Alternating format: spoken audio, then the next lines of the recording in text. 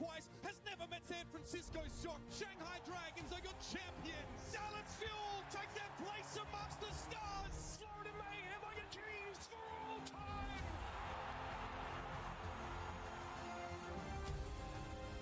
All right, we good. Everything is running perfectly. What's up, Math?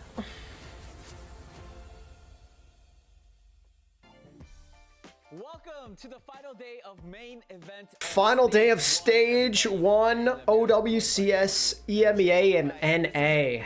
It's the final day. Get excited, Dad. Yes. This is it. We're here. We're here. This is what we're here for. This is why we started the week, and this is gonna be a great day to end it. All the Swiss stage matches into group stage, into main event matches. It's all for this, Danny. For this day alone. By the way, And actually, no, it's Dallas. Sorry, it's for Dallas. it's for There's Dallas. a lot of other days. This is a big day. This is a big one moment. step on This the is road. Big about moment. the first time in the new ecosystem where we really get to crown a #1, right? Like, Right. Theoretically, you come out of the Swiss stage at the top dog. Yeah, whatever. But that's Swiss stage. You know, it's early days. Also- now we play an actual bracket. And also, ladies and gentlemen, this is the last chance to get those drops. So leave Drops, your chat. comments Drops. Drops. So important. Sprays. Come on. Gotta get Icons, these. Diva Winter name card, and those awesome Kiriko skins gotta be as linked. well. Yo, is my OBS Gotta be okay? linked. What's going on? You have to be connected. Get linked. Your account Connect has up. to be connected up with the OWCS. Hand in hand. If you're not linked, what are you even Mano y mano. My On social media, Danny. internet speed, hold on, I'm just keeping an eye on it, chat. Don't want my stream to crash or anything. The latest results and Oh, it's going up now. Okay, we're chilling. We're good. the qualifier for stage 2, Danny. What happens in stage 2? Do you earn more points? Johnny, can you keep this energy up? I think you're screaming a lot. Qualifier to Yes, both the lower bracket and the finals will be played today for both regions. 4 games in total. for DreamHack Dallas and later down the road streamhack.com because the circuit points are doubling. Doubling, right? They're doubling. So Twice even if the you points. didn't make it in stage 1, you still have a chance. Still have a chance. So you sign up for, if you're competing. San Diego Hunters still have a chance, you say? and And if they're you can't also. qualify, Danny, Oh my god. you can buy tickets. Now this I'm excited about. I can't wait for Dallas. I want to see all of your fresh faces in Dallas. I think this is going to be a great event. We're going to get the new ecosystem together. And honestly, there's going to be a lot of fresh faces here, right? We've already seen in this tournament with so many of these up-and-coming players. Might as well get the poll going. We know what's on the line. We know who's playing. EXO and Twisted Minds up first. Has been shook. And I honestly want to see more in qualifier 2. I want to see what other players can make it to that level, compete with these. Well, I don't think Mir can play either, so I don't even think it'll be a thing, Math. I'll be honest. in both regions, we could see new champions crowned. And as you guys are seeing, those are the ticket details. Buy your tickets, like Jake said, like Johnny said. Your favorite team's gonna be there, hopefully. Johnny and Jake is gonna be there. Yo, Thomas. Fishman is coming, maybe. Jake will give you a hand. yeah, Fishman over there is shaking his head. Yes, he's gonna be there. So yeah, it's gonna be a lot of fun. DreamHack Dallas is happening soon. Please buy your ticket. Ex Oblivione versus Twisted Minds, chat. Who do you got? All right, let's jump into today's games. Let's take Should be an interesting game. brackets. EXO took a map off Twisted Minds when they played previously. Waiting on EXO showed good flexibility against the Mauga comp. Twisted Minds, that's all they're gonna play. Maybe they have a shot at an upset, chat. An outside shot. Out right. of the doldrums, the dregs, the lower bracket. The dregs. But they're surviving. Top 3 teams. Yeah, Yeah, but they've been having a long, hard road. EXO's been battling back to the lower bracket for quite a while. Ex Oblivione. It could be a good game. I think the only difference between SSG and Twisted Minds is that Twisted Minds definitely have a better execution as a team. Playing a comp that no one else has really So things may not go smoothly for Ex Oblivione. And I mean, that was a close game against I SSG. don't know if it's the best comp in the end. Their execution is so clean. It's shades of London Spitfire of last year. Just make it work with the insane team play of the Sim and the Mauga and their coordination as a unit. It's very scary to play against. It's a EXO's got the versatility though, and that could be the difference. They've played them once already. They got some good practice against Space Station. Like we said, for Ents is patiently waiting, so we're going to get our lower finals on the road momentarily. But first, everybody, we want to highlight some standout players from this stage, but we need your help. So the three of us, along with, we have a special guest as well. His name is Jaws, Fishman, Sharkman, Jack, as well, Jack, Mr. Jack Wright. Are they also? You know, all four of us, you know, we nominated 4 players we think that stand out this stage as superstar. But we need help picking out who will take it for this stage. We'll be doing this 4 times, by the way. So stage 1 to stage 2, 3, and 4 as well. So let's see our nominees and we'll chat about them, okay? All right, I'm gonna go ahead first. Oh no, no, this is just the stage 1 finals. Other than There's still like a lot more tournaments, and we're nowhere close to being done with this season. This is just the first stage. In this meta, and we've seen from time and time again how deadly a good Sojourn player can be, like, what effect they can bring to a game, right? And you have you put Kai, give him a hero that has guns, and which is Sojourn, which a lot of times you're probably dead. You're probably gonna be dead. Yeah, you're probably dead. And even not only that, even his teammates said that it's an actual strategy. The next stage literally starts next month. Because Kai's that good. Good strat. That was pretty inspiring. We'll do it all again next month. Has guns and shoots people. That's pretty sick. Yeah. Yeah, it works. Cool. Yeah. You can't do it. Okay. All right. Okay, buddy. Okay, buddy. No. Okay, buddy. All right. I'm not as good as Kai. Okay. Do you want to sit? No, I don't want to sit down. Want to sit on your lap? You want to sit? No, I don't want to sit. No, you sit down. You feel uncomfortable. We'll do it all again next month. Then DreamHack Dallas will happen. There'll be a break. It is my time. I've chosen a non-DPS player, by the way. And then stage 3 will be end of August. One of the best Lucios to ever do it. Look. Stage 4, end of September. I think that is without a doubt. And without a Lucio, where's your team? It's in spawn again, bro, because you can't speed around. You need your Lucio player, and you need someone to cause Ajaxes on the other Lucio. Just don't get shot. Astro never gets shot. He's never died once. Check the stats. What? That's I'm pretty sure he I'm pretty sure he died. You're lying on main. I will say Astro Go Kill is also a viable strategy. Rare for the Lucio, but for Astro, you would make an exception. Compelling arguments. I am gonna pick somebody who wasn't in, you know, these like top teams in the region, not expected, let's say, to go far. But I went with Shockwave because for me, Shockwave, that final map 5 clutch against Space Station Gaming, it was The international stage for Dallas should be in May. opening pick, leading this team of unknown players, of rookies to the stars here, to the top. It'll be end of May If he can continue to go further to June 2nd. He's finally fully enabled on the team playing. And then the finals in Sweden will be in November. Employee of the month here. Employee of the month? Does he work for you? He might do. That was pretty good. You know, and Shockwave has been a standout so far. So I did kind of like that. All right, last but not least, Johnny, who do you got? One player that stands out more than anyone. And it is the Swedish freak. It is Kevster. And I'm not saying that because I'm Swedish. I'm saying that because this is the only EMEA player that truly instills fear into the minds of the Korean powerhouses. I mean, he's not wrong. Kevster's a monster. He walks amongst the stars like the actual god he is. On Tracer and Genji and Echo and so many other heroes. If you vote for Kevster, it's a vote for EMEA and upsetting the Korean domination in the Overwatch we're seeing. This is your chance. Vote Kevster. He's the only man that can save us. I would say biased, but we're talking about Kevster here. It's like, come on now. He's going to be up here every time we do this segment for EMEA. If you don't take him next time, I'll take him. Like, come on now, it's Kevster. But I mean, I think all 4 of the choices are really good. Chat, I want to ask you guys this. You guys are going to be making the decision. We're just laying it out for you. Who do you think is the best player in EMEA? Who should get this award? Heavy boy. If aliens invaded Earth, who would you pick in a 1v1? Who would our hero Honestly, be? if that's the case, it's Kai. No! Astro can speed everybody away from the aliens, bro. Why speed away? Why speed away? You could just kill all the aliens. Railgun him, bro. You got to railgun him. What? Why? Anyways, all right. We're gonna wrap it up. Joss, thank you for joining us for the Lucio. Yeah, sure. Go Yeah, go go speed boost. Yeah, He was wall riding. All right, let's get into our lower finals. Let's look at the Twisted Minds roster. First, guys, what do you guys have to say for Twisted Minds?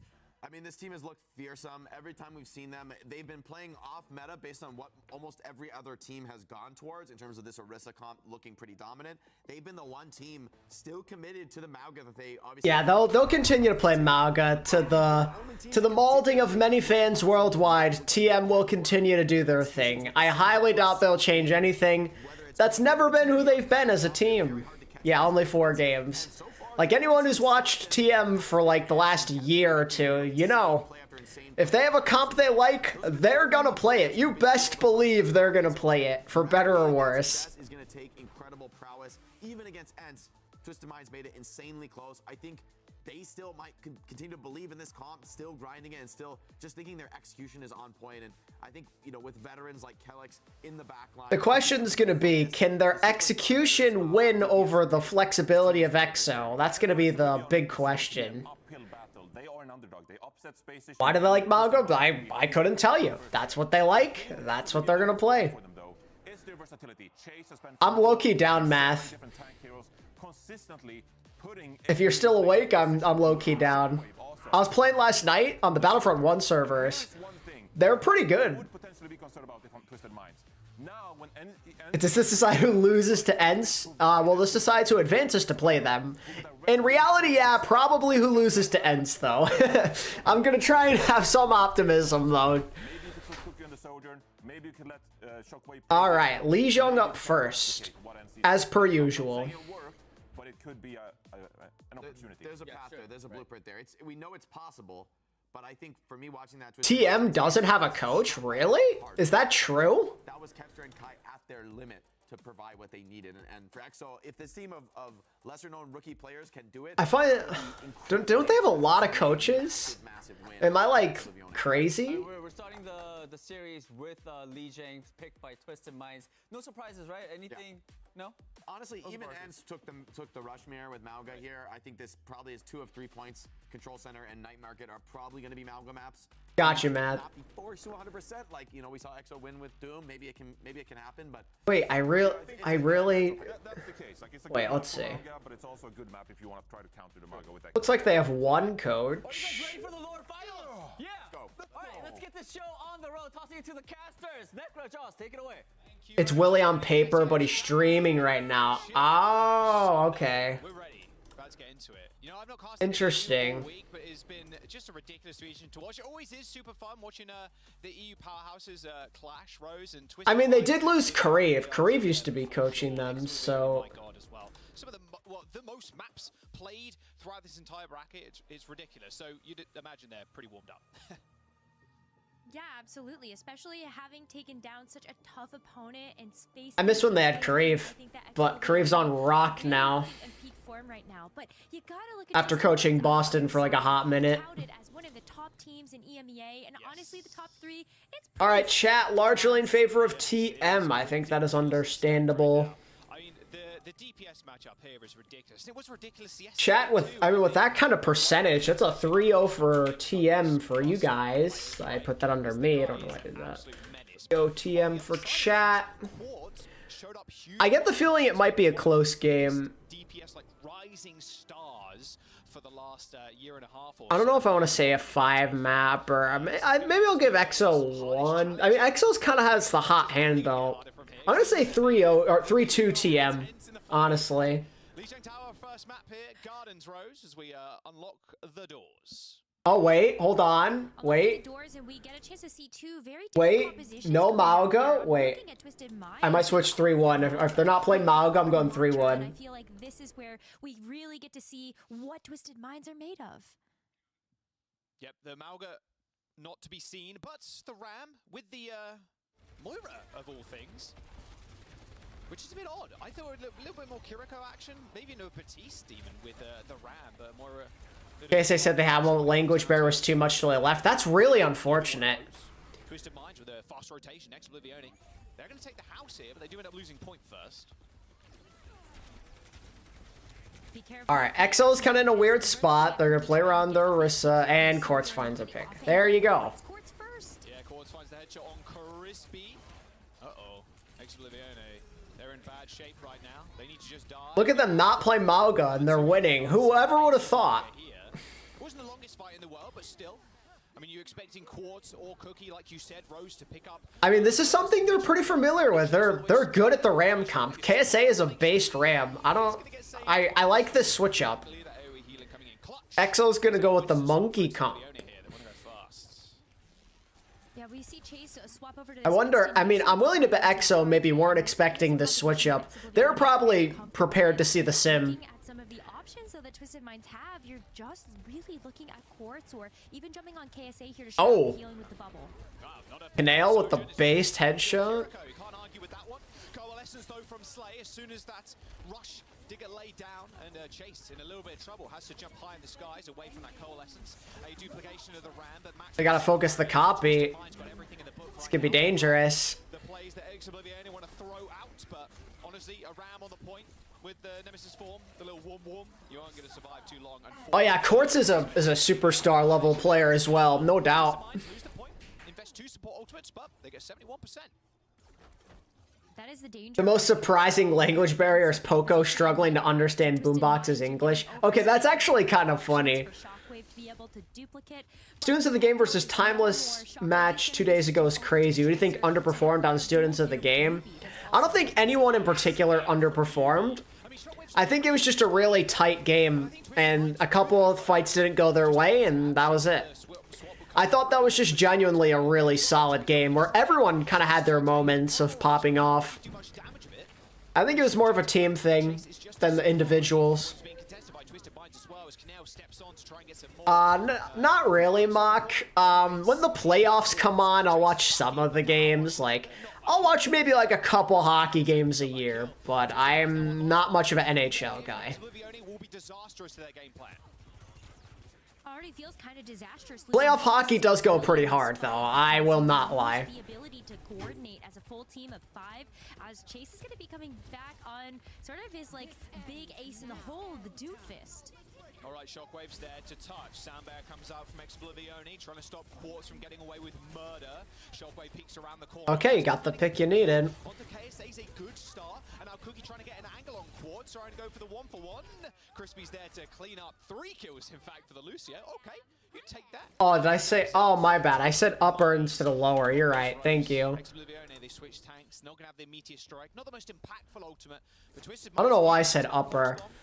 Annihilation on the point. Like, what more can you really do if you're alexyOWL? This rush is gonna have to go ridiculous here. Yeah, maybe if Chase does get the Meteor Strike, it did get a little bit of a buff to its damage, but it could be a get-out-of-jail-free card depending on where KSA decides to pop down its Annihilation, but it's not coming up fast enough. It's already not in that pulse one from UB. He's trying to find an angle of an attack. There's the rush, just a quick slam on the floor, ends Quartz life pretty quickly. UB does find the stick in the end. Rose does kill Crispy, but it's all for naught here. As alexyOWL utilizing the rush to its full potential, just down towards White Room, and everybody just WM1ing. Almost felt like they set themselves up into a trap, though, with that White Room push. We did see Shockwave throw out the pulse bomb. It's probably it's just a production mistake, Thor. Am I surprised Yeti made it in 4th place? Compared to my pre-stage expectations, yeah. Am I surprised after seeing the last couple of weeks? No. But pre-stage expectations, yeah, I thought they'd be like maybe like 5th place at best.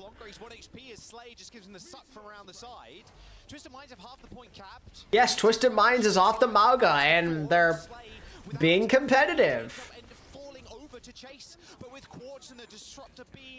Also, I didn't even notice Quartz swapped to Echo. First point goes over to them on control. But it was so close. 100 to Yeti low-key, though, was a fun team to watch, and very competitive. Now that, like, Korea's playing more dive again, they're a pretty fun team to watch. Like, they're dangerous. When they can just embrace what they're really good at, their strengths, they can be a bit of an underdog threat, I feel. They're able to flip that switch so easily in between a map. See if what alexyOWL really want to run here too.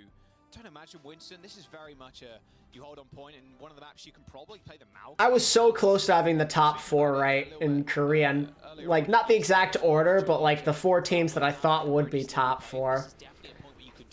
I was so close, but Yeti pulls ahead of Runaway because of map differential. Unlucky. Decent map for environmentals though, to be fair, Rose. Oh yeah, I was surprised Poker Face beat Runaway. I did not expect that. I would expect to see it. Poker Face went 4-4. Like I'm good for them. Proven to be a formidable force into other map compositions, as we saw how alexyOWL approached the matchup versus Space Station Gaming yesterday. Me too, Moist. I think that's a great reason why people root for them. And they have the Fate Fleta coaching, which is cool. That's a bit there from Shockwave, just tanking the disruptor shot. Just getting a power. I must have entered an alternate reality where Tomathan is impressed with Dong Ak's play. Oh, did he say that? Did he say he's impressed with Dong Ak's play? If so, that's hilarious. Be said for alexyOWL. Now Cookie with a decent angle, but still very hard to like pin anybody down here because of how much cover there is on the point and how far you can play back. Cookie's still trying to get some damage in, but I mean, it's just all Twisted Minds giving them the runaround right now as Crispy ends up going down to Quartz. Yeah, Whack is a crazy good team. That was the team I picked to be my favorite that I want to support in Korea, so I'm glad they're popping off. Yeah, that rush, the coalescence just doesn't help you really there at all. Spoke about it during the Mauga. That was the team I wanted to root for, chat. Whack. I liked the storyline. I liked the team they assembled. The damage output's great as well, but with the rush versus the coal, you take rush 9 times out of 10. And I like how it's like the O2 shock player redemption arc / Shu and Chorong's just being hungry to keep winning. Or in Lip. Shu, Chorong, and Lip all wanting to win still. I think it's extremely based. Very easy team to root for, IMO. Into the line of sight of Quartz, who ended up using the overclock as well. UB and Kele will end up trading here as a soundbite from alexyOWL is going to make sure they guarantee it. Okay. Kill with Slay falling, Shockwave getting at least 1. Can he find another?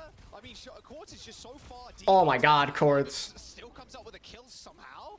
I mean, Shockwave at least aids in that one, sure. alexyOWL holding down the fort despite losing the majority of the... Okay, so Exo's gonna take the lead percentage-wise. It's kind of impressive how Got DPS ults as well. TM working their way up to a Annihilation. just to continue to put the pressure. Seems like a positive team environment as well. Yeah, I'd like to think so. You have to give up the point, but for how long? I think for Lip, for like Lip and Shu, maybe they feel like slightly less pressure on themselves. Owl's done. They're not on that like Overwatch League super team. Like they're grinding. They still want to be the best, but slightly less pressure. And then all those O2 / shot guys are motivated to win, you know? And I think it's really, really good to have that.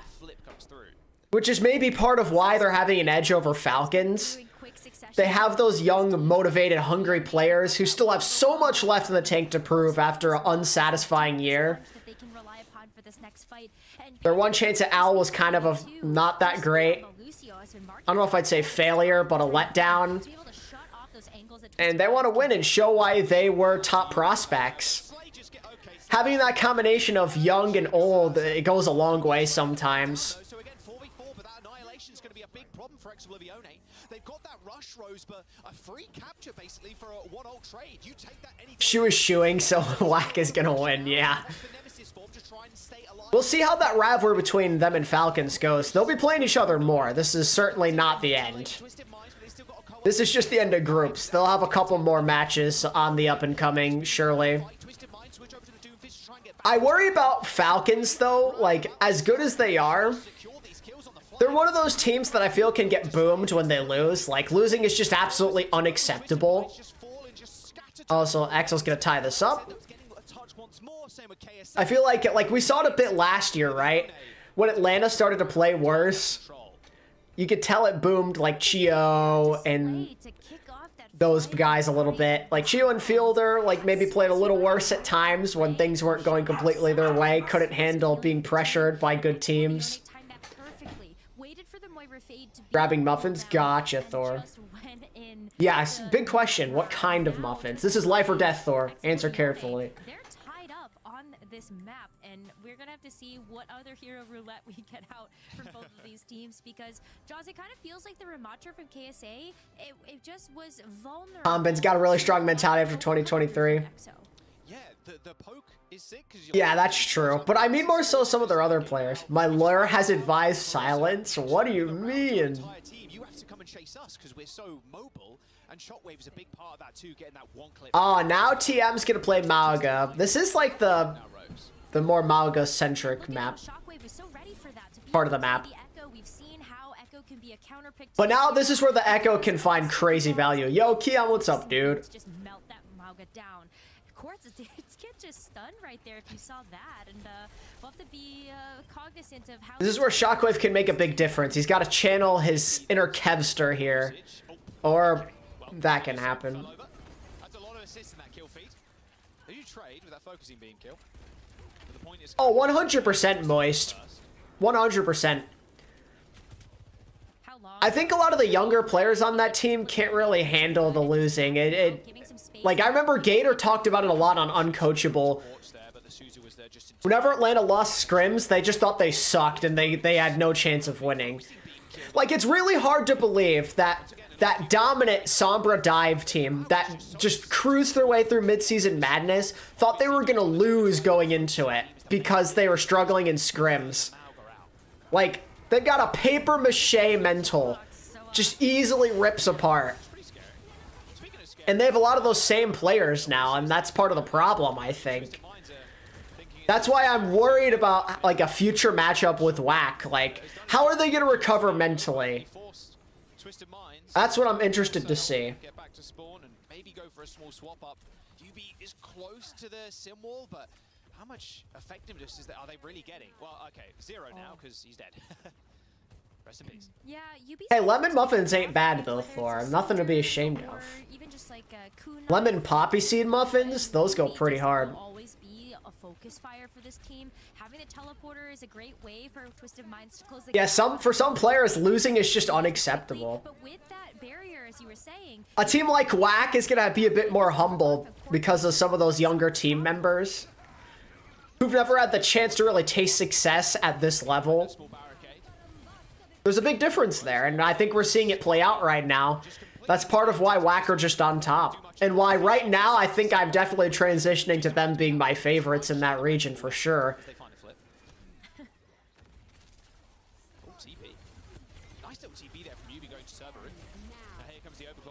Thor, you're just begging to have this be part of the out of context Discord chat channel with some of the stuff you're saying right now, dude. You're just begging for it.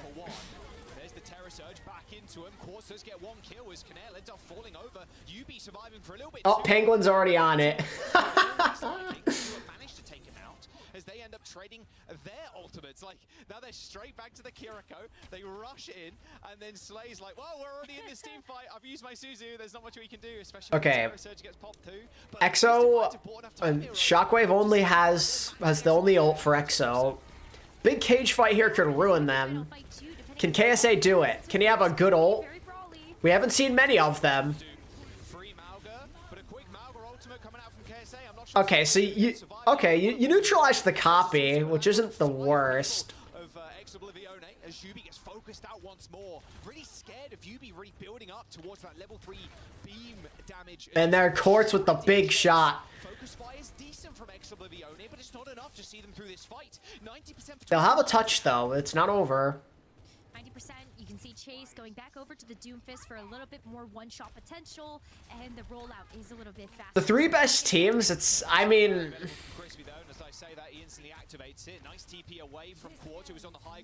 Yeah, WAC Falcons definitely are like the top 2. Quartz with the double. That's going to be map 1 in the books. Pretty good one. This could be a very fun series.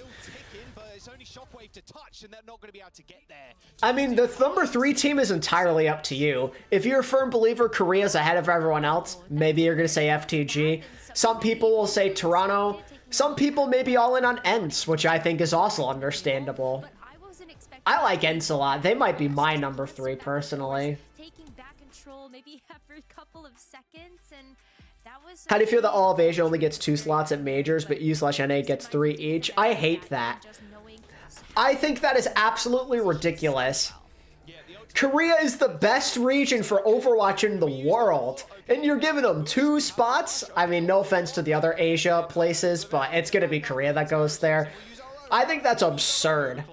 It was just ult trade, and it was like 2 kills for like 5 ults. Literally, some of the most skilled players we have are all there. Like, a lot of the most skilled players. And you're going to give them 2 slots for these international regions? Unreal.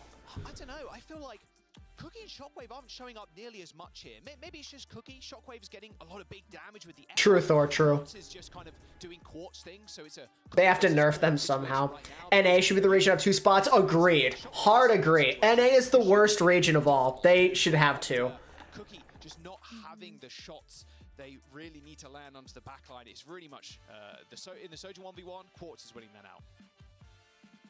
Yeah, Cookie's been a little bit quiet this series, but we have seen from the previous time that Ex-Oblivione and Twisted Minds played each other that Cookie can still hold his own versus a Sojourn like Quartz. And even just taking a look back at yesterday's match, Cookie was also going toe-to-toe with the likes of Sparker, which is also very, very impressive. So it might just take a bit of a warm-up map to get Cookie going on this Sojourn, but you still expect to see some pop-offs there. Rose, look at this. A little ridiculous. Major should be 12 teams and each region gets 4. Okay. 1.7 KDA. Not a bad idea. What's up, Danny? 4.61. They still end up losing. So yeah, sometimes in Overwatch, I know it's crazy to think, you can die a lot, but you can still take the map. That's all down to ult trades right there. I mean, yeah, I think experimenting is not a bad idea. There should be a bit more. I think they should consider changing things up. There's so many great Korean teams. Like, in terms of like the competitive nature, like it's really tight and the games are going to be so intense because there's so few spots up for grabs. But at the same time, it's like, why should it be like this? Why should we not be including more of these super goated, awesome Korean teams? FTG, for example, is like such an exciting team, and if they didn't make it, like, it's kind of sad to think that it's just because there's only 2 spots available when they absolutely deserve to be there too. Still pretty close game so far, and it's going to be a close series, I'd imagine too. Like I mentioned before, at the very top of this, Ex-Oblivione, they have the NA/EU teams are generally more balanced than Asian teams. Like a ridiculous amount. I've seen a lot more 3-0s watching Asia. That is true, but that's because Asia is a bit more top-heavy. Very last moment.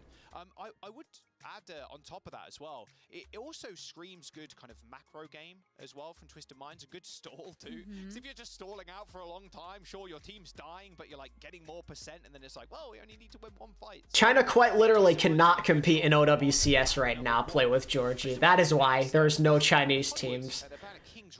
They quite literally have no way of competing. So I could definitely see some Orisa here from Ex-Oblivione. I think you could also Who's on FTG? They have Violet, they've got Alpha Yi, Bernard, Flora, Finn. They're a solid team. But I want to like go back to what you were saying before too about not even just maps and had that EXO have played, but also Belos Rhea. I forgot about him. Played like the most different heroes, I think, out of any single team in EMEA, and it shows with just how quickly they're able to adapt to the situation and figure it out versus whatever they're playing. Yeah, adapting on the fly, and I think that's what this the Mauga patch is really been about, or the Mauga hotfix, I should say, has been about. It's just kind of adapting over the next few days because the teams didn't really have that long to get. Oh yeah, Belos Rhea do be on the team though. Oh, okay, hotfix. okay, so what now? What do we do? Luckily, obviously, the meta kind of developed in a way where Orisa was getting a little bit more playtime. So, obviously, right now, we're seeing a lot more Orisa than we... China can't compete because of what happened between the agreement between Blizzard and NetEase. Like, there literally have not been Chinese servers for a long time now. I know they're coming back and stuff now, but OWCS was set up before that stuff, I think, was fully put into effect. Yeah, I was expecting to see that out of them, but it kind of goes back to what you and I were talking about. Even during the group stages, we see a lot of this Mauga, but where's the Orisa? It could be a very good answer to these Mauga compositions that have really popped up from the flower beds. And one of the things that makes the Orisa so strong is that she does have that fortify. She's very self-sustainable. That spear spin, as we've seen Chase use, can close the distance on a support in the back, even shut off that healing. But then you've got Shockwave, which is just such a deadly... Then how do they compete in the World Cup? Well, they didn't have to compete. They literally got to automatically qualify. They didn't play a single qualifier. They got in without having to do anything. So they just had to show up to... They literally just had to show up to America and play. Like, they had their own way of practicing, I think, their own port of the game to play, but that was just for them. They're just losing point. Yeah, they back up. They can't touch. Can't touch, and they can't lose anybody here either, because if the meta right now is a lot of different things. Everyone kind of has their own style. A lot of Orisa, but some teams also prefer dive. And it just depends on who you're watching, honestly, and what region as well. Whenever I think there's a meta, it just goes away. You do see a lot of Lucio carry, though. That is, Lucio carry and Sojourn and Tracer are played quite a bit in Echo. Being able to go in and touch that cart, because you have to back up. Otherwise, you're taking too much damage. That damage DPS passive comes through to mitigate some of that healing that can come through from your team. So it's going to be a bit of a wraparound as alexyOWL set up under Pylon. Yeah, this angle is kind of dirty as well. But Yubi should be able to stop a lot of these crazy angles from happening with some TPs. Speaking of which, they CP straight to high ground as soon as they see alexyOWL's rush. That was really nice from Yubi. TP up onto high. He's been so creative with all of those teleporters that we've seen from him. And the metas, the friends we made along the way. Look at that. The kind of bait and switch there from the teleporter. Yeah, and then they use their own rush too. Forcing alexyOWL. alexyOWL should be able to get high ground here, but Yubi says absolutely not. Closes that door straight on him, or at least tries to. Duplication coming from Shockwave, and, well, sorry, where are Twisted? Oh, yeah, they're all gone already. Yubi sets up yet another TP and just teleports away from alexyOWL again. The macro game for Twisted Minds right now is... Oops. My bad, chat. It's so good. I feel like the stream is, like, quiet. These fights to be very fast, but the overclock now from Quartz. Maybe it's just me. Cookie, don't test him, brother. Although Quartz is very far. Because, like, usually I don't have to have my headphone volume all the way up. But today I do. It's weird. Quick charge away. No TP. Well, they use it. I believe a couple of them at least use the teleport to get out. Still. Is that a Spark Sojourn based? Twisted Minds are forcing alexyOWL to also use a ton of ults here. It's too bad that Yubi wasn't able to use that photon barrier to be able to defend with the cookie ult, but they've got. That's a fat ult. Terror Surge is pretty big, does end up landing, but a lot of that damage is soaked up. Am I excited for the future content coming out? It depends on what you mean by that. Twisted Minds, my god. It's like they've drilled this map 7 times a day per scrim session, you know? Like, this is a masterclass of how to play Blizzard World with teleporters. This is kind of a Twisted Mind specialty. They're one of the few teams that have played Blizzard World a few times. Like, you know, when we're in EMEA, it's always Kings Row is the hybrid map of choice. But alexyOWL and Twisted Minds, even Space Station Gaming, these are the teams that have played Blizzard World the most, and that's really showing up here big for Twisted Minds. Cardiac overdrive to push everybody forwards. Canal uses uses the rush, almost gets insta-killed, but would you look at that? Twisted Minds playing Portal 3 once again. They just TP back. They're out of there. I thought we were on Blizzard World, not Portal, but hey, I'll take it. Uh-oh, Chase. I mean, wrong place, wrong time. No spin, No Fortify and no HP remaining. Twisted Minds just completely bisecting alexyOWL. They're trying to like push up, like peek corners, and then they just teleport in between them. They're having a real rough time at this one. With 3 minutes and 40 seconds to go too, Twisted Minds are going to have an insane time back if they can just win this next fight. I mean, the payload is reaching its final destination, so I think you're very much able to do that, especially with Quartz's overclock. Yeah, I mean, he's looking straight at the Lucio in the back. Has to be Ooh. careful, though. That is a Oh, the counter charge? nice little double stun there. Just KSA just running into Shockwave, so that copy is just nowhere to be seen anymore. Twisted Minds end up just rotating out once again. Just wait, calm, chill, relax, just for a brief moment before they end up engaging again. And I can imagine they're going to do it with a beat in a wall. That's 10% and a couple of percent away from Kelix's sound barrier. Yeah, exactly. They've got such good tools here to just section off the team once again. That wall has been so impenetrable. Oh, here's Cookie's time to shine, but now he has to contend with this wall. Which side does he pick? He picks the spawn side. 9? Oh my god. Pretty easy. Almost, That was close. 0.43 meters to go. Jeez. That was so horribly played by EXO. Okay, Yubi. I was not The best hit skin in USA, I mean, I guess it's probably Hydron? If you're talking purely American players, I guess. I mean, I'm a pretty big PGE fan, but Yubi was dying a lot first time. I don't know, man. Sim is going to do that. You have to play kind of close range, but in this kind of map, not control, where you're fighting over a single point just constantly, where you can rotate around. I'm a pretty big fan of Chopper, personally. Yubi is just putting on an absolute masterclass with the Sim, and maybe Yubi died once or twice. Hydron is a fraud. We are agreeing. Keeping track, but I can guarantee you it was less than 11. That's a great point. We saw UB struggle to stay alive in their match versus ENCE yesterday, but a lot of it was because ENCE had identified that UB was going to be a pain, especially with the teleporter use. No, I'm taking Timeless over EXO. Angles, and on a map like Blizzard World, to your point, you can play together as a team way better. No, I wouldn't say I'm surprised that Team Falcons Show lost. us what they are truly made of when they aren't being so tested by like a soldier. Black are a really good team. You know, so I picked Falcons to win that game, but I thought it was going to be a close one. Wack is very talented. Plus, we saw some signs of weakness from Falcons in the FTG series and stuff. Sim TPs. I mean, you're on defense, does make a lot of sense. There's Yeah.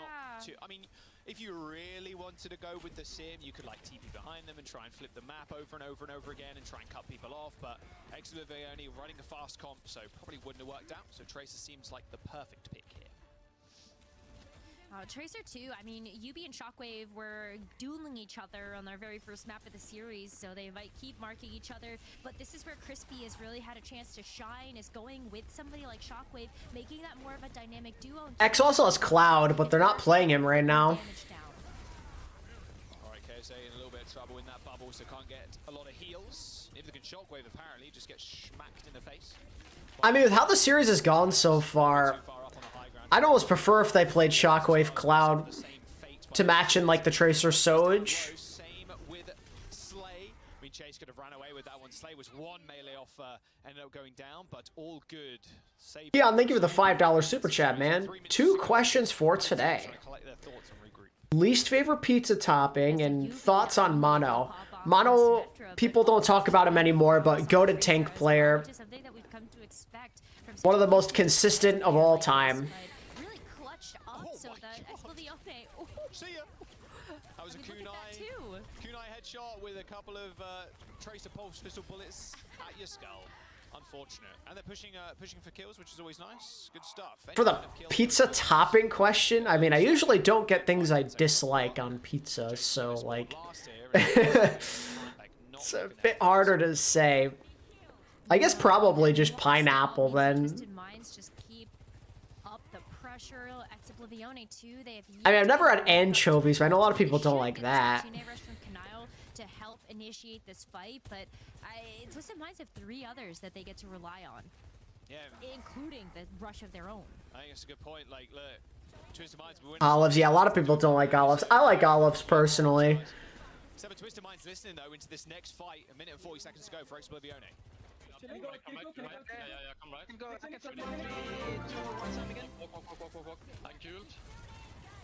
Two questions for today. What is everyone's least favorite pizza topping and what is your thoughts on Mano? Yeah, those are my thoughts on those questions, though. Shockwave's literally 1 HP. Yeah, they got him. He's gonna cage. He said I can cage. Stack on me. Yeah, Chase, popping Primal there was ambitious. Probably should have just saved it. It feels like you're just regular monkey in some of these situations, just getting locked down, and then Quartz is a fully charged railgun with the overclock, just boom, boom, boom, just lasering you. 50 seconds to go now. Ex-Oblivione, Rose, they have 2 checkpoints, but that's about it. Your home country, all pizza places make bread with cheese on top and a frick ton of olives and call it a pizza. That's unfortunate. Yeah, that doesn't sound like a great experience. Where I'm from, I'm quite spoiled by the pizza I get, so I feel quite bad for you. You don't get to have that experience. Shockwave trying to set up with a dive here onto this high ground. Slay's in trouble. Swift steps away. Chase still with high ground control. UB with a pulse bomb lands the stick too, but it was actually Quartz that finishes off that kill. And down the majority of damage now at Exo. Their supports are in trouble. They're in Snacks Ramus and Kanale's already. Kanale does find a big kill. He gets out of the TP as well. UB on the pursuit. They eventually push forward to it, but UB's on the They got him. just falling over. I mean, Slay is in a lot of trouble, yes, but I mean, KSA can just hold down this point here. This pulse bomb comes out, does manage to tag him too. Oh, well, they have numbers. Okay, they survive. With a kill onto UB2. I mean, 0 seconds to go. Ex-Oblivione with the skin of their teeth once again. It's a tough task, though. There's no human way possible for them to finish with more time or as much, so just a matter of finishing with time at this point, and even that's kind of a tough ask. It's a good stagger to start. Constantly getting those first picks, sending Ex-Oblivione back to spawn, and they also had We got one in the MVP in the NBA this season. I'm a pretty big fan of how Luka Doncic has played, but Mavericks have to lock up top 6, I feel like, for them to have a chance of that. Chase too plays a little bit more aggressive, has that Primal Rage online, can help kind of smack Twisted Minds away. I think Luka's been efficient, putting up good numbers. Primal Rage. Chase though does get overrun. She just gets stopped on by KSA, pushed into the corner, and with this rush from Twisted Minds, it's going to be tough to deal with for Ex-Oblivione, but they're on the wrong side of the map, remember, Rose, so UB and the rest of the gang have to get out. If they get staggered here, Ex-Oblivione are going to get so much push, and here you go, here's Chase back from spawn. They kill Quartz. Yeah, Jokic is pretty fair too. Now, if you really wanted to get out of there, you don't have the mobility to do so. Slide was off, so Twisted Minds, we're sitting ducks in that situation. And look at this isolation here of KSA as well. Also, what's his face on the Thunder? Shy. That guy's had a really good season. Or Shay is his name? I think is it Shay? I don't keep up with the Thunder that much.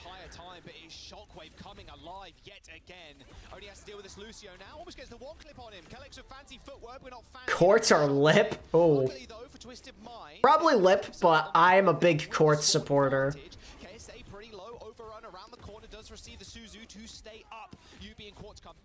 Oh, and as I say that, look at Quartz. Headshot on Crispy. My bro gonna stay on the Widow here? Kind of risky. Those last-minute Widowmaker picks and out of the defensive spawn just to try to hold back, and Quartz able to just have that impact right away to stop that capture. 10 seconds left. Chase doesn't have. He's a prime dive target. Rage, so it's gonna be on Cookie. Kanile, get in there. Make sure you're touching that payload. I mean, Quartz's Widowmaker is disgusting. He can snipe Cook. Oh, well, forget about the dive thing. We'll just shoot him in the head. Real quick. Cookie just a little bit better with the railgun. KSA still manages to take down one though. Remember how close the spawns are, Rose. OT is here as alexyOWL have lost their tank, so Crispy and Cookie forced to touch the points. The overrun onto Cookie, and UB is there with the follow. All right. 2-0. And Twisted Minds take the map lead. I found you, Canale, he says. Talking about the stack. You got the stack executed. Stack, stack, stack. It happened though, and it worked out so beautifully. You got the cage fight, you got the cardiac overdrive that can help to just make sure the team is going I'm thinking right now Ents probably wins like 4-1. 4-1 or 4-2 for Ents. That's right on top of the point, especially if you're gonna have to They seem kind of unstoppable right now. that Widowmaker. That was always going to be such a tough uphill battle for alexyOWL to climb in those final moments when you've got just all of that overhealth and all of that shields and everything. Yeah, that point specifically is one of the hardest points to cap in the game, just because how close the attacker spawns are. And not only because of how close they are, but how close it is for a hit scan, a long-range hit scan most of the time, to get a sightline onto the actual point itself. Like, that point is just awful sometimes to play into as an attacker if the payload is... How do you rate Europe basketball? I low-key kind of like European basketball. Up 2-0, match point. I mean... Every once in a while, they bring an excellent prospect to the NBA. And even there's some good role players too. I always feel like they're reliable, and I like some of their rules more compared to NBA basketball. I feel like you have to be tougher to play in European basketball. They can compete in map 5 situations. Maybe it's gonna be the next map type that'll help give them a bit of an edge, but right now the DPS duels are going the way of Twisted Minds, and that's so important in a meta like this. UB just clutching on the Tracer, Quartz as well, whether it's the Sojourn or the Widowmaker. I feel like pound for pound they're just getting more damage down. Yeah, UB specifically has been just sick on this map. Switching from the Sim to the Tracer looked phenomenal, but his Sim play overall was just ridiculous. Is the reason why they were able to cap so quickly and a lot of these points because of how well they were able to use the teleport. It's like, okay, we just TP away from the rush, TP away from the overclock, TP away from, oh, they copied, oh, we TP away from it. Like, it looks so good. And then, yeah, really stellar Tracer play towards the very end. I mean, Shockwave was doing just the amount of weights he was lifting in that game, it felt like. The amount of times he was coming in clutch just wasn't quite enough. And, okay, that's a bit better of a KDA as well for Twisted Minds. They win the map, get the better KDA, right, and more damage. Makes a little more sense. They're feeling pretty good about themselves for sure, Rose.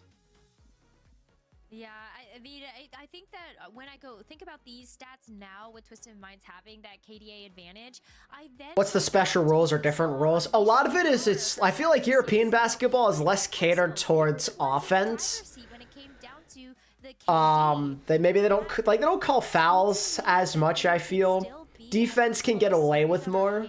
But after that performance on Blizzard World, I worry about Esperan'a. I think Twisted Minds, they had to obviously go to this map because Coliseo got banned, and I think when you look... I think there's more fundamentals in European basketball. ...on the Malga as well as the Symmetra, this map fares so much better with all of the different buildings you get to play in, so it makes a lot of sense that they go in this direction. All right, maybe more Malga on the table for Twisted Minds. Want to see the UB versus Backbone Sim matchup, but EXO won, yeah. Space Station weren't ready for prime time. What does this scream to you, Rose? Okay, this is what I wanted EXO to do. I think Cloud Shockwave gives you a bit more. You have your star player who can maybe help keep up with Quartz and that hit scan battle. And Cloud's just the best tracer they have, I feel. Because Cookie is doing badly, but that alexyOWL with this DPS... Cookie could be doing better, though. More flexibility when it comes down to Cloud also being able to play the Tracer and leaves Shockwave to make a couple more picks if it's the Ashe or the Sojourn, even the Echo. There's just so much flexibility there, and one of the reasons why he is one of the best flex DPS. All right, well, we'll see if it can be the difference maker. Of course, Esperan'a is the map up next. Yeah, you really do need a stellar Tracer right now. Maybe Cookie just wasn't cutting it at the moment.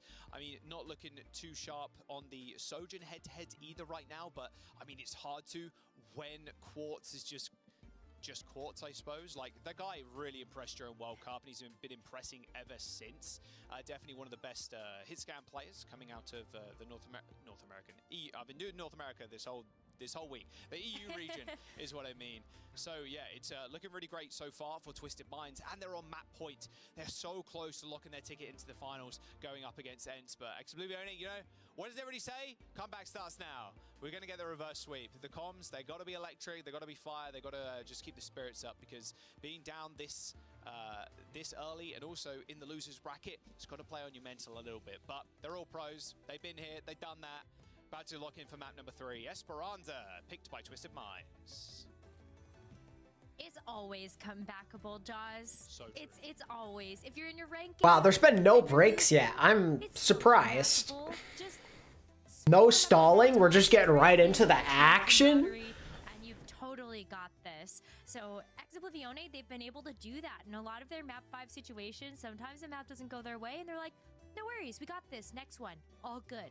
But I wonder then what Twisted Minds want to do, and just like how alexyOWL are really going to play against that. I think the Chase Doomfist is one of the best looks that we have seen from Chase, and the Winston is just so vulnerable. And a lot of the dives you may want to take on this map, we have seen it get obliterated if you take too long around that midpoint. Chase had some trouble yesterday being able to initiate a lot of these dives, but the Doomfist is just way faster, and that power block too. Hell, you're just so survivable.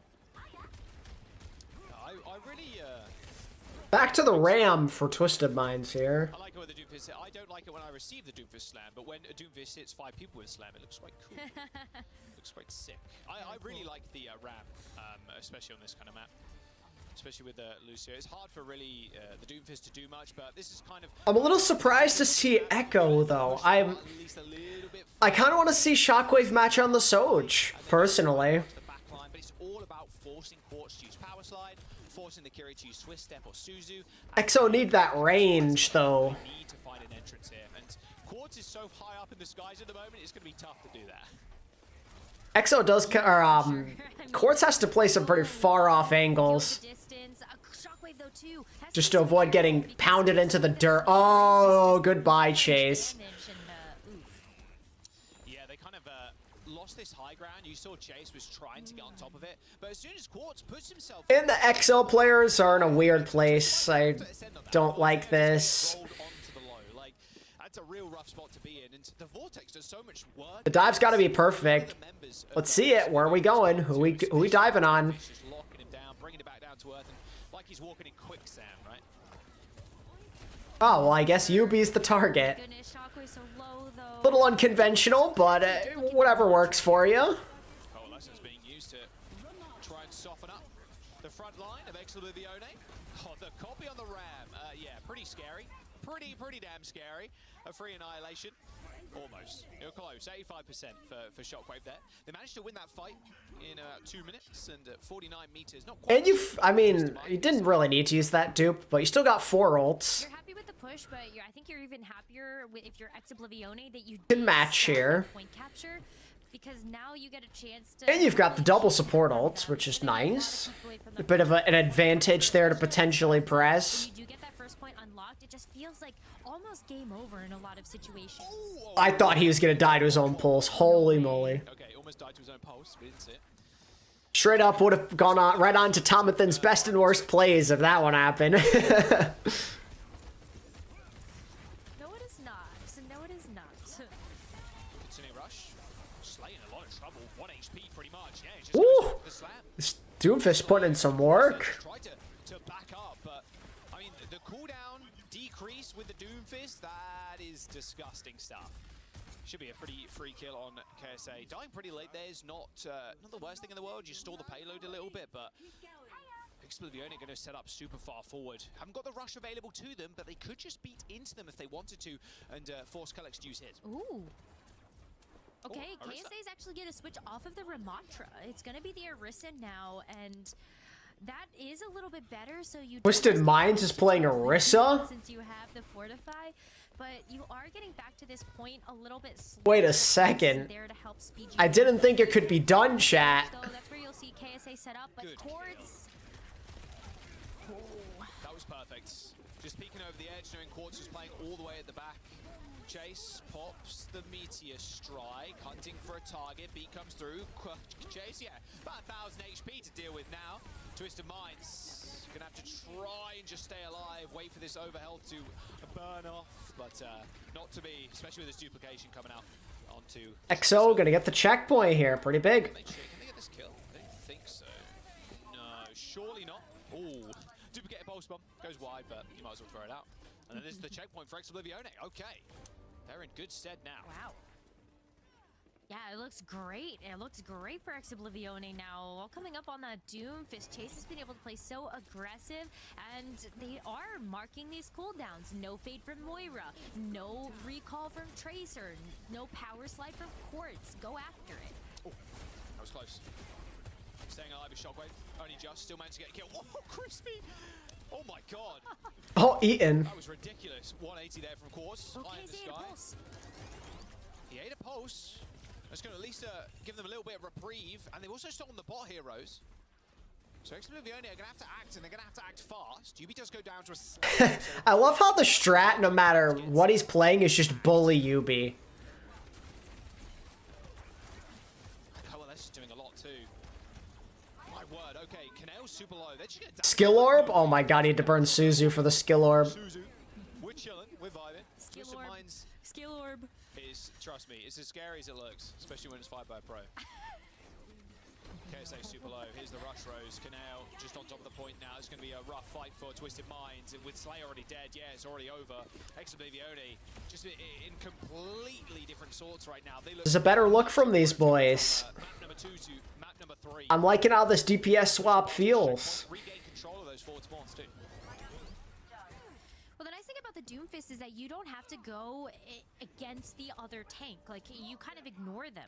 Orisa's not your problem. Orisa's not your focus. You're after that backline. Quartz is going to switch over to the Cassidy, so you do have a bit more pressure with something like the mag grenade to help burst down a target. But did you see, did you see how much damage? That was close. Let's go for a small exo lister, and they got a lot of ults coming into this fight. I'm gonna stop me. I'm chilling, I'm getting out. Let's play under card. We have good... Yeah, I mean, if you're XO, you just play slow, play this high ground. Where's it actually won? Nice.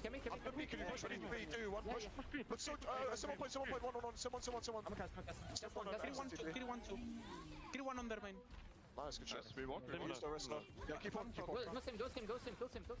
Really nice disengage there, Rose. They end up backing out. They spot the Orisa, used all the cooldowns, and was like, well, he can just collapse on the Orisa now. Free pulse bomb, easy collap. alexyOWL nearing that 100-meter mark. KSA sadly could not eat that pulse bomb, but will go back to spawn to switch over to the Malga. So a bit of a compositional switch up here, but still pretty exploitable versus something like the Doomfist if you're not too careful. You could kind of just punch the Malga out and isolate him. Oh, I thought maybe going for UB there, but Quartz is definitely another good target. High noon, surely gets punched out of that. Yeah. He can just sneak up below him. Doom's in trouble though, that Magnate hindering him regardless of that power block in place. Good foretap from Quartz too. All right, a bit more of a... I thought he was going to just going to emote on the payload. You know, mad respect for that. Twisted Minds on a little bit more of a comfortable comp, it feels like now, with the Malga. A little bit more comfortable, but look at how those close spawns are going to affect the rest of this map.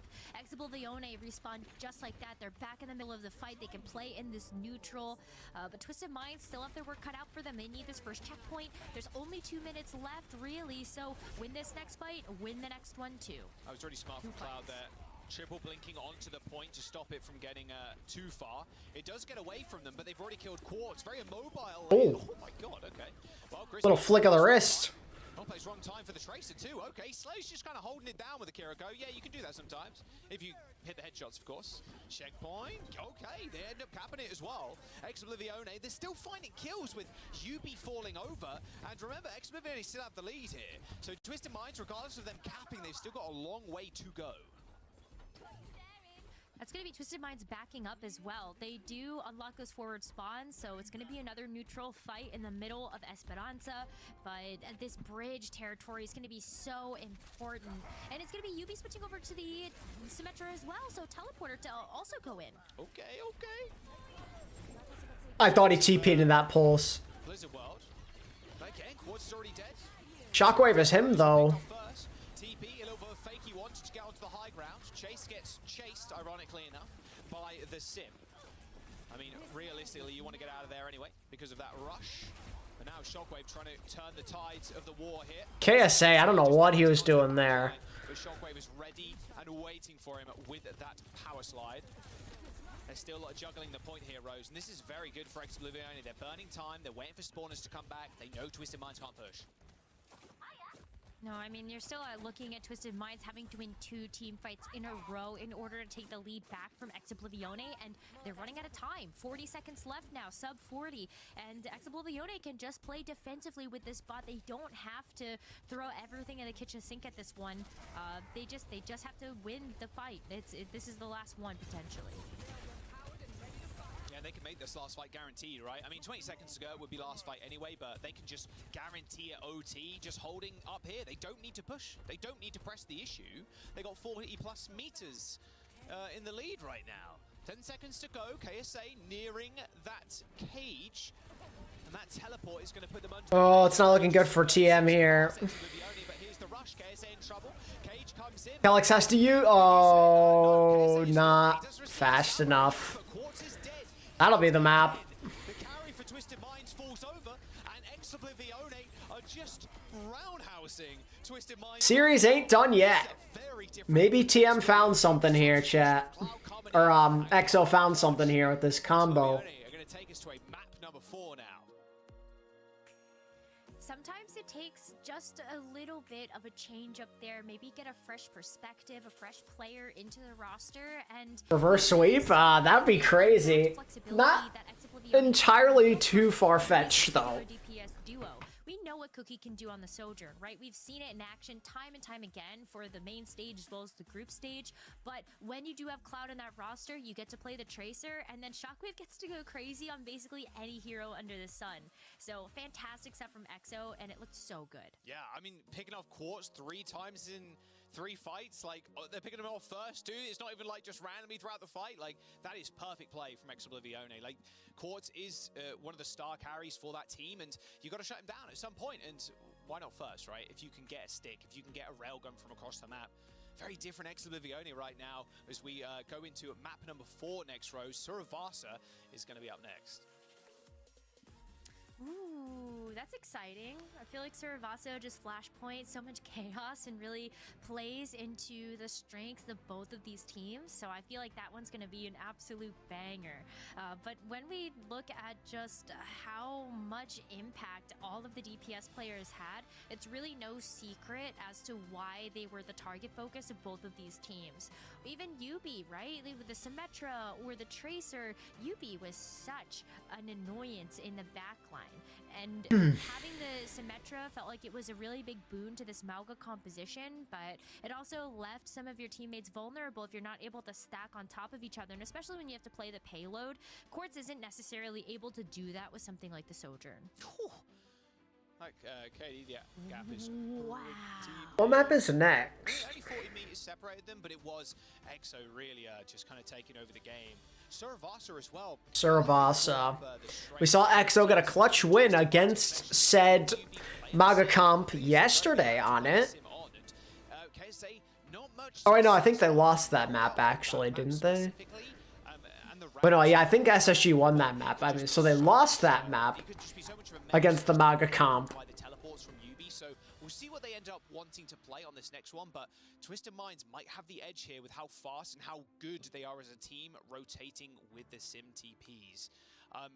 Surasa too being like kind of thinking about how those enclosed areas are tough to deal with. Especially that first one. You can just kind of ping pong back and forwards if you really want to. That gap doesn't really need to be closed quickly. We're just like, okay, TP to your back line, we'll TP back if we need to. Like, and a lot of the points, to be fair as well, have these small little high grounds that you can kind of take control of too. I'm just going crazy with the moves here. But that's how you play Sim. You just like TP here, TP here, TP here, TP here. But yeah, Surasa, it looks like a good match for put that in emote in the game for Sim. Yeah. Yeah, there you go. There you go. Let's have a listen to the winning comms though. alexyOWL, they're coming back in this series. Let's see how the final few moments ended up getting broken down for them. Switch one, and I'm in. Switch one, and I'm in. Live now, live now. Play outside, yeah. Margo low, point. Margo low, no. Lucio one. Nice, man. We went sweep, bro. Comms sounding great. Look, they're back in. They're locked in. And I'd be surprised if we see a substitution here. Obviously, we'll find out in a minute. Surasa is up next. Twisted Minds, one control, worth keeping in mind. Although Surasa, Flashpoint, not control, but extremely similar in how it ends up playing out. Wouldn't be too surprised. Twisted Minds just roll out UB on Sim, put KSA on the Mauga, which is extremely good at, and then just have just the classic backline, the Kiri, the Lucio, and then just roll out Quartz on. Well, just Quartz can play whatever he wants. He's too good. It doesn't matter. So true, though. Actually, whatever Quartz plays, it's great. I have no notes for it. But yeah, for Surasa, I agree with you there about the Symmetra. And I think one of the things that alexyOWL we have seen they can kind of struggle with is just how quickly they can take engagements. They are very easily able to give up space, which means on Flashpoint they are giving up a lot of percentage based on how fast those flashpoints really can tick up in progress. And Lisheng, I'm just thinking back to Lisheng, you know, I've got flashbacks to the positive KD there for EXO, but the map loss all of the point progress they gave away. Hey, if they can do it once, they can do it again. I'm wondering if TM will attempt to do the Ram stuff again, or if they're just gonna be all in on Mauga. Sometimes you're just a target as well. Looks like Mauga if they're playing Sim. Racked up a lot of deaths, but a lot of the time that was just EXO like, we just got to kill this guy. We've got to get him. We've got to make sure they can't get some crazy wacky TPs off. And you know, sometimes the KDA really doesn't paint the whole picture. Almost ever in Overwatch, I'd argue. It's a tough metric, especially looking at individual players. Overall, as a team, you know, it paints a good picture, but individually, not so much. All right, Twisted Minds on the red side, alexyOWL on the blue. And it will be okay. UB with a TP. Yeah, this makes a lot of sense here. I'm surprised we're seeing alexyOWL here. Cloud is gonna play on May. Still think the Kiri's just a little. I'm curious to see how this is gonna work. Just wall someone off with Cloud's May and then just run at them. Or even wall the TP too. Well, you also have the Rematch as well. Yeah, I mean, like, you have the Rematch, the May. I remember Cloud's May being so good for Team Finland, and that's true. Are able to not only wall off the teleporter, but Cloud's May is pretty good. Like, what's your target here, though? Like, going for the Mauga, or are you gonna like just try and screw up the TPs? So, with about 50 HP remaining. TP active once again. UB jumping in, jumping out. Classic like Sim TP. Okay, that's a pretty good wall. Cardiac overdrive will help KSA live at least for the time being. Twisted Minds did end up getting the cap as well. They're all so low. Another kind of annoyance will be them just being able to insta-disengage, insta-re-engage, but they disengage for a little bit too long, and it will be alexyOWL finding this flip. Finding the flip, they get control as well. They are forced to use the Ice Blood, so Cloud is not going to have that recovery option for a little bit. But look at that, the teleporter. Everybody is so low. Good, Suzu. Coalescence doing a lot of work in the front line, but is it enough? Kellex going down to a disruptor shot, and there's the sound barrier from Crispy. And with Kellex dead, you know you've not got to worry about a single sound barrier coming out, an amp or anything. So they can just focus it down. KSA trying to just like get this off me. Like look at it, trying to find Crispy, who's just like pummeling in the back of the head with the donuts there. alexyOWL that whole time as well. Rose had the point, so this might just be last fight here for Twisted Minds. Yeah, last fight territory here. EXO have some pretty key ults as well. You're looking at like Quartz's overclock. Honestly, you could just wait for KSA to cage fight and you just blizzard him. They have played way more predictive in terms of where they think that teleporter is going to pop up, and super quick to react when they do see somebody actually go through that teleporter. But here's the overclock. Good wall. Stops KSA getting the overrun into the back line. This course is time to shine. Always feels that way. The clock doesn't really find much. There was a railgun charged up, and what a good wall from Yubi. Stops any damage coming in, and Shockwave's overclock just negated completely, and Twisted Minds still have sound barrier, and they get the point. Here comes the cage. There's the Blizzard. Nice. Well done. Oh, that Blizzard. I mean, the cage is like, oh, you're not locked in here with me. You're locked in here with, I'm locked in here with you. Do they attempt the re-engage? They do. There's B. They didn't touch. They got booped off. Yeah, not to be. That will be alexyOWL capping at the first point. A couple little stagger kills coming in pretty late. Stagger kill. Okay, a stagger kill onto Chase. Okay, not someone. Okay, no one else die. All good. Okay, Slay comes back and just kills Cloud. Not the cleanest cleanup I've ever seen. In fact, Kellex also kills Canale. So, okay, actually, they do end up capping. You'd expect them to clean house here, but Twisted Minds actually come up with the kills, and they're going to get. Kellex with a Vancouver Lucio, huh? Interesting choice. Okay. I wasn't expecting that. All the scrappiness, though, from both of these teams, it comes up in favor of Twisted Minds. They are able to get this flashpoint first. I do not believe there's going to be a recontest here from alexyOWL to stop this capture. And so there you go. And as they walk in, Quartz able to get the headshot there onto Shockwave. So alexyOWL, they have no choice here but to disengage. Otherwise, they run the risk of getting picked off before Shockwave can come back. All right, KSA doing the smart thing there, going for the small retreats. Doesn't get walled off. KSA he can't really play that far up as much as he really wants to, just with fear of the wall, especially on the Real math, real. So enclosed. Coalescence, okay. Focusing Kellex. Kellex went pretty low, but a TP onto the other side makes Canale just at 180 there. I mean, the Lucio is still taking a lot of damage. Same with Canale. That's to fade into the back line. And there's the Yo, Vulcan. Canale gets sniped out of midair. That annihilation getting absolutely nothing done for alexyOWL. As Twisted Minds find a swift team kill. And the point too. This shouldn't be a touch for alexyOWL. No way. No, I wonder if they're They ain't letting them touch. No, sir. Just to make that annihilation a little bit more impactful, but you don't have it now, and you can even see alexyOWL debating whether or not they even want to go in at all here. But it's going to be a quick amp it up to go to the next flashpoint and start getting set up here in Palace. And I guess that's where the sound barrier can kind of come in clutch. Okay, here we go. You got the wall, or the Blizzard. Maybe you want to wait for KSA and then just do it again. Blizzard him in that cage fight, and that'll be that. To deal with Quartz, not only the May wall but also the Rematch shield can block off those sightlines and force Quartz to potentially use a power slide to find a different angle. There's ways to shut it down outside of the photon barrier that Yubi has on the flip side. Right, yeah, and getting that reposition can be pretty deadly because you're pretty vulnerable after that. True Vulcan, he rode the coattails of successful contenders teams. Hits one body shot, instantly rips the overclock. There's another overclock on the other side of things. Bro's leeching on to every successful EU contenders team known to man. So they're not going to get insta-destroyed by the railgun, but UB will. A TP onto the high ground. Thought he was behind cover, but he wasn't.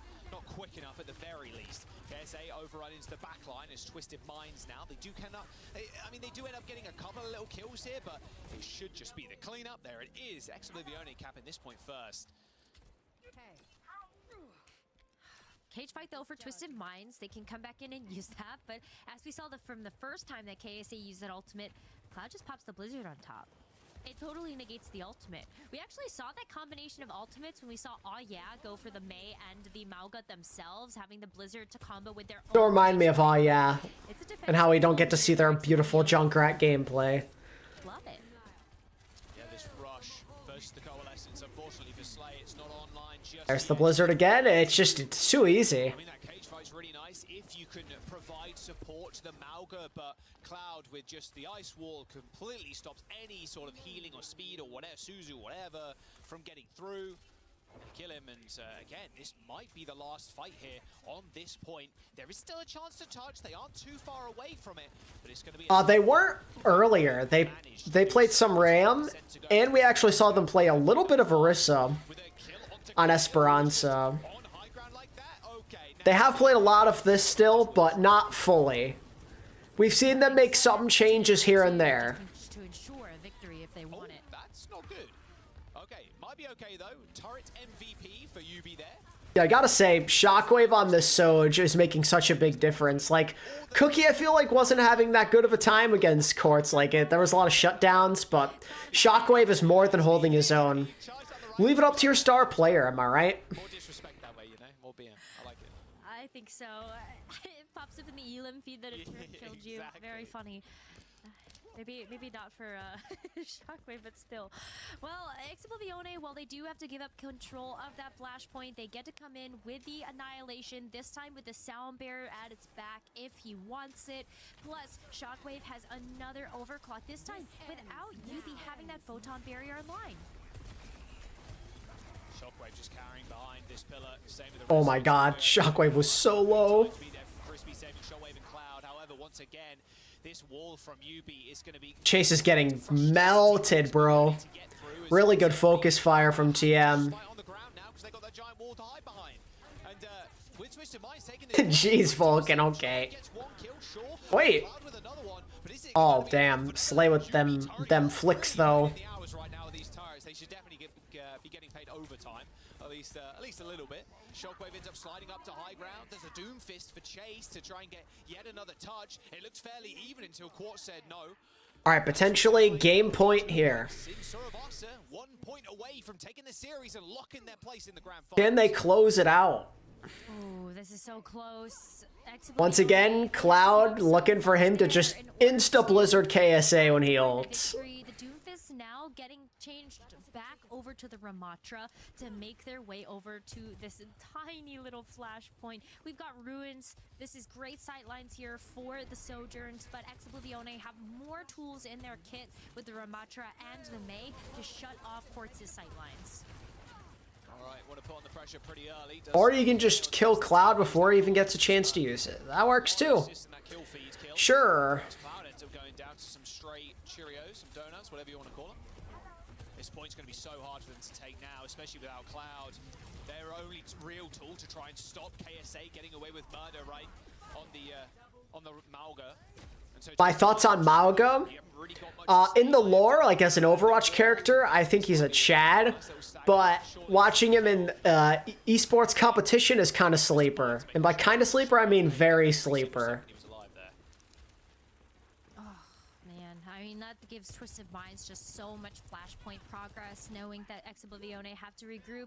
Cloud, you are dancing with fire right there. I don't know why you would stick your head out if you see Quartz across the way, but hey, maybe if you're able to get a quick pick here. But Shockwave is back, has the disruptor shot out. Wow, that ult got a lot of people.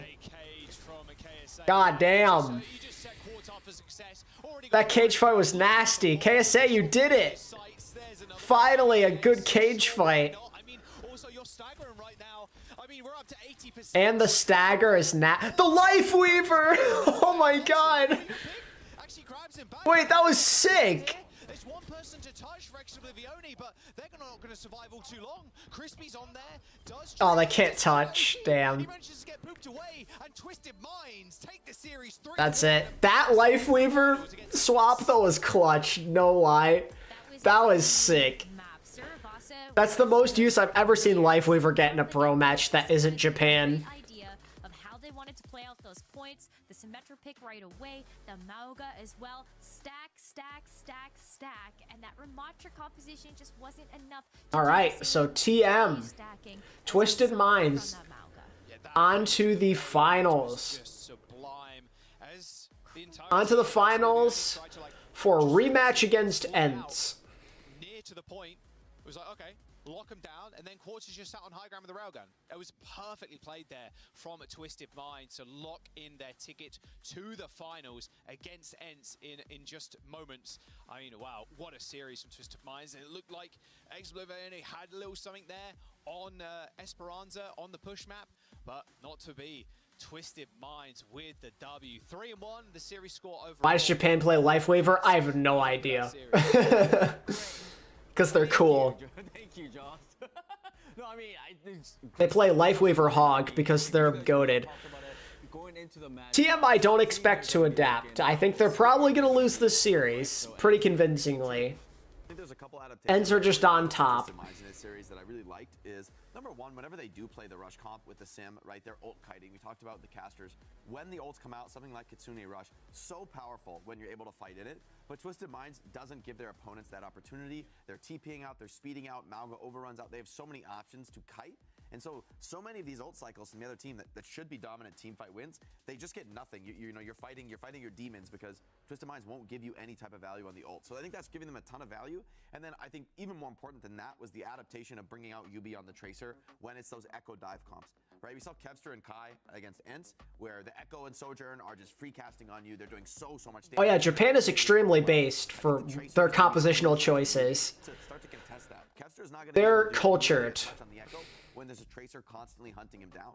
And Tracer actually has a sort of a sleeper synergy with Mauga. If you come grab that lifesteal buff from next to the Mauga, you go off on your merry way, you hold the buff, and you just become this incredibly hard to kill target as Tracer with lifesteal. It's kind of a scary concept to think about trying to take a flank fight against a hero like Tracer, who's already so potent in those spots. Yeah, before we take a look at the match highlights, let's quickly listen in on the winning moments from Twisted Minds. Take a look. Yeah, wait.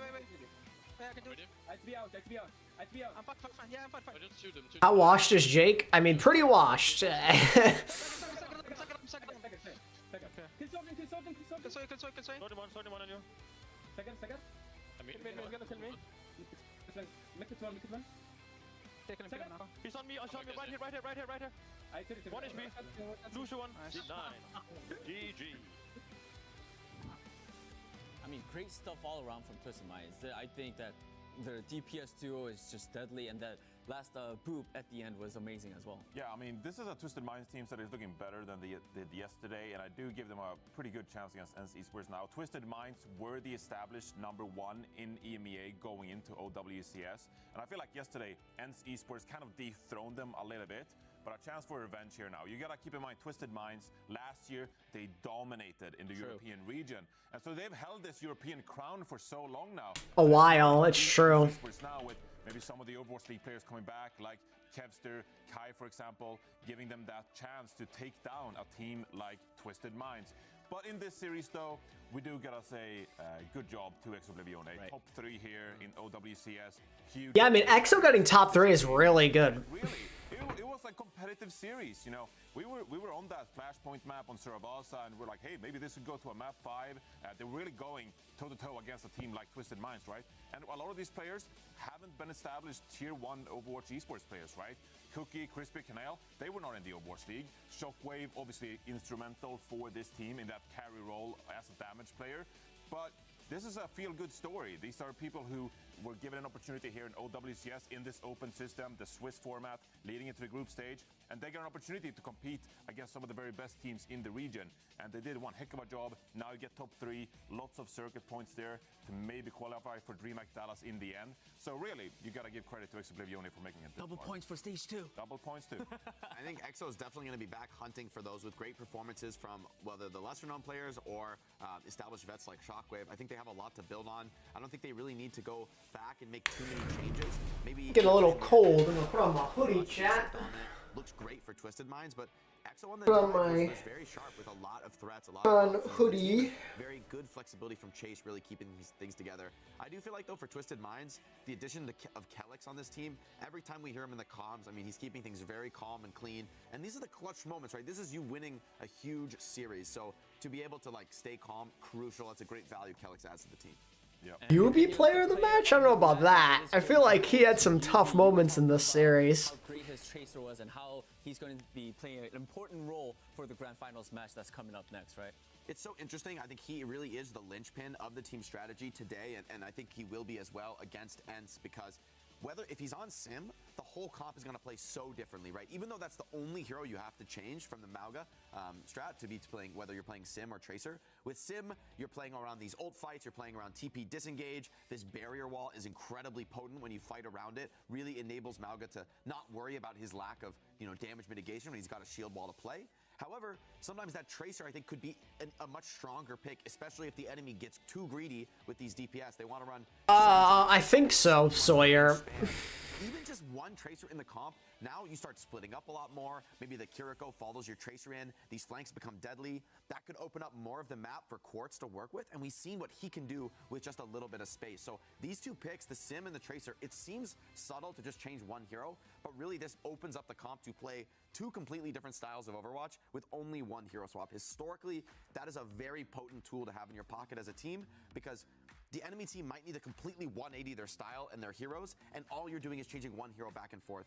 That's giving you a huge edge in the ultimate economy game, and with how important that is in the... Oh yeah, there was that mirror that one time, true. Kitsune Rush, I mean, Overclock, you do not want to be swapping your heroes all the time, and if Twisted Minds can force that kind of response from ENCE, I don't know if what worked last time for ENCE will work again.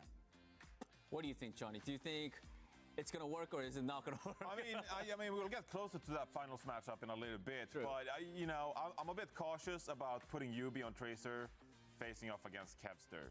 You know, I actually do think that Twisted Minds, you like the Symmetra, it's what worked for you for the longest time. It's one of Yubi's strengths. The problem is Kevster's Echo just destroys Symmetra. Play the Symmetra. Even if it is unfavorable at times, I feel like outplaying the opposition with map positioning and teleporting around, that probably is what going to give you the advantage in a series against ENCE. All right, let's take a quick look at our brackets one last time. We're heading into the final match, the grand finals. What a week! What a week! Those were all the matches that were played in the main stage, stage 1. We got some great matches, but it all ends with this final one. The best way to make Overwatch more fun, give each region their own patch. That would be madness. Stage long as well, NC Sports, you know, previously Owl Spray Check, Boobo Spray Check.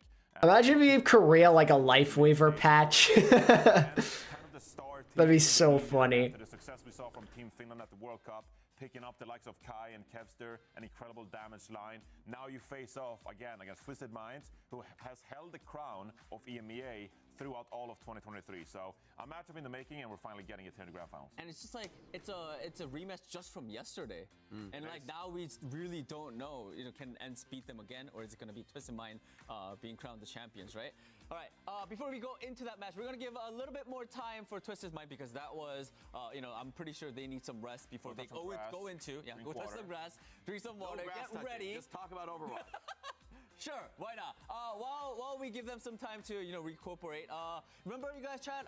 We asked you guys for the superstar chat winner in the beginning of the show. I'd be sick if a region got a ball patch. We had Kai, Kevster, Shockwave, and Funny Astro. I think all 4 of them, you know, they are all great players. But you guys made the decision. And the winner was... Yes! Kevster. That's what I'm talking about, baby! What a surprise. Come on. Everybody's Color me shocked. Whoever could have seen that coming. Honestly, I'm a bit shocked. I think Kai had a really good chance as well. That's fair. That's fair. But it is. We didn't coordinate our nominees. I do feel like Twisted Minds got a little capped and not giving anybody. Yeah. You know, I feel like, you know, there are a lot of honorable mentions to a lot of those Twisted Minds guys. That's true. We probably should have nominated someone. Given that they're our top 2 now. You beat Quartz. I blame Jaws. Jaws should have nominated someone from Twisted Minds. Yeah, it's your fault. It's your fault, buddy. Say sorry. Blame somebody else. Blame somebody else. We did our job, but you did it yours. Yeah, but I mean, let's talk about Kevster. We all know how great of a player he is, and like how flexible of a player he is, and that played a really huge role for Team ENCE, right? I mean, Kaya robbed, real. I mentioned on the desk, which is that, right, like replicating the success of Kevster and Kai playing against Twisted Minds. It's easy to watch this and be like, yeah, just grab my Echo, kill your Sim every single fight back to back to back. But actually doing that is so insanely hard, right? There's so much team protection coming in from Twisted Minds. They're not leaving these players hanging on the flank, right? You know, Kevster's just hitting everything on Echo. And like, if he does that, if he plays perfect, maybe you can't play around it. But it's such a huge ask for a player to be as consistent, as dominant as Kevster. I mean, I can't think of a hero more perfect than Echo for Kevster, because that's his strength. He can play anything. I mean, this guy copies tanks. He knows exactly what to do. He's still getting max value on those heroes. He plays everything in the game. I mean, I've seen, like, he queues support. He's like, could be top 10 on support. Some of these players, like, they're just different talents. I promise you, Kevster could play support or tank and be on an elite pro team. I'm pretty sure he really can. Like, that is very rare. Can you copy this? Can you copy the Lucio? Okay. He's a team player. He'll do that. You know, copying Mauga, cardiac overdrive, get it going. That is just OP, honestly. Yeah, it is OP. That is OP. I love doing that. It's so satisfying. You fight the other Mauga, you're like, how does it feel, bro? Like it always amazes me watching these kind of players like Kevster who could play all like so many different heroes in the highest level, right? It's just like amazing me how like talented these guys are. It's unreal. I will say, I think his challenge in this so far away. I believe, Jimbo, it should be first to 4. I see people do this. I'm like, yeah, I don't think I can do that. I'm not gonna play. I'm not gonna play for that. I'm a team player. I'll do my job.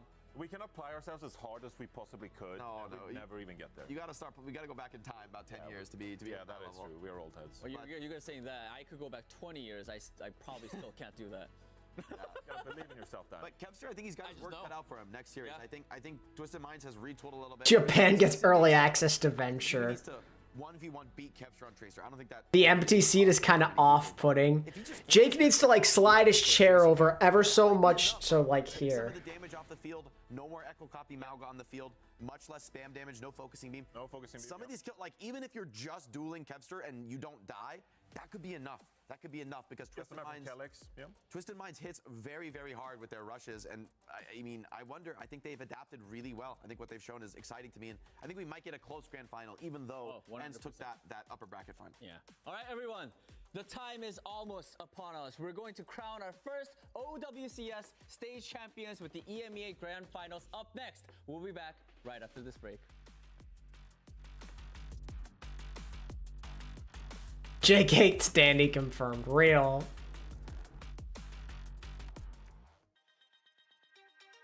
Little 5-minute break. Cool, cool.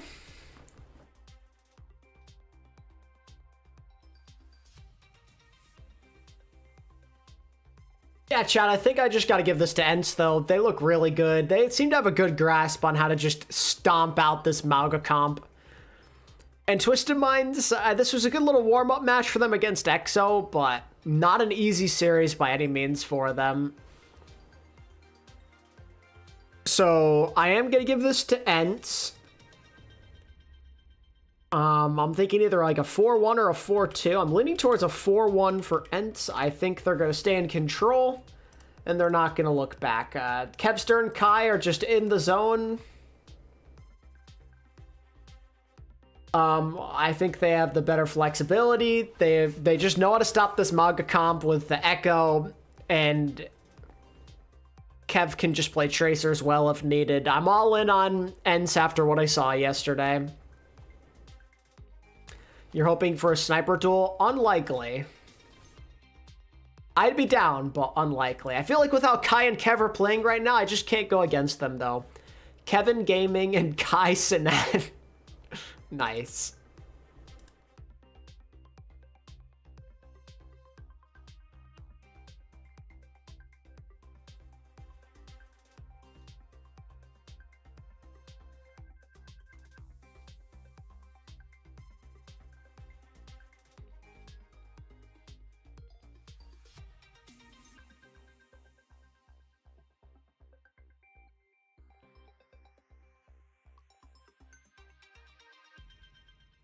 Probably okay, knowing me.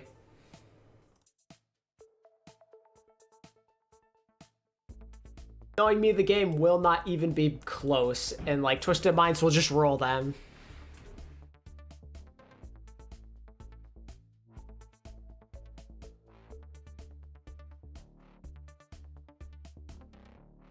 ENCE is finished, therefore Viking diff.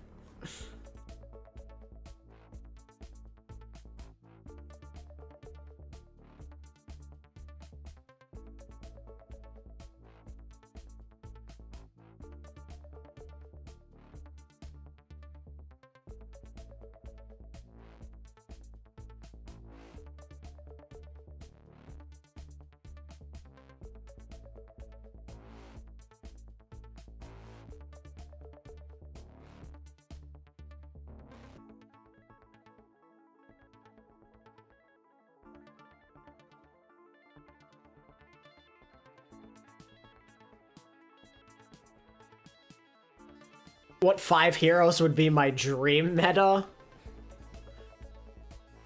I don't know, man. That's BP didn't make any Preds.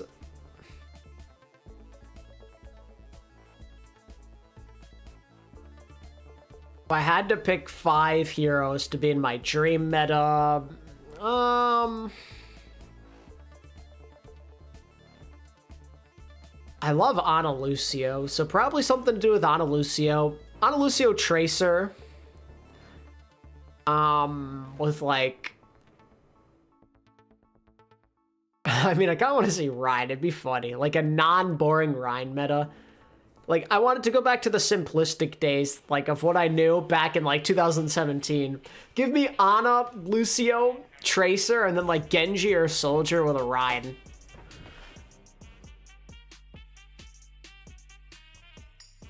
Bring me back to the simplistic days.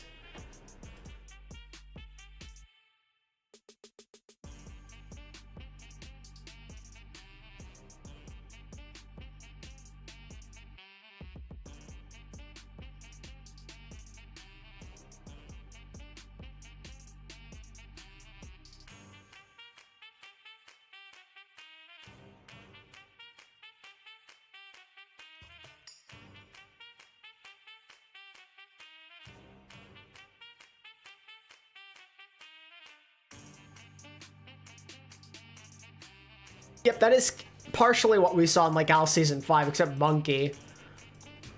Like, I want the Rhine back. Like, back when Rhine was a staple pick, but without all that toxic Mei nonsense, like, give me the Rhine in its purest form.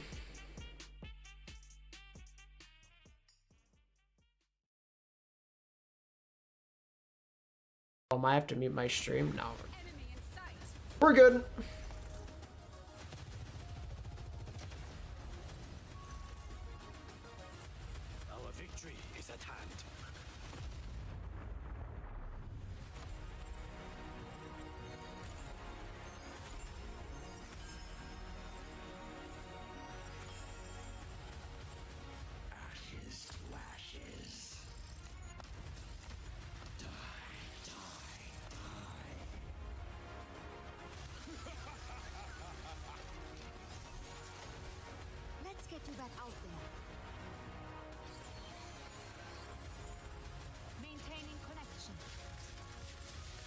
Oh, I'm sure people want goats, but no thank you.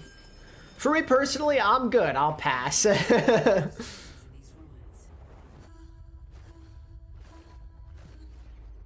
Malgan goats, yeah, so they can just stare at each other for even longer while shooting each other in the face.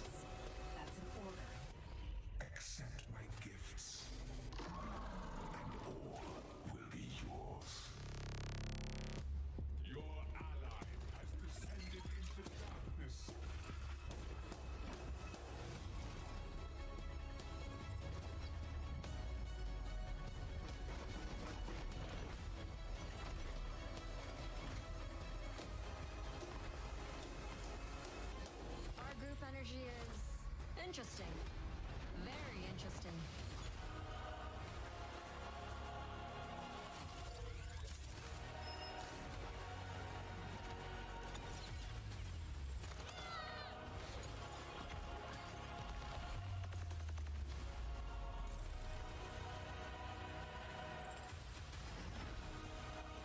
I mean, it's hard to see Goat speak anything different than what it was before.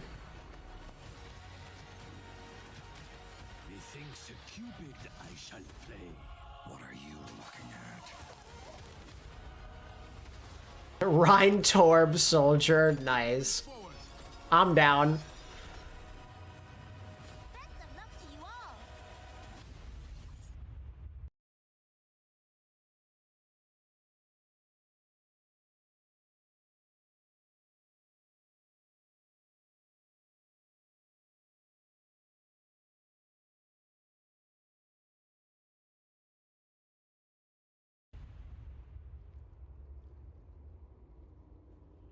Welcome back, everybody. EMEA Stage 1 Grand Finals. It is Twisted Minds versus 90s kids remember bunker comps. Oh, God. They've been waiting. They're ready to go.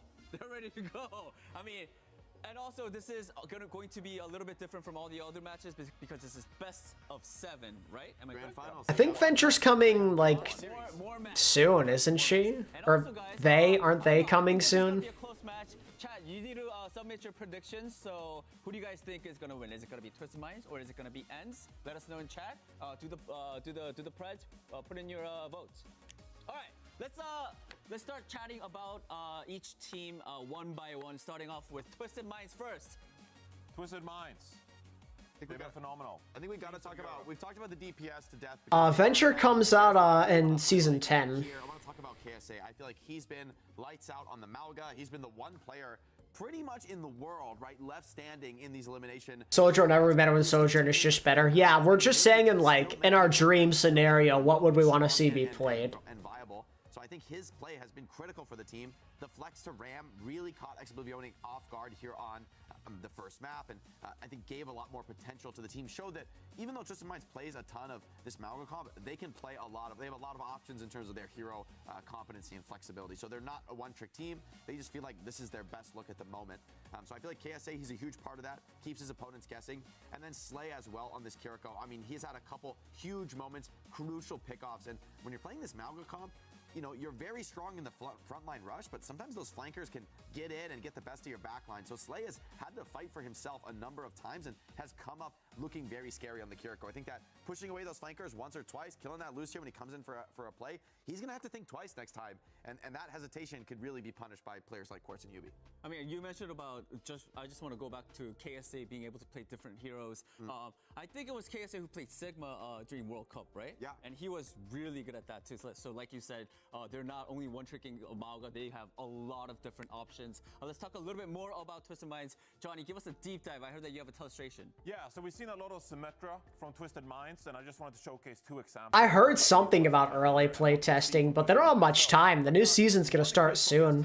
And I got one clip from today's match against alexyOWL actually. So I had this in store from yesterday's matchup, but we didn't get to show it. So we're on Blizzard World right here, and we got Kitsune Rush on the side of both teams. So obviously, if you're playing the Malga composition, you want to like stack up, right? You want to play all as one. And so we see that they are right here standing on this high ground. And what they're going to do is they're going to teleport into this little corner right here, and they're going to utilize the Kitsune Rush and the Cardiac Overdrive.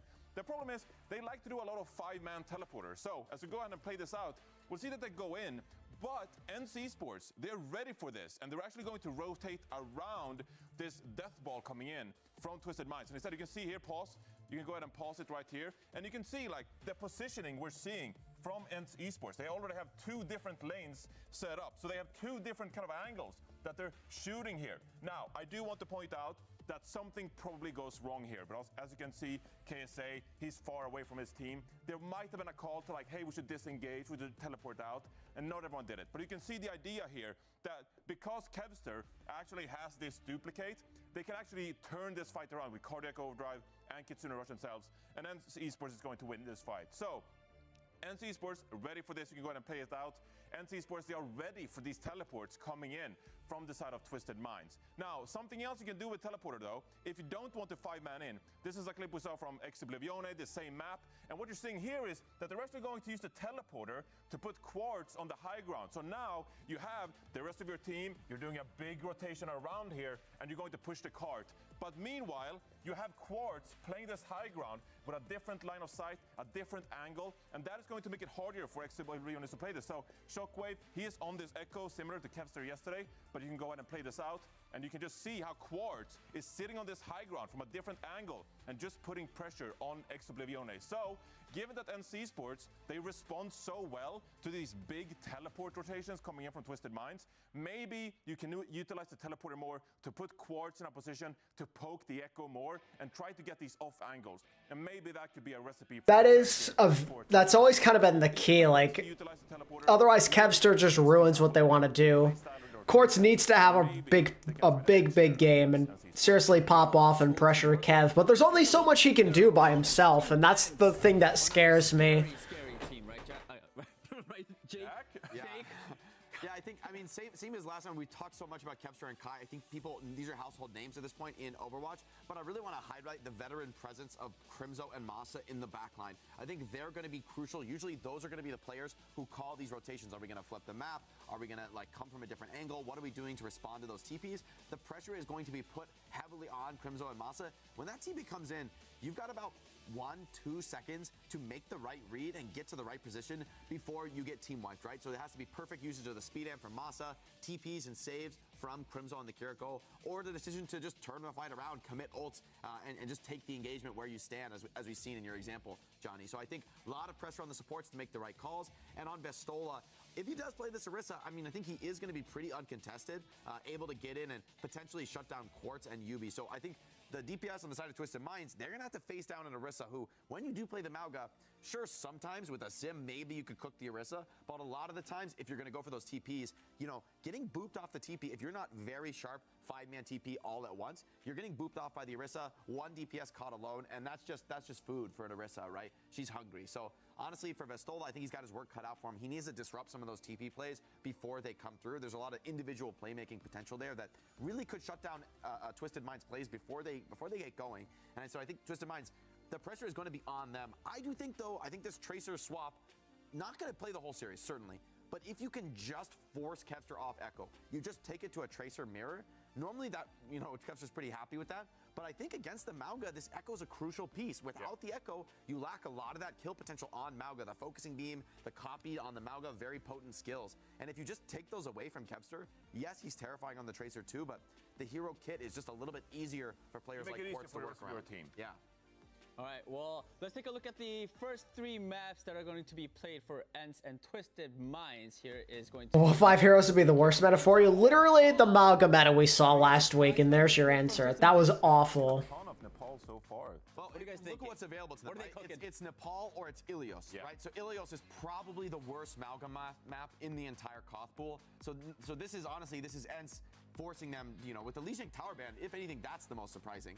Like, wouldn't Lijiang Tower be a good map for Twisted Minds? It usually, at least 2 of 3 maybe are Mauga favored. The Ram looked good on Gardens as a way to respond to the Echo. So I'm a little bit surprised to see that ban of all. So I wonder, maybe Twisted Minds has been holding on to some strategies in that lower bracket final, waiting, ready for this match. We call them the favorite when you're the favorite. Twisted, I mean, it's interesting to see them pick with the confidence that you can Nepal. Showing your They banned Lijiang, which has typically been their map, so Twisted might go for a bit of a different strat here. Lijiang is has been their go-to, I feel. But they straight up banned it. Rain down from above. And then Sanctum, pretty good map for Kevster too if you wanted to play the Tracer, you know, can wrap around there. So it could be a good map for Kevster still here in Nepal. I will say Echo can do a lot, but so you can also, as a rush comp... They lost Lijiang against Ents yesterday. And even if you're losing fights, we've seen how Twisted Minds, they can close out maps, even though the stats don't look great for them, they're still winning the maps by forcing objectives. So I do think there's a way, even on a map like Nepal, there's a reason they prefer this over Ilos. Yeah. All right, let's jump right into the game. I mean, we're looking at the viewer predictions, though. 82% for Ents. Hold on. I mean, Ents won last time, right? You got to give them credit. True, but 82%, wow, hugely favoring for It's called recency. That's how it works. I thought it was going to be a lot closer. Let's ask our casters, Shaz and Nekra. Are you guys surprised at the 82%? It's quite high, but Ents have only lost one map. High. So in the bracket, It's true. They've lost a single map. To be fair, but still, you know, maybe a 70-30. You know, there's a lot of Ents fans in the chat. I know that for sure. Well, how could you not be? These are players that you all know and love from following them in the Overwatch League. They've all had individual pop-off moments, and to put them all together on one team, I mean, hey, that squad was so good that Team Ents picked them up for their organization. That speaks volumes to just how dominant they've really been in EMEA. Yeah, I mean, they've been crazy. I mean, the DPS line, especially for this meta, is just ridiculous. Can Twisted Minds, after, you know, the warm-up or whatever, right, the last series going 3-1, can they kind of slot in here, regain composure, first to 4 as well, mind you, so one map more, potentially. I'm not sure it's going to be that much of a blowout. You know, I think they're going to at least take a couple here, if not maybe go all the way. It's going to be a close one. Grand finals here in the mid-event, or the main event, sorry. Sounds good, Keon. Good luck with work. Versus Twisted Minds. We're going to load into map number 1 now. As Ents, like I mentioned before, Rose have only lost one map in the bracket, and it was to Twisted Minds. Balga, Mercy, Weaver, Bastion, Pharah. That sounds wild. And there hasn't been really much else that they've been challenged with. Like, it's been a pretty easy ride for them by the looks of it. It has, but I think this Nepal map can throw a spanner in the works. I am interested to... Imagine not watching A2P go straight. Well, a lot of people don't, and that's fine. You do what you want to do. Glad to have everyone interested here, though. Appreciate you guys. All right, ending the poll. Totally understand the logic of going ahead and banning that out, and then you go to a map that you can brawl out a little bit better, especially when you look at Sanctum, maybe limiting some of the potential there of that echo. But hey, there you go. I think that this is something that you can really see. Okay, so we see KSA come out on the Ram. Echo still a problem. Yeah, still a massive The Ram strat, and they're playing the Tracer, so... Kevster's gonna get a bit less value here on this Echo. So quickly, you can get in, get out after just deleting somebody. Trying to delete Quartz there on the sidelines, but Quartz lives to... That's gonna be a point tank for Twisted Minds. There you go.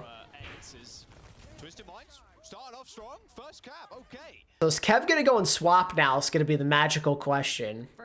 He is. Okay. We're not doing this Echo stuff.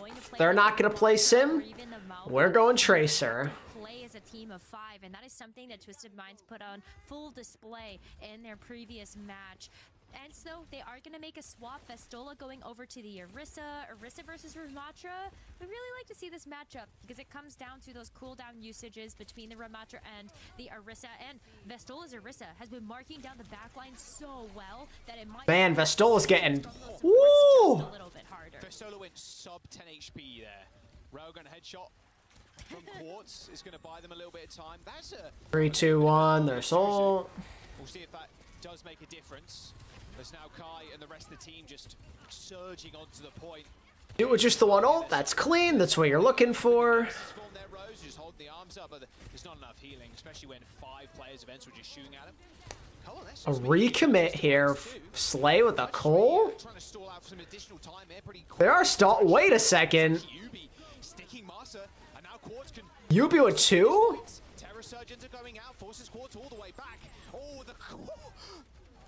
Wow. The stall from TM there was nasty. They're gonna win that fight. That's crazy. They lose KSA at the start, but it doesn't matter. They're completely unwavering in that fight as KSA now joins them once again. That Annihilation and Sound Barrier available for Twisted Minds. Ents throwing a lot in there to try and make that happen, but Twisted Minds shut them out. And now look at this. Kevster's off the Echo, going over to the Tracer, and this kind of feels over if Ents can't have a clean engagement here. Masa died, he had beat. That's the one engagement tool they had. A 100 to 0 it's looking like here for TM on Nepal. Oh boy. The style switch. The change in strategy paying dividends. The stick by Yubi, the style points. Wow. Uh-oh. Very much warmed up. They're in the server, they're in the game, they're in the series. They're ready to rock and roll. 100% to 0 to start it out. Quotes what they didn't ask in the chat. The match chat. Just put a hit him with a C9. It's such a tiltable moment if you see that, because it's like everyone was dead. That's not a C9. C9 expert over here. That didn't happen. But yeah, what a lights out performance here by Twisted Minds, being able to get that point capture 100 to 0. One way to switch Kevster off of this Echo. Play Rematra. Rematra is not as easily susceptible to the sticky bombs, the focus beam that Kevster's Echo was so deadly for in yesterday's match. And so now Kevster gonna try it again, but the angles that you have to find here. Quartz is going to get a little bit better sight lines depending on the corner he's playing from, and I almost have to expect them to try to play underneath the point. Yeah, it's a little bit rough here for Kevster, although when you are fighting on this straight, it's pretty easy to spam as the Echo.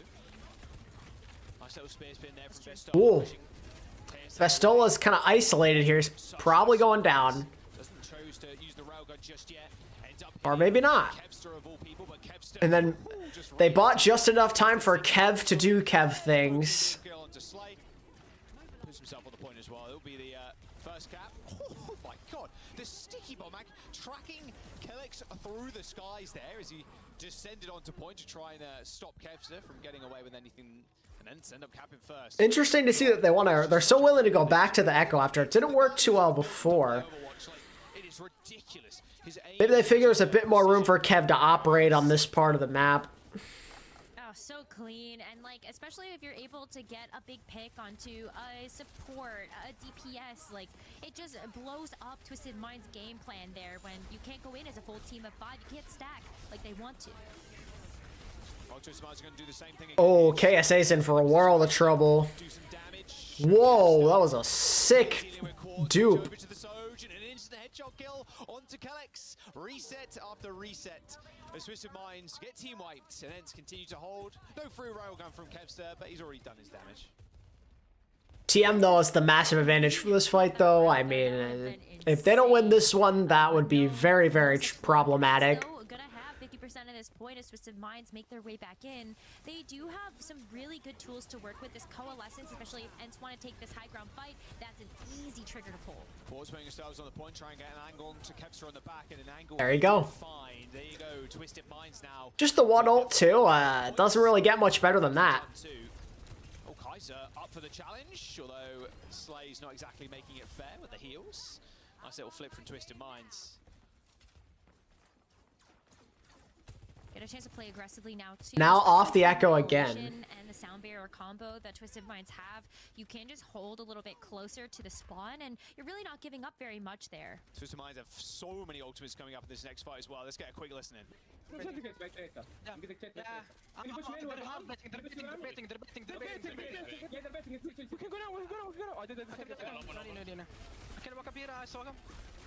Just one. Why you scared?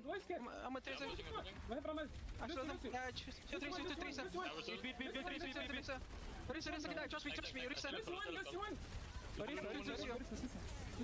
They were too split. Those comms were so split, they're not focusing on the same target. Some people saying Orisa, some people saying Lucio. You've got to be on the same page there. I can't push. Give them space. Just trying to regain the tempo and composure in that fight. Just a little bit undecisive, but they end up backing off as Twisted Minds lost Slay initially to a railgun. There's a Kitsune rush on the point. Kai picking up yet another kill. A 2-beast in this fight. It's a very extended fight at that. Pulse on the shield of KSA there. Kevster just melting KSA. Slay just attempting to heal Kellex on the point. Trying to stall out some additional time. Falling over of Twisted Minds, but Ents, they did have to spend a lot coming back into that fight, but they also burned Twisted Minds ult bank. 83% for Twisted Minds. They're close to taking this map, Rose. They're very close to taking this map, but one difference maker could be Quartz's overclock. Quartz has been able to hit some nasty headshots, but it's about being able to survive versus the DPS output of Kevster and Kai. You know that Ents knows that Quartz has his ultimate ready to go. Oh, here's the overclock. Looking straight at Kai right now. Does manage to land a body shot, but a boot from Hunter. KSA down. Again, that spear follow-up all over it. Not overextending, but Quartz going down at the very last moment. Meaning Kellex has to try and get a touch. Oh, never mind. Yubi's on it. You got Quartz on a 76. Master with a perfect wraparound, killing UB, finding him as he was about to go for the drop there on the Mega Health Pack. KSA with all ultimates used. Sound barrier from Master as he stays alive, narrowly getting pushed off. Go, Masa. Time to back up to the Mega Health Pack. Master's just going to play Gatekeeper there, and that should be the round for Ents. Nothing more Quartz can do on the Soldier as Ents tie us up. Got ourselves a interesting start to the series. Being able to play that Rematch close to the doors did give them a fighting chance to be able to just close out this map, but especially when you look at Orisa on a point like Sanctum, and also just how powerful Moss's Lucio really has been. There's a This is where it could be more trouble for Ents, I feel like, though. You know, kind of feels pretty good. But let's actually take a look at one of those as Masa is able to line it up perfectly there with the Rematch boop, gets KSA down into the drink, and one of the fun ways to watch Lucio for sure. Yeah. Wait, Ents is gonna play the Malga now. Just go around the corner, just boot between the arches. Very interesting. What's got in store for us now? Okay, Malga for Vistola. Oh, well, this is the look I kind of wasn't expecting to see out of Ents, but they are going to be playing it with Kevster Symmetra, and Kevster is still deadly with that hero as well, so a little bit more practice, having played the Mauga, even just a little bit in that Mauga meta, but you're also able to make some quick teleports and maybe get the jump on Twisted Minds after seeing so much success from them. Ents with a swift rotation down to the low ground, as Vistola took so much damage. Oh, and yeah, that damage cannot be healed, sadly. Kai went down to UB2 on the sidelines. Not entirely sure why Kai was there, but UB managed to catch him off guard. All right, Twisted Minds once again, capping the point first. Nice little quick team kill there. You can see how much Vistola has done in that engagement. Rose, only 17% ult charge as he walks out the gate. KSA with a lot more damage under his belt. Yeah, it's so much easier, I think, to be able to contend with this Mauga, though. I mean, like, look at that. Like, not only do you have just the slow there from the Ramatra, but you also had the Disruptor shot from Quartz just melting this hero. Yeah, that pulse bomb. Oh, those are They're able to flip point. KSA, but it doesn't seem to matter as Marsa ends up going down. Coalescence to try. They're all so low, though. It's just not enough sustain. And this Cole, I mean, it's just too much. Even with the rush, you've lost one person already, and that's it. I mean, that's a quick flip. What, 16%? Now Twisted Minds are in control again. They're in good stead too. Swaps probably coming in, I'd assume. And swaps for Ents Nope. potentially. I mean, 2 DPS ults. Kevster needs to split the point here. Yeah. Yeah, I was wondering because like they were waiting around, maybe considering the opportunity cost of switching up some of their composition, but yeah, when you have the photon barrier to answer to Kev almost died on the engagement. Oh my god. It's really good about having this wall too. Not directly down the middle. KSA's just blocking. Ah, there you go. Acting as a big shield. Twisted Minds want to try and ult and force some things out? Probably not. Yeah, KSA has to just touch point 2, so as soon as those cooldowns are done, that's pretty much it. No more ults used, but more importantly there is actually Twisted Minds not using any ults either, Rose. They didn't commit anything into that fight. We're happy to just fight this. Twisted Minds are wisely picking and choosing their battles right now. Well, I mean, the photon barrier splitting up the point like that too gave Ents so much free real estate to just pop their heads out, do some damage, without the fear that Twisted Minds would be able to dish that damage back. But now it's time for Twisted Minds to get those ults on the board. Yeah, this overclock super early. Zoning overclock. I mean, it did force Ents to That was a really early ult. position here to get some shots behind them. Oh, that's not going to do you any good, Masa. That ult was just not it. Vistola and the rest of the gang are just getting chunked out. I mean, all you do there as KSA is just cross your arms and wait for everybody to melt. A little bit of extra time bought here for Ents, but Twisted Minds do end up getting a point cap, and Kai is getting mad staggered. There you go. Okay, there's the dash through the ram. No boot kill, unfortunately, there from Kellex, but Kai gets the reset. Well, there you go. You deny a little bit of ultimate charge, right? But they're playing up because they have Cole. They're playing up because they have Cole and Pulse. This is smart. Early fight here. Oh, okay. No, they're backing off. Maybe realizing that wouldn't be too much. Maybe they're scared of also the TP just straight past. Vistola cage. Yeah, finally gonna have. Oh. That might just be it. Yeah. How are they going to respond to this? They've got. There's a zoning cage fight, but they're. Kev's got a ult. Okay, there you go. Full cap here and the 100% as Ents do manage to find the flip. There's the late barrier from Kevster, goes up into the high ground using the teleporter to try and find a pick, and Ents holding on for as long as they can. But with Crimson, that's it. To follow, Ents haven't got any healers. Map number 1, and all likelihood going to TM here.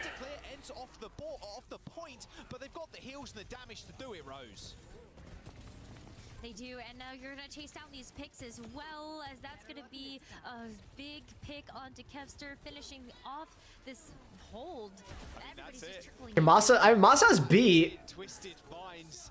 They end up just Doesn't matter though. Masa has got the Sand Baron. He managed to kill one, but Vestola, can he get the power up punch? He does, but hits the ram. Not the best time. All right. TM taking map 1. A coalescence. Oh yeah, that's another Good stuff from them. That was some. for Twisted Minds. They take map number 1. That were some good adjustments there. Thought for a second there, if I'm liking the like cooking they're doing with this decides to Nepal make strat, these man. killing a squishy It can target, then just maybe It's interesting that Ents played the Mauga. I don't know why they did that. Him a couple more times with the shotgun on the fist, like, you know, that was a chance there. There was a chance, a small one, but there's always a chance. A 2-1 finish there. Twisted Minds handing Ents another loss. That makes 2, by the way, in the bracket for Ents. I know it's a little ridiculous that we're counting those, but that's just how dominant Ents have been so far. they have been so dominant, and this is a brand new look we're really seeing here from Twisted Minds, as they've relied a lot on that Mauga Okay, so they finally locked the other tanks. Yeah, they're playing what they're comfortable on again. in the main event bracket. So to see them come out with the Rematch composition as we just saw in their previous series, and just continuing to play it in such a cohesive fashion, it gives me hope for this series to be even closer than what we ended up seeing from that match versus Ents yesterday. I mean, that OT at the very end there as well was, yeah, it can get a little hairy in there, especially when you're that close to flipping it either side. Let's have a look in. Let's have a listen to the comms though in those final few moments to see how it all went down. Group point.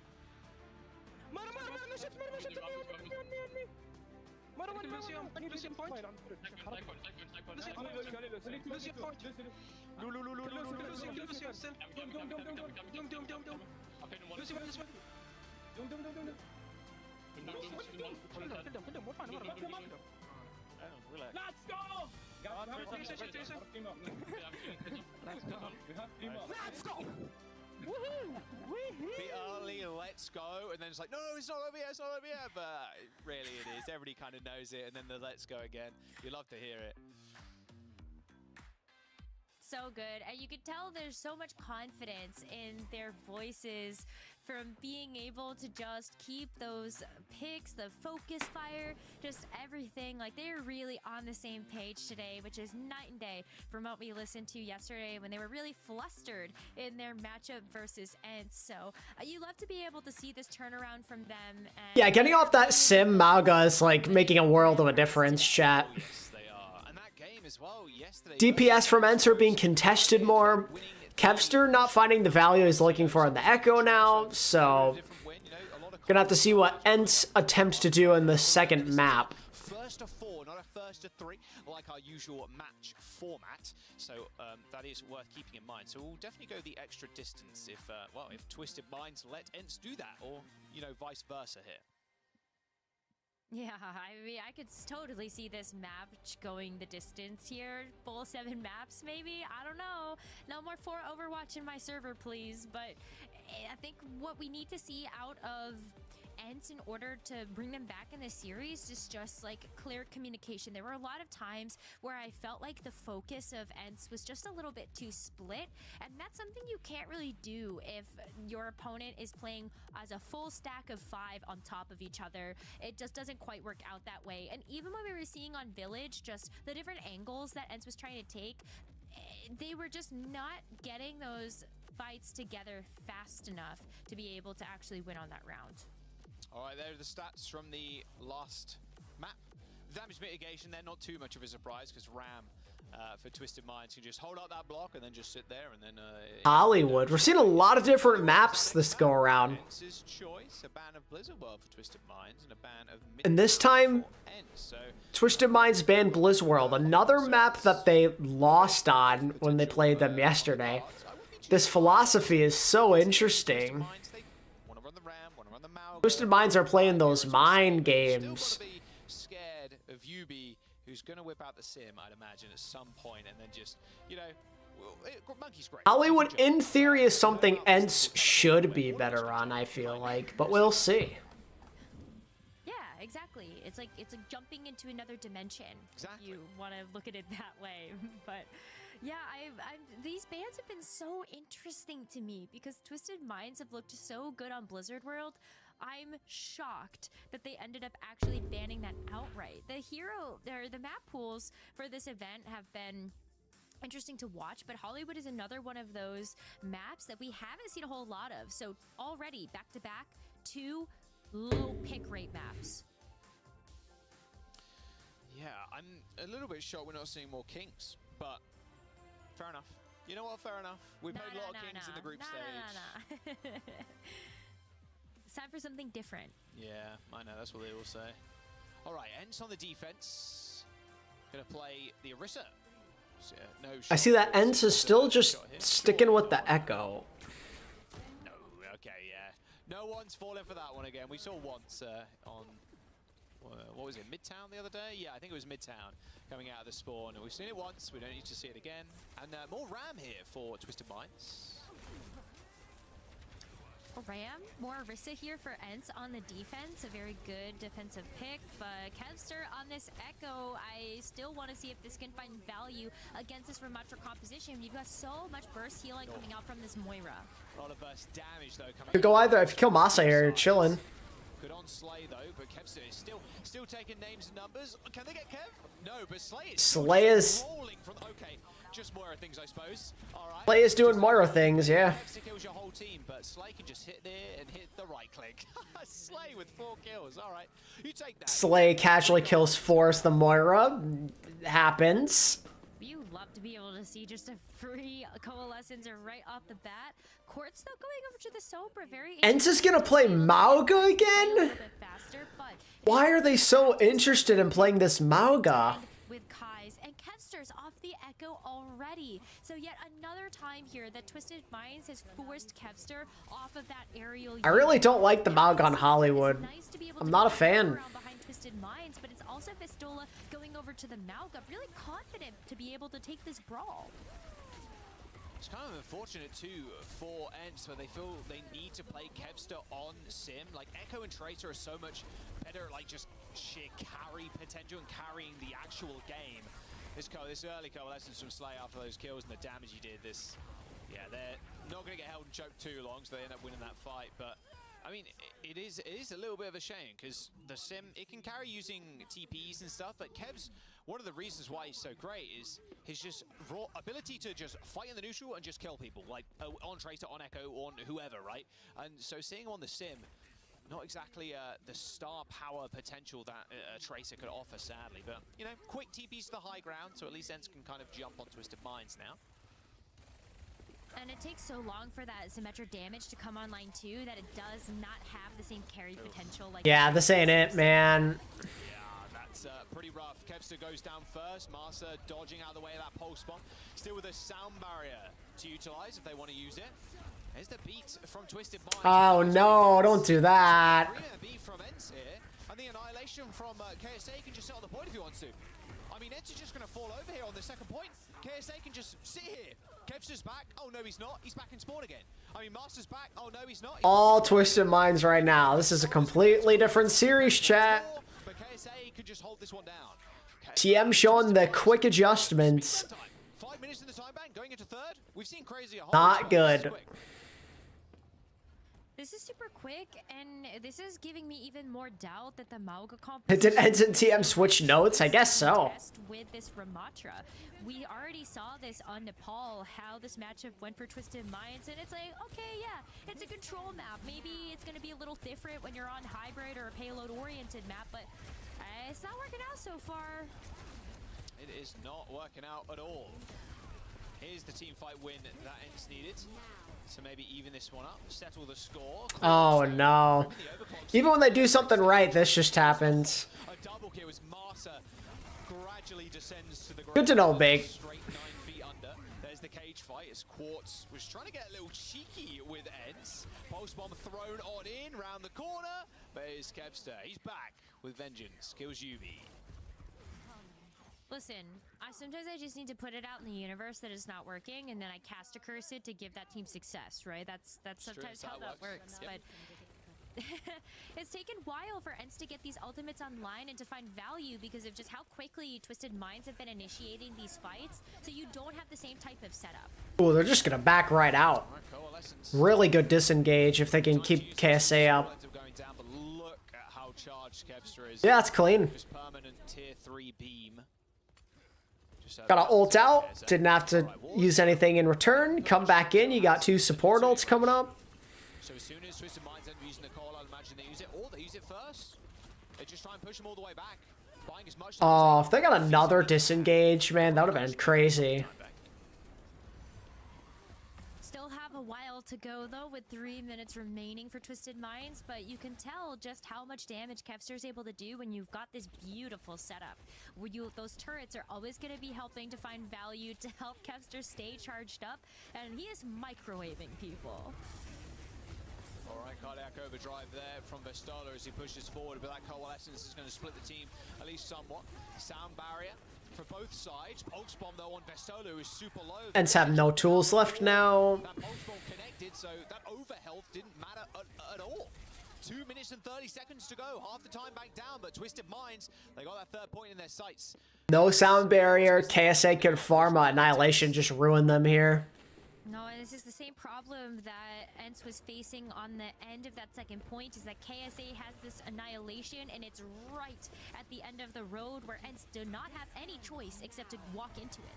I mean, just But even get a chance to use the Annihilation. This fight out. Overclock from Quartz, he's up on top of the truck, and KSA has got the ultimate, but no, he actually ends up going down first. Will they have to shut this one out? With the wall, you'd imagine... Good Suzu. Crimzo with the clutch Suzu. Wow. It's just Sojins versus Sojins. Quartz versus Kai right now as Quartz takes to the skies, but Kai snipes. Crimzo saved that hard. 2 minutes to go. Twisted Minds push the carts all the way up to that 3rd point, but ENCE barely hold on. KSA still has his ult, though. Great picks there from Kai to be able to stop that final few meters. You best hope this is a godlike cage fight. Didn't come online in time for Twisted Minds to use it in that last fight. They've got it now, so same problem remains where they're going to be walking into an Annihilation from KSA if they want to contest this card. There's the cage.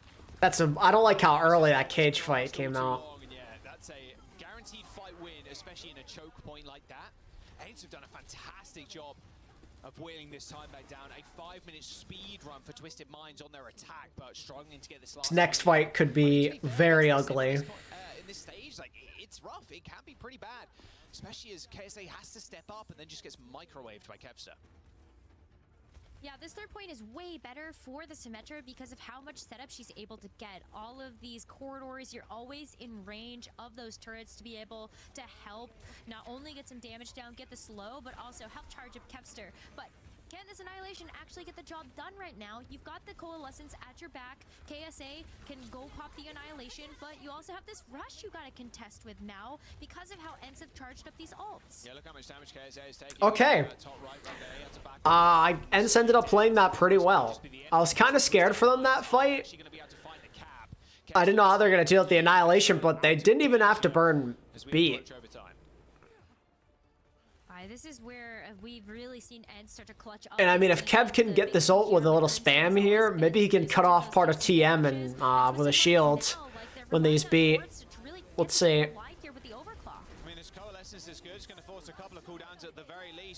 Oh, KSA did not get that sound barrier. But it's not going to matter because Quartz is in a crazy position. So they complete the map, but with no time left. More just the overwhelming bodies of Twisted Minds on that point. They managed to finish Rose in OT. A 5-minute stall there from ENCE is nothing to scoff at. No, I mean, to be fair, the Symmetra is set up better on this 3rd point. It's always a little difficult if you lose momentum in this 3rd point to actually regain that and finish out the map. So congrats to Twisted Minds for finally making their way through. Felt a little inevitable knowing that they had that 5-minute time bank, but still, you get that done in overtime. ENCE is able to whittle away so much time, and there's a win condition on the board here for ENCE to even up the score in this series. Finish the map with over a minute and then win the next attack round. But can they get the job done versus this Rematch composition? They felt like they kept a ton of trouble on this attack for first and second point. Yeah, first and second point at the very least. And then the sim really came alive right at the very end where KSA had to like step up and he was getting rolled by Kevster. It's real rough, but I mean, the rest, the Twisted Minds push, especially on second rows, KSA was able to push the team basically through the entire second stage of the map as Ents were rotating up to high ground. Twisted Minds made the executive decision to say, Heavy boy gonna take a quick shot. Nothing there. Back to Symmetra Gaming. Woohoo. Then KSA just lands a big multi-kill because Ents can't touch, and if they do, they get rolled by the Annihilation, right? All right, anyway, Ents on the attack. Kevster back on the sim with TP. I imagine high ground TP across is probably the name of the game. Okay, Yubi is there. Yubi looked like he had his back turned to the team, but he didn't. Okay, there's Cafe control taken by Ents. And now if Twisted Minds want to engage on this, they have to walk into so many turrets there from Kevster. But it's going to just be the Malka going in first with the Cardiac Overdrive. Oh, they're in there. Wow. Perfect place to overrun. Verstola just charging up those stairs to get the stun onto Quartz. Well played. That's a good fight. He slid up to the stairs to make sure Ents couldn't kind of get on top of him, but it's really rough. When you have the Mauga and you have the Lucio speed, you're looking to get on high ground, it's like, okay, it's pretty easy. The point is so enclosed, it's really rough for the Soldier to run away from this sim comp. Good pacing for Ents now, as they do cap the point pretty quickly there. Yeah, we're seeing the power of where Ents wanted to take those engagements, whether it was Cafe or even the room above the point. Symmetra, it's just her territory, it's just her day. Nice Predictive disruptor though. Yeah, as soon as you see that TB come in, I mean, you're not using Disruptor Shot, really, or what, you find it on point, sure, whatever. You see the TP, you just put the Disruptor on top of it, it's just so much damage. And it ends up killing the TP as well after a little while, right? For a lot of focus fire towards it. Just can't let them get to the high ground. That's where Ents' comp will really start to come alive.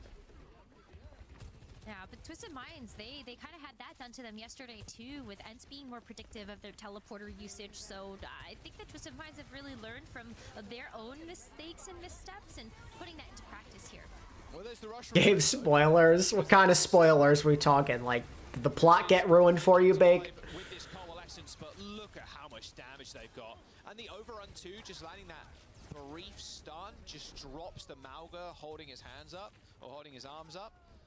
Just enables the rest of the team to get full damage in. Remember Twisted Minds was the FAR team? Yeah, they've evolved and adapted. Quartz getting an angle on Verstola. Late death as well. Spoiling it for chat.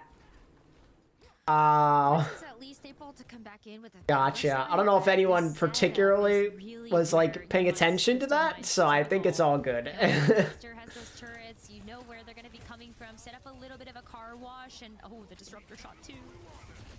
Oh, that cage in the corner. Goodbye, Quartz. Tried to get to the rest of his team, but Kai was waiting. Okay, so remember when TM were having a blazing fast time? Ents are currently having a hold my beer kind of moment here. Set up for Twisted Minds would always be really rough coming out of those choke points. And hey, look, another speed run, but this time it's Ents. How much time they got? They got about 5 minutes-ish. So roughly the same amount of time it took Twisted Minds to get here. Same with Ents. About 15 seconds or 20 seconds difference as Ents 4 minute 30 to roll through the third point. I mean, how much momentum does Ents have right now to keep working with? Can they just snowball through to finish with over a minute left in the bank? I'm looking at this photon barrier from Kevster as a response mechanism here to Quartz's overclock. If they That was not a great annihilation. Masa still has beat. You can come right in here. Very little value that Quartz is going to be able to find with the overclock.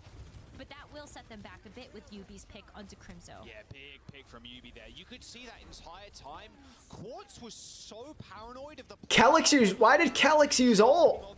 So he wasn't able to really do much in the front line. They do end up winning. That was not worth it at all. The Ram is so good at holding these corners and these choke points and the arches against the Mauga comp. So taking the early fight, popping the annihilation, good standing at Twisted Minds in right now. However, sound barrier advantage for Ents. Crimzo almost just got abandoned. Wow. They flipped the map though. Ult is beautiful. Quartz is already dead. Caught on the rotation by Bestother and the rest of the gang. Are they going to invest? It looks like they're going to. After that rush came out, here's the coalescence. Is it going to be enough healing and damage? Yubi's pulse bomb goes wide and gets, well, eviscerated. Lhasa still hasn't even had to use beat yet. Clean 2 kills there in that fight. This is crazy. And now Twisted Minds are gonna play Mauga. Of this fight, I mean, Twisted Minds, we've seen what they're able to do with UB's teleporters as well as KSA's Mauga just kind of T-posing in front of the opposing tanks, but it does help to make sure that they're not going to get too jumped on when they have the Got a good target with that ult again. By the Mauga. Oh, Quartz managed to get a kill. Maybe autopiloting there a little from Kevster, kind of just walking in a straight line. Manages at least score a shot onto Quartz, who's going to have to rush into the spawn. Someone's going to have to touch here for Twisted Minds. It's going to be Kellex, a TP onto the ground as well, and they're just going to slowly feed onto. Okay, they survive. Oh my god, Masa, what a boop. Okay, so now the question for Ents is, do you really just want to stick with this in the mirror? Or do you consider putting Kevster on the Echo now and going back to your strategy that worked well for you, that helped you beat this team to begin with? Potential here to just pop off behind. If I'm Ents, I just counter swap immediately now. They really want to try to win this fight here and now in order to have over a minute left in the bank, but they don't have anything. Just swap, man. Just swap. Yeah. Can they kill KSA though? KSA is so deep. Yeah, they're just gonna kill him. He went way too deep. He just couldn't see him. There are 2 rushes available now, and Slay has to. Wait, what? Nah. Surely not. Again, it is all on Kai. Hasn't got the overclock, but does not need it. Master kills the sim, which will allow Kellex to. Okay, no, they're okay. They force out beat from Kellex though. Is going to see him through the rest of the damage that Bestother's going to fling out, and once again, Twisted Minds holding on as Ents struggle to get that point in. Again, the kill on Takai is just massive. As soon as you take that Sojourn down, the comp lacks damage. Super nice Kitsune rush though from Crimzo to keep Ents in that fight, but now Twisted Minds, they have done the job. They might even be able to close out the map here, but Ents will not finish this round with over a minute left in the bank, even if they finish it all. Yeah, there we go. Minute ticks over. No finish for Ents with over a minute, so Twisted Minds are going to get another attack. Kevster did not get that. Already pretty low, and look at everybody lining up for Quartz to try and find. Okay, good zoning out from Quartz. Thinking on their feet, they managed to just speed boost away as Quartz takes a lot of damage. In fact, a lot of spam coming through. Needs heals like desperately right now. KSA does have the ultimate, so can pop the cage down on the point and try and isolate somebody, but Ents already like grouped up.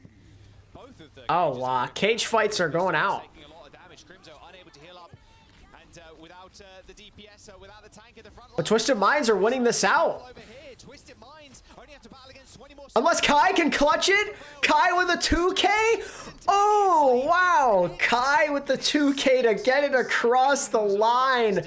Extra rounds on Hollywood. Oh baby. Comes up with a minimum of 2 kills. Here's where the mind games really begin now. Holy. He's just one of the best scans in the world right now. Will Twisted Minds go back to Ram now and try and bait out the Echo? Overwatch League, he's still one of the best. Or is Ents just going to stick with what they've been doing? This is just why. Being able to get those clutch ups when they really matter. He's just so locked in and he doesn't falter under the pressure of knowing that it's on his shoulders to push the team to a. Okay, Ents are sticking with what they know. No changes. TM playing the Ram. Depending on what ultimates are able to come online first, but that's plenty of time here for a rush from Crimzo. I'll be curious to see what Ents do on their attack after. Even just a little bit of a time bank difference is nice. And I have quite the lineup of mods. Yeah, half the time I don't see them. No offense.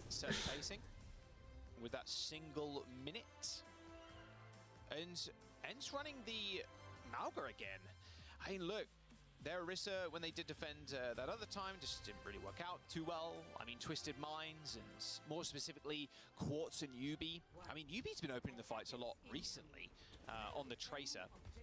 Let's go for a Twisted Minds listening real quick. They've only got a minute to play with here. Let's see what their plan is. 2 fights, guys, by the way. I'm gonna plant. I'm gonna pick main here whenever. Ready? I'm ready in 3, 2, 1, pick the shield here. Cap for free, cap for free. Mog on. Magus. Oh.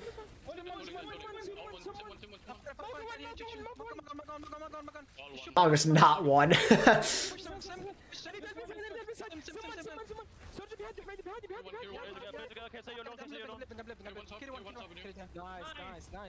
guys. Shoot Maga. Kill. Sorry. All right, point capped for. That was clean. That was Perma calling Vestola one when Vesta is over like 50% HP or something. Like it's like 90%. They're not one, but please just shoot them moment. That's the direct Overwatch translation for you.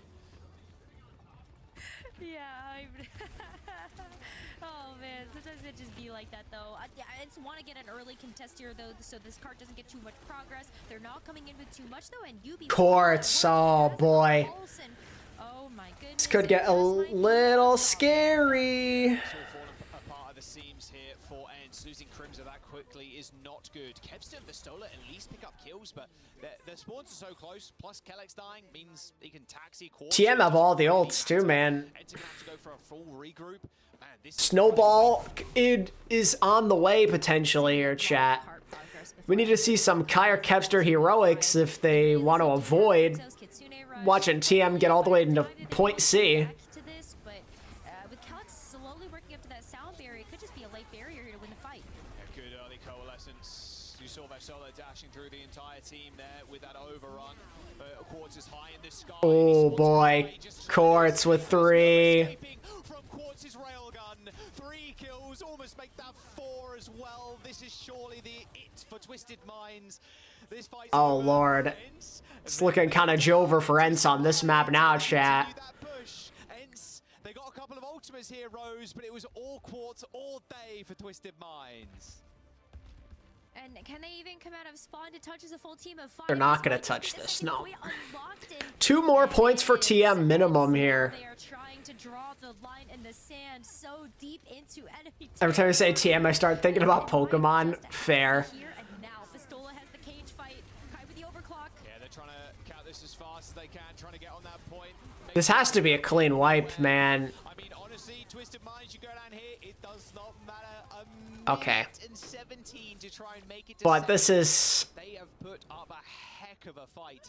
I mean, This ain't looking good. towards the very end, just that triple railgun from high ground, completely ignoring the wall too, mind you. The Ents deployed. What a frustrating situation for Ents to be in now. That is a rough defense for them. It sucks too, because like if you're on the defensive side and you feel confident in the defense that you can put down, then you're like, yeah, okay, like we can actually just hold and we draw the line there. But have to remember that Ents and Twisted Minds, they both were able to capture point A and point B so quickly on their individual attack pushes.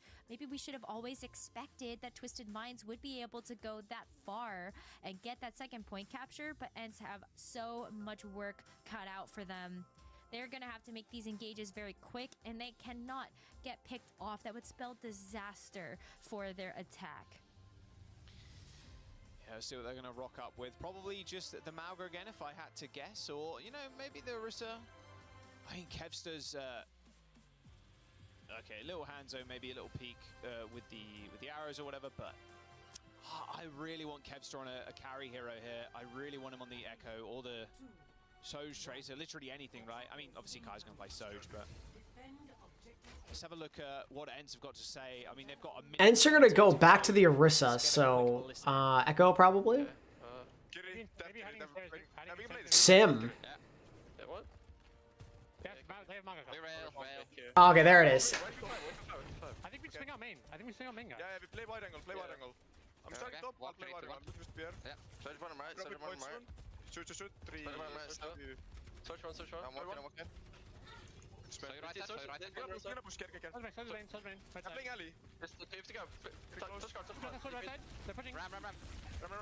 Vestola's getting perma-focused. Kai just... Quartz is on fire.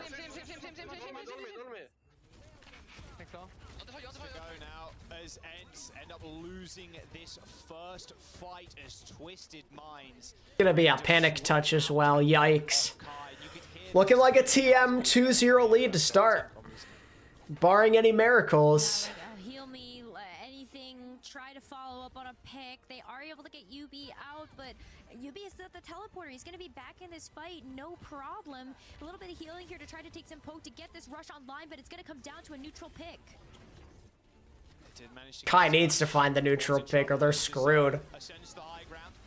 UB's taking a lot of fire from Vestola, but not afraid to walk up to the front lines. Especially as you've got the healers right at your back. Matt's taking a lot of damage. I mean, Kev's is trying to find the kill onto Quartz. Quartz is so low, but already forced a recall. Oh, they can't kill him. Quartz! The Suzu's too good. All right, well. Healing is too good. There's nothing. There you go. Quartz with 4. Quartz. Nothing can shut him down. Twisted Minds hold first and take the lead. And TM up 2-0. This is a different team than yesterday. Oh my. First on Hollywood after a ridiculous push as well from Twisted Minds on their What do you do now ends? This has been a very different look than what we saw in yesterday's series in the winners finals between these two teams. Twisted Minds, they're on it. I don't know what Quartz and UB ended up doing between yesterday and today, but they feel so locked in, they feel so confident, and you can see that really coming through in their play. For ENCE, how do they turn around from this one in the mental? Yeah, it is a rough start for ENCE. This is tripling their losses in the bracket, right? They've lost 2 now to Twisted Minds and a third as well, the one that they lost the other day. Oh man, they're down, but they're not out just yet. Let's get a listen though to those winning comms from Twisted Minds at the very end of that map. I'm on.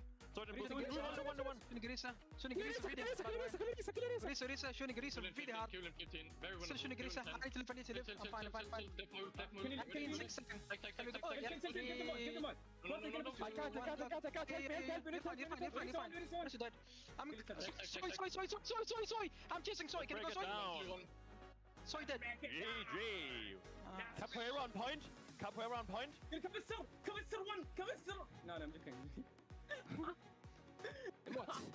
Twisted Minds are fully locked in, and I hope you all paid attention again to Quartz at the very end. Kevster was trying to stick to him like glue, but just They could not kill him. Now, even Vestola was jumping in to try and push Quartz away. Quartz was down to, it must have been like sub 20 HP or something. And then Slay with the clutch Suzu on the ground, bang, saved his life. And then Quartz, well, pulls overclock and does what Quartz does best. Shoot people and make the team cry. Yeah, I think when you see the differences in play between yesterday and today for Twisted Minds, can't help but call out how reactive they are playing for these deep, aggressive dives that ENCE are trying to pull off. Like, Vestola goes so deep into the back line and know that they're going to have the number of Quartz, UB, so I think Slay and Kellex have really also adjusted their gameplay to adapt for that today with those Suzus, as you were saying, and also just the heals coming out from Slay. Yeah, Slay won them that first point as well. What, Fake? What are you talking about? Just managing to get a decent damage orb off, and then, hey, I'm just going to walk around, just right-clicking people, yada, yada, yada. You got aim? Yeah, I can just right-click you, buddy. It's been looking good for Slay, yeah, specifically. Sometimes supports go a little bit unsung, and I think Slay did a really good job for Twisted Minds. It's been... you know, as the Moira, it's like, okay, you just left click, you right click, whatever, but like his positioning with the coalescences has also been really good, and clutch Suzus, very important in this meta to have a good Kiriko player, and Slay is exactly that. And this fight too from Twisted Minds, just on your screen, just the previous clip there, I mean, you go into that fight, and you're sitting there like... No, Quartz was not an owl. Definitely should have been, but no. He was not. Winning the preceding fight after you win the fight in Archway can be quite difficult, as the enemy team can jump onto the high ground, look down at you, and then just jump on top of you. But Twisted Minds take it in their stride as they go up 2-0 now. First of 4, remember, Rose, so they're going to have to win another 2 more maps. But ENCE going down like this, I'm not sure many people expected it to be what, map 2 and then not getting a single one. Like, man, this is Twisted Minds turning up to another level right now. 82% of chat voted for Right. Ents in their predictions. So you're absolutely right about that. That people have really just touted this Ents roster as one of the if not the strongest roster in EMEA, and it's because of all the star power that's on this team. But one of the ways that we've seen Twisted Minds really step up to the plate has been in their macro gameplay today, playing together as units, stacking on top of each other. And that is one way that you can really break this Echo comp that Ents are running, is just, hey, you can't play Echo. The desk has alluded to that already at the start of the series. And J-Ho and Bumper's team got absolutely destroyed. They didn't even get close. Probably Jogo. So there's no real surprise we're going here at all. And it was an Esperan'a. Oh yeah, that's right. He did reject an owl offer. And the Colosseo, you know? So they were happy. I guess they're happy. That's true. I don't know. We'll have to wait and find out. We are jumping into the next map right now.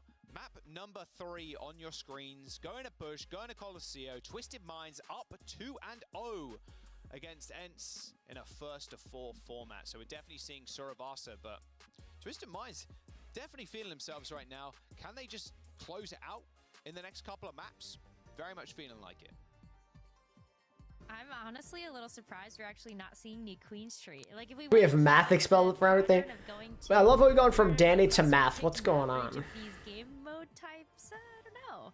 New Queen Street was on the menu, so maybe just not feeling it today. I mean, yeah, sometimes you just gotta do what you're comfortable with. Here for Twisted Minds on Colosseo, they've been looking really great on this Rematch composition, and maybe just feeling a little bit more confident that that's going to work out a bit better if Ents want to stick to this Malga. Yeah, I mean, I'm not sure they're going to be playing Queen here, but Malga, I think Ents right now are trying to formulate something to stop Twisted Minds in their tracks. Maybe Malga is the way to go. Is Kevster just TPing people out is my kind of question, or is he sticking with the Sib? Looks like he's just sticking with the Are you Sib. asking me if I think TM is underrated, or do you think I think that? I'm confused. Like Alex just on the Moira Ram rush again. All right, what can Ents do? Maybe they really believe in this Kevster sim here, trying to recreate what UB was doing on Blizzard World earlier on. Kester's Symmetra still looked really good, especially if you're going to be stalling out in the neutral like I don't know if I'd say they're underrated. I mean, they've been dominating EU for a while. A little bit of a fakey there from Kevster. Sometimes does help just to dislodge people that have set up bunker and these little small little outlets. Vortex is quite annoying to kind of deal with as well. I think the only people who didn't think Twisted Minds were going to be like near at the top are haters, quite frankly. Crimzo killing Slay after a little bit of damage coming from pretty much everybody, I would imagine. Now's the time to really push. Twisted Minds not giving up without a fight though, as Yubi just jumps on in the. Oh, I see what you mean. KSA, yeah, okay, holding the arms. You can't hold. You're saying that I am underrating them for this game. Yeah, I gotcha. With Quartz finishing off Master with a disrupt shot, and then Keller's going, okay, they just turned that fight completely. We don't have a majority of our heals because Slay's dead, but sure, we're just going to win the fight anyway. Just Twisted Mind things, I suppose. Just outfrag is maybe the answer to that problem. 7 times out of 10, and it's working out great for Twisted Minds. They're getting some meaningful push bot progress, and they also get a chance to set up on the high ground. But that's where this teleporter from Kevster can really come into play. They force Twisted Minds back and also force them out into the open, as Ents have to walk forward to take this contest. Vestola taking so much damage from the pulse bomb. Teleport a little fakey. Ports do be him, this is true. And he heals bad. See, oh, well, Slay, yeah, shut down mid-coalescence. Tried to rip it to get the heals back, but Kai already had him in his sights. A little bit more of a back and forth as we do see a full disengage here from Twisted Minds. They want to be able to come back in with KSA. I feel like the arms have just been so nice to have, to be able to sit there and T-pose in front of Vestola's Malga. It does soak up quite a bit of damage, but... Well, Quartz and Yubi are really good players. It's not all that far-fetched at this point. You know, it's not like this is a few years ago anymore. In the middle of the map too, so they're going to be able to get some decent meterage here. It helps that Kevster has to play a lot of sim and stuff too, though, I think. TM switched up their strategy, which kind of screwed him over. Gonna be matching the meterage here of Twisted Minds, potentially even getting the lead, but Kevster with this photon barrier, I feel like this is just such a big tool to have against the sightlines of courts. And even if not to shut down the overclock, you're still okay. Oh my god. Okay, Marsa getting rolled in the back line there. UB setting up Oh. skills too. Visual clutter. Here we go. That's Cage, that's Wall. UB's down to Kai. Meanwhile, we're talking about how the TM DPS are playing well. We got the Ents DPS starting to heat up a little bit here. Kai's been finding some more consistent picks here. They need him to step up big time. Quartz has been playing so good in this series. Well, I mean, maybe even the checkpoint. It depends on how far forward we want to see Vestola push, but I would feel pretty unwise to put yourself so out in the open like that. Crimso, though, with this Kitsune rush is going to be so high impact. Kai's been playing pretty good in so far in OWCS. Today it's been Quartz day though. Quartz has had a lot more room to operate compared to the series yesterday, and it's making a world of a difference. The railgun from Quartz. Oh, it's hidden. Kai and Crimso down.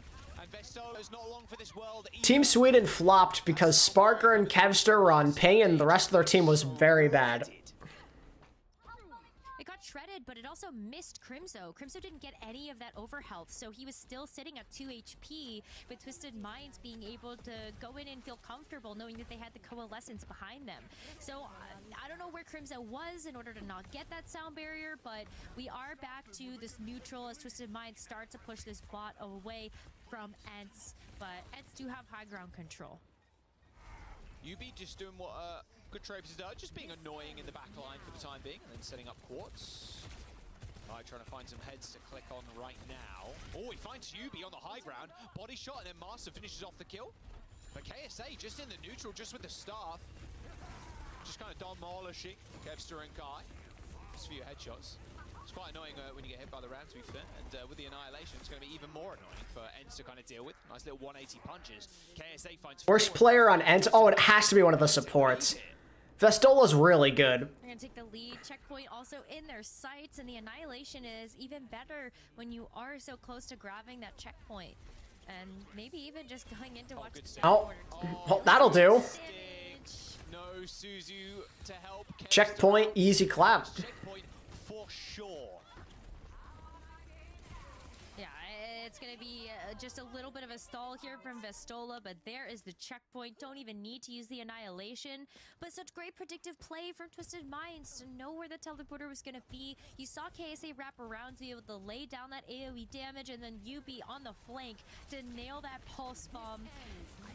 Oh, Twisted Minds, they're looking good. KSA down from Vestola. There's that Suzu to come in to save Vestola, and then Crimso is a player and I think kind of a coach on this team at the same time. people out now. Like Slay almost got booped off the edge of the map. Finally, Ents end up winning that fight. That was an expensive ult fight for both teams. Twisted Minds used what? Cole? They used the Ram ult, the Annihilation, they used Sound Barrier, everything.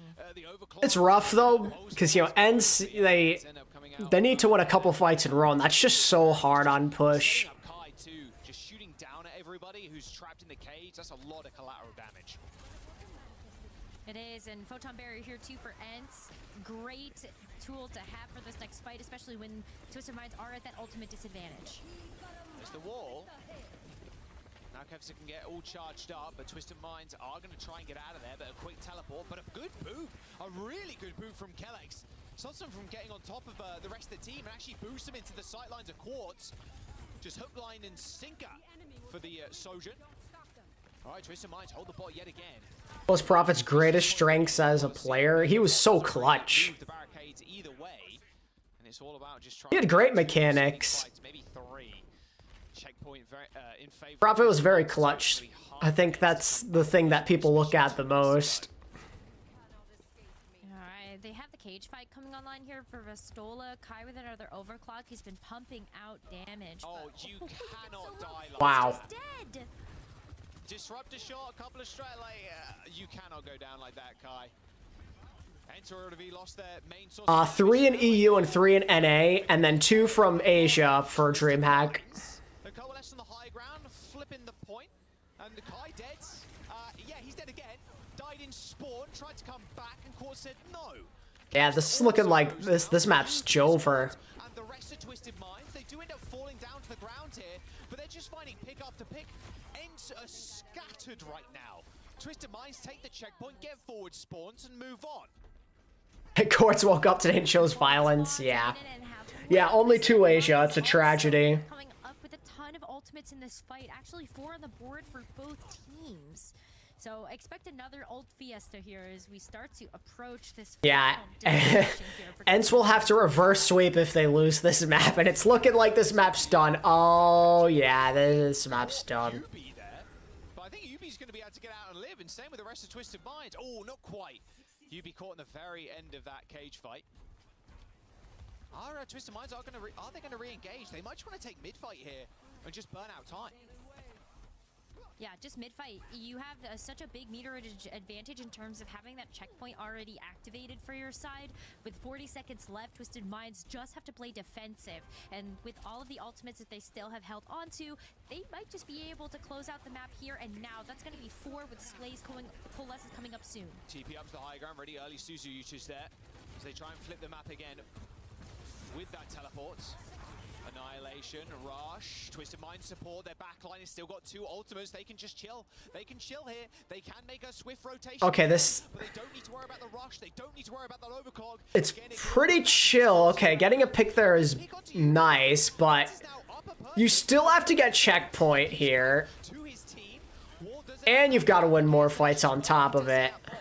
Folding his arms, just waiting by it, refusing to give them the checkpoint. And they're forcing you to use every ult you have. This should just be done. Even if Ents win this fight, I think it's just done. And everybody's just going to line up for them now. UB ends up going down once again. His course just trying to take care of Vestola. Has no Heal Vestola? In the back line. It was just all Vestola just holding that door shut. Courts finds a million kills. That's GG. They literally just have to rush point and it's over. Still an OT, but the forward spawns are the most important part of being able to grab that checkpoint. So Ents will be able to come back into this one with pretty equal spawn advantage to Twisted Minds. That's it. Twisted Minds have sped in here, it is donezo. Team members of Ents are still coming back to the point. UB forced to use that recall early, but no, they don't get there in time. All right, well. It looked like it was going to be another touch, but Ents end up going down. Looking like TM are back on top of the world here. They're up 3-0. It's a very different. They have learned quickly from yesterday, and they are on top. In this series, Kai and Kevster, the dynamic duo, some of the best DPS we have. Teamwork looking good. Courts killing everything. Right now, UB didn't have the best game of his life in that last one, but every single game feels like a Quart show or a UB show. Quartz' railguns are hidden, and right now, Twisted Mind sitting on match point, confidence through the roof. But Ents looking a little lost. And this is the map where they've got to get it done, too. This next one could be the last one if Twisted Minds are able to win in Surasa. But Colosseo, now we can really see why Twisted Minds wanted to pick this map, because Quartz is on it today. Totally nailing these shots with the Sojourn, able to get the one-up onto Kai in a lot of these Sojourn 1v1s. And this game ain't rigged, chat. They are boomed. Twisted Mind is just simply booming them. You do have that confidence to keep playing these aggressive big plays. I'm honestly surprised that Ents is so willing to play Mauga, though. That's what's weird to me. Some really nice sound barrier timing. Slay with the coalescences, and KSA in the front line holding his own against the Mauga. I mean, KSA's job. A Quartz Kev DPS line would be insane on paper. For that matter.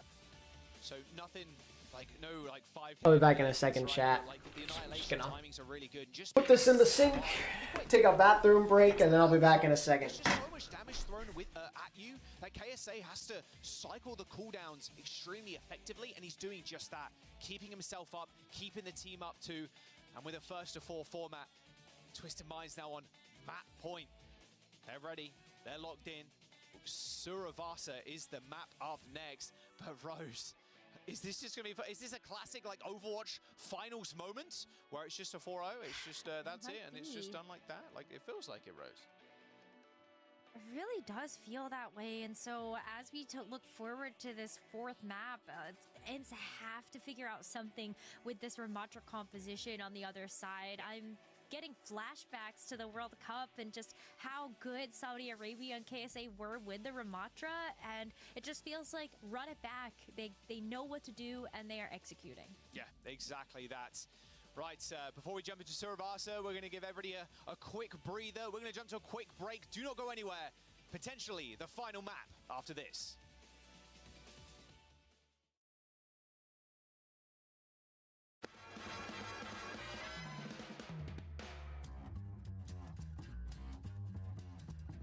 I think it's time to blow this scene. Get everybody in the stuff together. Okay, 3, 2, 1, let's jam.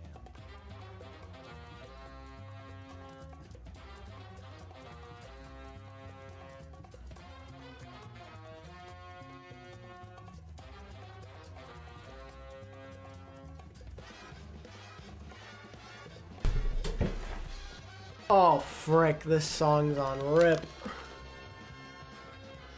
That's an easy demonetization for this stream. GG's. Welp. That's unfortunate.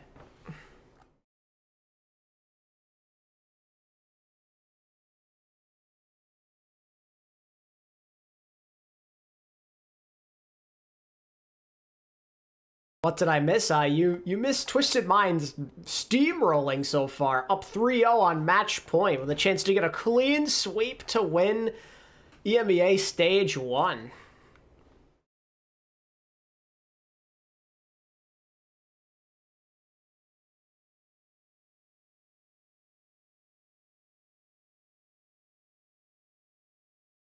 I wonder what Mr. Coach of the Year Gunbo will cook up to try and save this series, because it's not looking good.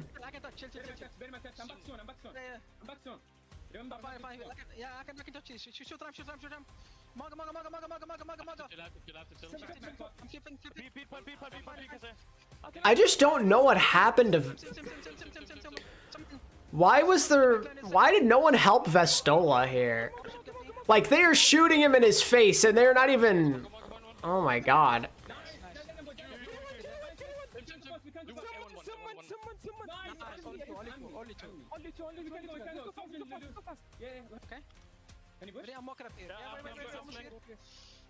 Twisted Mind coach Kareev. No, Kareev coaches Rock Esports. He's not even their coach anymore. With the final map potentially on the horizon for this Shambali is TM's pick as well. Oh boy. Really good RAM map. Map of choice here for Team ENCE, but they have so much work cut out for them. Oh no, that's if we even get to it. I'm sorry, we're on Surasa. Excuse me, chat. We not even get to that. Jeez, man. Be really tough because ENCE has brought such a unique composition into this matchup with being able to play the Malga, which is something that we had seen from Twisted Minds, but maybe it's that experience that Twisted Minds have had with that composition that is potentially allowing them to beat it with the Rematch comp of their own. Only time is going to tell as we look forward to this fourth potential map. Yeah, final map. But yeah, potential final map, right? I mean, this could just be a 4-0 right here, right now. Reverse sweep starts now for ENCE, a team that was so dominant throughout the entirety of the bracket, and now they're facing down the barrel of a 4-0, which is insane to think about. And this team was, you know, newly picked up and was one of the hottest prospects coming into this stage 1. 82% of chat predicted that ENCE would take this match, and it's no secret why. They got the win versus Twisted Minds yesterday. They have all of these incredible players that we've been able to watch their journeys in the Overwatch League. Now that we get a chance to see them in this new ecosystem, like Twisted Minds, a top EMEA contenders team, gets a chance to be in here in the mix with all of these incredible all-star players and make a name for themselves. Surasa on your screens. Have they got the answer to KSA? And well, either the Mauga Thoughts on PvE being canceled and Reinhardt being killed off in the story? Both I hate. I'm so sad there's no more PvE. It makes sense why, but I'm saddened by it. And you can't just kill Ryan. That's insane. Still gonna run to Kevster on Sim. Doesn't look like it. Kevster Tracer, Crimzo on the Moira, and then Vestola is gonna match. So it's a complete miracle across the board here.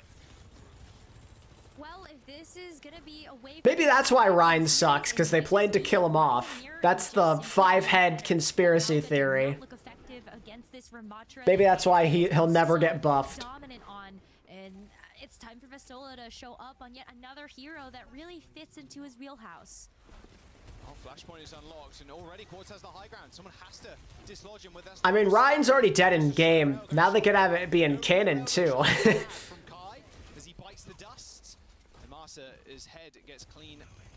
Without the point presence from KSA though, ENCE are able to get that flip. Well, not even a flip. They get first progress. Your tank most of the time too. And so I'm getting the cap first, which is very nice. If they can get one more stray kill here. Oh yeah, no one's surprised PvE got canned, but it is sad nonetheless. There's no point presence for Twisted Minds. It's on its way back. As I say that, KSA appears on my screen and appears on Kevster's screen too, right in front of him. Alright, get out, 44%. I like the idea of getting away from that Mauga. I don't know if it's gonna mean enough in the end, but I like the idea of going this route. That's even better. Really good kill from Kai. Make that 2 in Kai with a little 2K. DPS full to the railgun. Don't let Slay kill someone with an orb. Okay, you're good. There's the quick cap. Nice smart rotation. I like this more. Vestola has always had a pretty good ram himself. We know what Kev can do on this hero, so... Decent time on the point for Twisted Minds, but 40%. 40% is quite low when you considering how... Oh yeah, no, it's not shocking at all that PvE got cancelled. Yeah. It's just sad more than anything else. Get this flip, then and should be able to come back into this one if the fight is short enough. I played the missions a few times. Playing them on the hardest difficulty is mad fun. Oh, bye Crimzo. Ubia got 2! Crimzo just stacking on top of each other, and that is a fight winner. Wow, Ubi with a little 3K. 4 for Ubi. Do the rest. A double kill for the Tracer. Watch PvP get cancelled. Oh, so you're just gonna just delete Overwatch. Gotcha. To be quick is if you just get a double with the pulse, you'd be so sick with it. But ENCE, they did only expend the coalescence, so they still have firepower coming back in. But this is what we were talking about even before that fight is ENCE have one more shot. They can come in and they can contest. Sound barrier at the ready as well. Do have that beat to match. Ooh, Kellex. I wouldn't mind seeing some archive missions come back, but I doubt it. In a little bit of danger here from Kai, who's just up on that high ground the whole time, just waiting for the DPS players to appear in front of them. Both annihilations being used in a classic Ram fashion. They just kind of look at each other and just one of them starts punching, and then the other one just falls over. OT flip for ENCE. Is there anybody from Twisted Minds that can touch? No, so it's going to be first point for ENCE. So complete back off here, and ENCE, they end up taking the lead on Surasa. Okay, well, the last time we did see both of these teams on this map. Let's see this pulse. Oh, wow. This pulse bomb is so nasty. Crimzo got stuck, walked into Kai.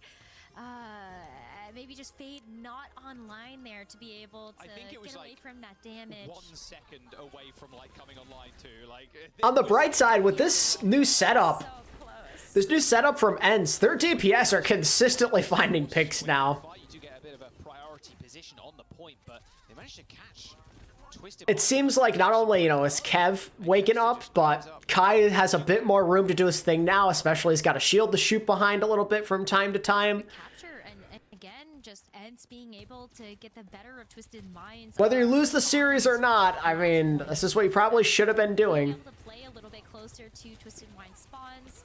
Ooh, wow, Yubi is very confident. Yeah, very confident. I mean, Kai being a little bit scared and just like look back, Tracer. Okay, me slide away and try and push the rest of the team out. He did exactly. I'm so mad at Gunba. Oh, T-pose. Well, you live and you learn, I guess. Crimzo, yes, he's most certainly on ping. Ridiculous. It looks so fun. He's trying his best. That's very good. He's trying his best. Oh, that's very funny. Ents, though, It could be a bit too late at this point, but you never know for sure. Get one more shot at being able to come in. Oh, yeah, a Shanghai Soul situation. Oh, well, we're not going to take it that far yet. We'll take it one fight at a time, and we'll see how things go. Someone from Twisted Minds is capping right now. I can imagine that is Yubi, who is pretty close to that pulse. Oh my god, that Vortex is nasty. Kevster. Throws a pulse bomb in Slay's direction. Few trades, but with this. I know, this time they get point though. Has to be dealt with on this point. So on Kevster gets clotheslined as Quartz finishes off Master for that final kill. And TM have the tools to win another one here potentially. But Ents can come back in here. They've got a lot of ultimates to spare, especially that sound barrier. But it's fairly even when you look at both ult banks. It's all going to be about the neutral. Well, when I say neutral, I mean Kai or Quartz. If they made a popular Overwatch show, yeah, if. That's the new neutral. People have only been begging for that since the game released. It'd do numbers. Surely it would do numbers. Exactly. I don't know if that matters between these two great sojourns. Quartz on a position where they managed to win the map earlier on. There's the annihilation. Both overclocks being used. I mean, we can see Vestola and he's staring right at him. Causes him big. Delayed beat from TM. Only gets 3 players. That whole time he's been AFK basically. Vestola just sitting in a corner, blocking, cowering for his life. Late call from Crimzo. Oh, can they keep KSA alive? He's so low. He lives. That's so big. And Yubi with the stick. They couldn't kill KSA, man.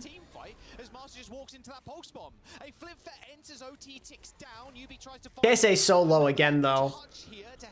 Just look at him. Shoot him. Jeez.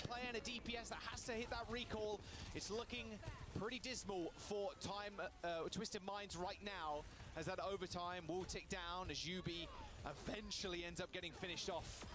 All right, well, it's 2. Taking the point here, going 2-0. The series almost slipping out of their hands, but very much picking it back up right now. And ready and waiting for this next rotation for Twisted Minds, but it looks like it being so far away, they can't catch him on the cross again. Almost felt like a bit of a fumble there for Twisted Minds to give up that point. It's so funny, that whole Kev Symmetra thing, because low-key, that video I made before the Malga patch happened, or the Malga hotfix happened, I was like, dude, what's gonna happen if Kev has to play friggin' Symmetra? And then it actually happened, but without that. That's not good. We'll see how Ents end up approaching this one. Oh, that's how they approach. Ooh, Kev. Quartz is about to get ult, too. It's a pretty good way to start this one out. Slay used that coalescence, pushing people. Hey, you be sick, Kevster. Okay, I see you. Masa's not close to ult. From Kellex, making sure they can stay alive on this point against this coalescence as they now try and flood onto it. Slays in big. Okay, they got him. Ends up going down to the disruptor shot as Vestola tries to push KSA out, and the KSA uses ult here. Unless he really feels like he can win it, but without Kellex, without Slay, there's no chance to stay alive. But Twisted Minds still make it hurt somewhat. 41% in the percent bank now. Similar situation to what we saw in that second flashpoint, though, where if the fight's fast, Ents could be able to come back in and get another recontest of Twisted Minds take back. Oh yeah, if end up like making a big comeback but then lose, like you know who to blame. That is such a survivable combo that it's going to take a lot here for Twisted Minds to be able to break that if Ents pull the trigger first. Wow. That is a dead Sojourn. The little boop onto KSA. Quick reset, smart. Don't extend it. Kai was just weaving, bobbing and weaving in and out of Quartz's just AD strafing as well. Oh, no. You get a pick there that I would lose my mind if that would. Yubi's gonna go over to the sim now, playing some mind games. Squaring up against Quartz there in the little strafe battle, but it was Vestola who was just in the team with the Annihilation. It was tough for Quartz to get much stuff done. Speaking of Annihilation though, here comes KSA, but unfortunately, Yubi's already dead. That's sound barrier, same with Slay. I mean, that's the point, surely, for Ents. I mean, they got 1 to 2. They're gonna get 2 here. KSA is going to rotate to the point. He manages to kill 2 in the small room. This Annihilation is going on for so long. And the pulse bomb from Kevster goes a little wide too. Well, it looks like Vestola's going to join the fight once again. Without all these heals, Twisted Minds don't really have a say in this fight, and they have no staying power either. Here's the flip. The reinforcements are coming in for Twisted Minds, but someone needs to touch, and Kevster is just kind of ripping through them right now. Oh my god, those turrets.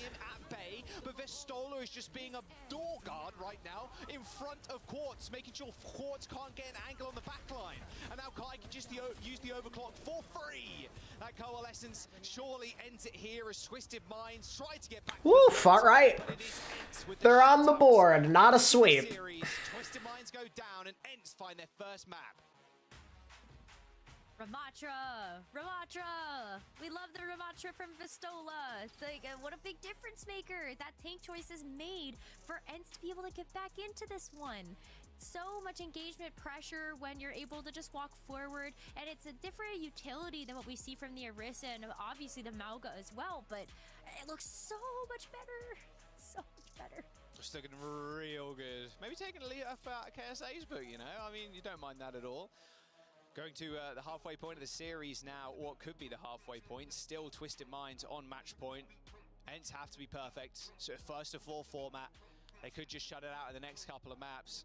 Let's have a listen into the winning comms though from Ents. We'll see how that confidence has changed up. Healer coming. So still main, care. I'll cap it, I'm low. Okay, I'm walking top, They're gonna touch me. Yeah, keep push. Sim. So you no slide point. More. Kill short. I'm back to Navo. Dead. Which role do you think most often determines the outcome of the game? I feel like DPS. Not gonna lie to you. I don't know if that's a hot take or not. Ents not phased there in the comms. They're ready. They're locked in. Shambali Monastery as well. Like if your entire team does not suck, like if your entire team is not complete and utter garbage and holding you back like dead weight, I feel like it's DPS, right? Like the one tap potential of the Soj is like so important. Like hitting those rails, finding the entry picks. It does depend on the meta. It heavily does. Right now, Deeps is really important though. You also just have the opportunity for a bit more AoE healing. You miss out on the stun that the Sigma has with the accretion, but Vestola is obviously very well practiced on this hero, having to have adapted to non-Sigma metas, and it just looks so much better than the Orisa right now. Yeah, I mean, makes the most sense. Shambali Monastery too, pretty good for the Ram. You can hold those corners pretty effectively. Popping up the shield, then you can peek with the Nemesis form. What you can do with the Ramatra. We'll still have to wait and see as we jump into the next map in just a moment. There's the stats, for any stats heads out there. Nice little KDA diff from Ents. But you'd expect that, especially with how one-sided Surasa was. Yeah. Not a whole lot else to kind of say there, except for that was just Ents' dominance from the 3-0 on Flashpoint, but heading over to Shambali Monastery, we have seen this pick time and time again from all of our matches in this series and the main event. So Shambali doesn't surprise me. What I'm interested in is, like, do we see a Pretty good RAM map here as well coming up, so do they have a my question is TM gonna like switch things up now at some point in this series? Play their own mind games again. I hope it's the Ramatra here. Go back into their bag. Way to find out Shambali Monastery. Okay, no, looks like sticking with the standard. Twisted Mind still on match points. Defense for them too. So yeah, same comp. All right, they're just gonna run it down with this. Just Slay on the Moira. Still surprised not seeing Kiriko, but the coalescences have been working out pretty damn well for Slay. Yeah, I think like when you look at the Ramatra composition, Kiriko on paper always looks like such a good support hero because of the utility, the extra damage, but you have so much healing for the Ramatra that just sits there in the tank form, just soaking up all that damage with the arm pose. And I think the Moira as well with the coalescence just has great sight lines for these straightaways we see on street faces. So I think overall the Moira is just Last time Mercy was meta. You have the right click for those. Bro, like 2020, right? Yeah, that is true. Trying to track him can be hard at the best of times. Ooh, that is a very good first pick. Give respect, Kev's obviously jumping out with the Widow to start. Oh, Kai with a little nasty 2K. Railgun shots. That'll crack open the defensive hold. And I always really enjoy watching the defensive holds here. I think they do very much. Overwatch World Cup, what? Mercy in World Cup? I don't remember that. You just guarantee yourself that extra one. And even if you, and to be fair, if you win it, like you just burn off so much time out of the time bank too.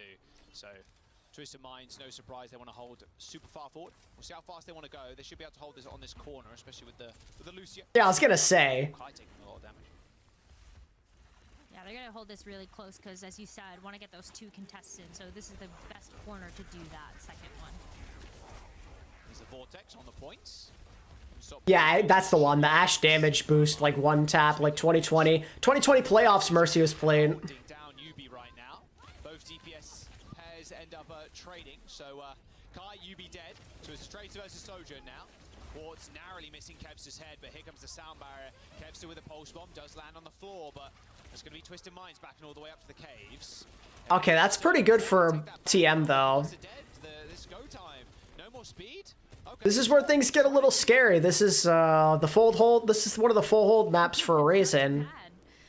That does force Ents to have to back up, and this is where you sort of want to stop that card if you want to keep a very strong defensive position. And Coalescence, you also look at the Annihilation coming up soon here. Almost full slate of ultimates here for Twisted Minds, but big wraparound for Ents. Yeah, Kai went super low. Oh, he's behind cover. Couldn't get the heals from the Coalescence there from Crimzo. Sound barrier from Ents is hard committing to this, and it's not working out for them. The Annihilation and the ultimate from Slay. And unless Slay somehow dies, no, they should be fine. Just basically free fire into the back line of Ents. Quick reset from Kevster. A minute and 40 seconds to go. Ents' offense right now not looking that great. However, it can all be changed around. These railguns, these overclocks, they have been the difference makers. And it once again comes down to Quartz and Kai. Well, if you do stop the card where it is now, it just becomes so difficult for the attacking team to assail. You always have to go under this arch. Aggressive style here now. Going all in with the railgun. He just dodged out of the way. It's like, yeah, whatever, it missed me. I'm still going to stay here, fire a few more railgun shots off. But now this is where things could get a little scary. Nice headshot onto the tank. Doesn't find too much after that as the Vortex goes down, hindering that movement. Finds another angle, but again, can't quite. Under a minute to go. Ents no longer have an ult to use. Can UB find another big pulse? He's oh nope, I didn't even get a chance to let it play out. He's dead. There you go. Quick whip, quick kill, and now Quartz in trouble. Has to back off, use that slide to the caves.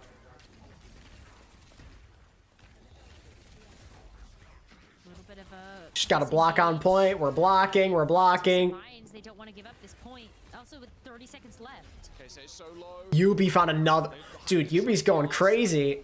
20 seconds to go as Yubi finds 2 kills in the back line. You saw Slay there. Uh-oh, full hold might be incoming. I don't know if it's gonna be hard to touch this. They're going to spawn. Goes down, that's fine. We can speed them back, not a problem. We just got to take care of Kev, so we got to take care of Kai. Who has touch? As Ents tries to use that coalescence to get the touch. Masa can't touch, he got booped. Oh my god, they got it. Holy crap, they got it. The beat lands, the overhealth goes through, but Kalex is going to have a better beat here. Oh, Kevster. Is it enough? Yubi finds another crucial kill in a big fight. But I don't think it's gonna matter.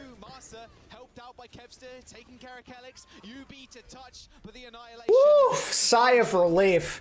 Mere moments away from being full held. Like, that boop, it looked real good for Kellex. I thought that might have been that. That Masa was gonna Ajax. Like, that was so close. Also, the boop away from Kellex meant not only was the sound barrier delayed, but also you could have also stopped somebody from just touching that cart. But the Stola popping the Annihilation at the very least to be able to move in a little bit closer does fight. It's a tough ask, though, to clutch out a lot of fights on this map, though. They got through the hardest part, but this can be a really brutal stretch when you don't have any time.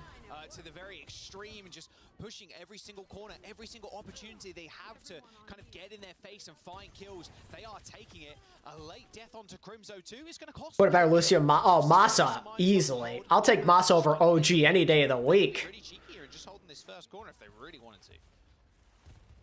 If they want to, but I think it's too dangerous given that Ents, they got a little bit more cover to work with. So I think if you're Twisted Minds, you always back up into caves. You always play this window, which you can see them sitting in a defensive position, and that just is better sight lines onto Ents with that high ground control.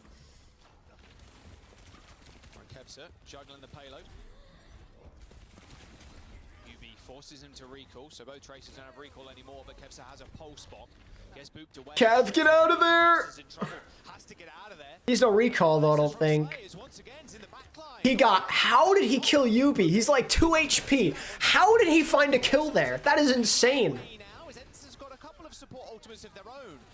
Oh, that's a throwback. The bumper Lucio. But with a kill onto Crimzo, this could be a different story. But of course, Kevster just existing and being alive has very much turned the tides in their favor. Bro, this man's a machine. The last couple of members on this point, Kalex is so low. Kevster comes up with his, what, like 17th kill of this fight, holding down the fort for Ents on the point. Get another attempt at point B, though, here for TM. UB, once again, the guy to look out for. Another pulse bomb opportunity. Single time, just the pop-offs, the pulse bomb. But this is it, Jaws. It could be it. Less than 10 seconds remaining. Got a pulse too, same with UB. 10 seconds to go, like you said, Rose, and overtime fast approaching. 2 sound barriers available for either side. Oh, he does.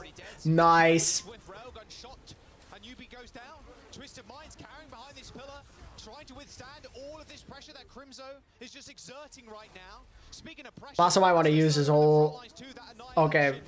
Thank God Crimzo did not die. Oh my god. I was going to be pissed if he died. sound barrier from Kalex just goes by the wayside as Ents once again in OT. Yeah, Yubi's been playing great this series. This map has been insane from his Tracer, but Kev is not going down without a fight. That's for sure.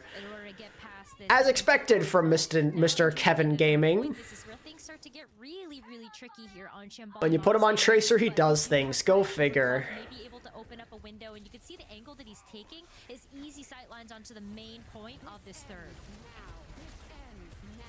Both the Sojourns pulling the overclock. Here comes the Annihilation. Of course, Vesola used his in the last fight. Oh, how does Kevster get out of there? Against the raw aim of Quartz, it looked impossible, but he still managed to make it happen. All right, that should be fight done. But now here's the key, though. Every time it seems like Ents are screwed, they just find a way. Twisted Minds can take a little early peek here, but with the payload and where it is, shouldn't be too long for Ents to kind of get back. We're looking at Kevy Boy this time. Preceding one, but Twisted Minds want to make it their last. What's gonna happen? Can he land a fat pulse? Can Kev be him again? With a potential overtime push on the horizon? What makes this third point so difficult? Coalescence available for Slay. I mean, Ents just need support ultimates right now. That is a priority. Slay goes super low. Pops the healing orb and pops the Crimzo does not have his ult yet. He needs to live. Vision of Slay. And a pulse bomb go off there from Kev. He's almost got it. Damage actually on KSA. Ends up paying for it with his life. Just gonna pop it right away. Understandable. It hit a shield. And now they basically flipped the map on them. Quartz is alone in the back lines. A quick jump up onto the high ground for Crimzo as he takes care of the Sojourn. And then there's now Kellex and Slay behind. This TM backline is living. This is interesting. They gotta find these. Kellex cannot get out. They're not gonna get any kills. They both live. Slay and Kellex live. That's crazy. Well, now that their supports are keeping each other busy, it's all about this frontline pressure, but Kellex gets the beat. Wow. They couldn't kill Slay or Kellex. Where was the focus fire? How do they both live? That's crazy, man. Wow. Twisted Minds. They stamp their flag there and ends. Look. Win condition for TM has been set. Here we go. In OT, and we've seen what Twisted Minds can do with a payload push. Look at Hollywood, for example, in an overtime situation. They managed to get it to second point with only a minute in the time bank, Rose. I mean, I'd be scared if I was Ents right now, and especially with how the score lines are going to Twisted Minds. They're on map point. Let's have a look at a small replay of this final fight here in OT. And look at Kellex. I called it out there, Rose, but Kellex and Slay staying alive. Kellex with 9 HP, went to 9 HP, and then came back with the beat. Kellex staying alive there was life or death for Twisted Minds. It really was, because like 9 HP in a dream, you still get out of there, you earn the sound barrier in the process for how busy you kept the supports of Crimzo and Masa. And if they are busy trying to duel out with the supports on Twisted Mind's side, well, then they're kept busy from being able to heal the front line that we had with Vestola and Kevster. So great stuff from Twisted Minds to be able to stop that card. If Ents want any kind of chance, they need to have a solid hold on the... Oh, what's this? Yo, the mind games. The Mauga against this Rematch. Oh, how did he miss? Oh my god, Kai is so lucky. He's so dead. He should have been dead. I am shocked that shot didn't hit. Want to peek around that little corner. Everybody's like huddled into what? There you go, right?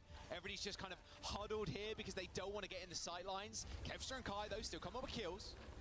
Quartz wasn't already in that fight, of course, or for the majority of it, as they were on the Widowmaker. Making a good stand. I mean, this is what you want, really, right? Do they just go back to Ram now, or are they just gonna stick with this? All right, we're sticking with it. Teleporter usage does get. It'll be interesting to see, say, if Kev dies in this upcoming fight, if he considers going to an Echo, because that has been a big problem for TM. Or Kai can just kill UB anyway. You know what? Fair enough. Old shenanigans with the TPs. I mean, if they manage to TP behind them, that's great. But getting angles with teleports on this map without taking like infinite damage as you round a corner can be quite tough. It is hard. I mean, Ents here too, like, they've already gotten the job done. That's like one big recontest, two, honestly, when they were able to push Twisted Minds back into spawn, and 2.5 minutes left here. I find it funny in how that we've literally flipped compositions. How did we get here? Everybody from that pulse by Kevster. Felt like that would have netted at least 2 kills. Coalescence for Crimzo. And UB goes down yet again. Again, they're trying to stop Twisted Minds from getting on the back line and getting onto another clean fight from Ents. 2 minutes down. But this is where things are gonna get wacky. Shield clutter incoming. Get ready. Good defense so far. Ents just have to keep it up. Annihilation, overclock though from Kai. Did they not get anyone in that ult? That was Okay, that is about as good as you could possibly ask for if you're ends. What the hell was that? Spot again. There's the teleport. Can they get much stuff done? That's the question. Marsa laying down the beat. Same with Kellex. Did hit everybody, but look at the damage coming out from Yubi right now. But Kai once again just sending them back to spawn. Festola was able to somehow keep himself alive. And that's the big danger too. I'm perplexed. I am... Having the sim look at you with the I just have nothing to say. That was so bad. They threw out both of their shield ults and absolutely nothing happened. A zero-man cage fight. They just back around the corner. My lord. 1 minute left. Full holdable. In those scenarios, because that's a lot of damage from Yubi. But right now, And Quartz has to land a big shot here. It's been kind of quiet this map. He needs a big one. Again, Twisted Minds have one more shot. Fakey TP for Yubi that time around. There's a coalescence, and Crimzo is just staring at Yubi right now. That's all he's doing. Ends up having to fade away. You know, Okay, there we go. Quartz pops the overclock, finds 2 almost instant kills. Kevs is lined up in front of him, hits the recall, judged where he was. Kevs to 1 HP. Oh, Nice prediction. Blink onto the mini health pack as well. Quartz finds 3 in that fight, and there is the point. Both teams want to make some late pushes on this map, huh? Want to make this one stressful. Want to make it interesting. And like know how to play their comp on the defensive point A and point B. I'd imagine we'll see how quickly Twisted Minds can push up to point B. That Sojourn reaction for the... Yeah, Quartz heard me. He needed to do something, and he certainly did. If you have a tracer that you are having trouble dealing with and you're playing the Sojourn, but now on the defense, like if you take a look at Caves and the positioning that Ents have, you got a little bit better sight lines here if you are Ents. Kai able to shoot down this high ground. Jeff's still got a pulse in his hands. Once again, Good shield. Good wall from Yubi there. End up backing up here. Oh, pulse one. That landed too. Oh. Didn't matter. Suzu exists. Suzu. Soundbite from Master, soundbite from Kellex. A little bit of a better one there from Kellex, as this one didn't hit Kevster. On this charge too, it's going to be a bit of a pain. You've got to kill Yubi. If Yubi stays alive, the longer he stays Festola ults there? Wait. he's going to cause. But it's up to Quartz. I mean, now Wait a second. Quartz has been the man of the hour and the man of the match so far. Second, I thought he was going to call. Ends up killing Crimzo and the rest of the team. They got 1 minute and 30 now to push towards this second point. Ents should have a retouch here. Yeah, but the good news is because of those 2 random kills they got, they have a retouch. So they're able to actually group up fairly quickly. Really big. Alright, Quartz, can you do it again? You got some more magic in you? Pushing all the way back.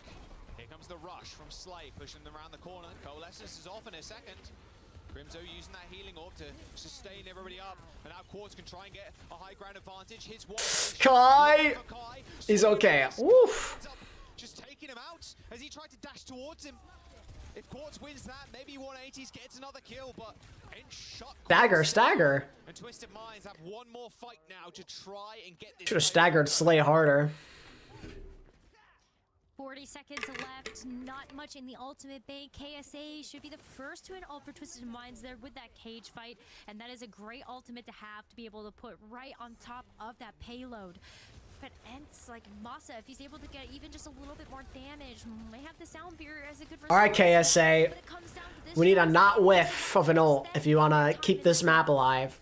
Beats, cage, wall, everything they need to win the fight. Well, apart from that overclock, I suppose, from Quartz. Speaking of which, there's Kai, there's the cage. That's pretty good defensive ult, at least. And you get Festola. Okay.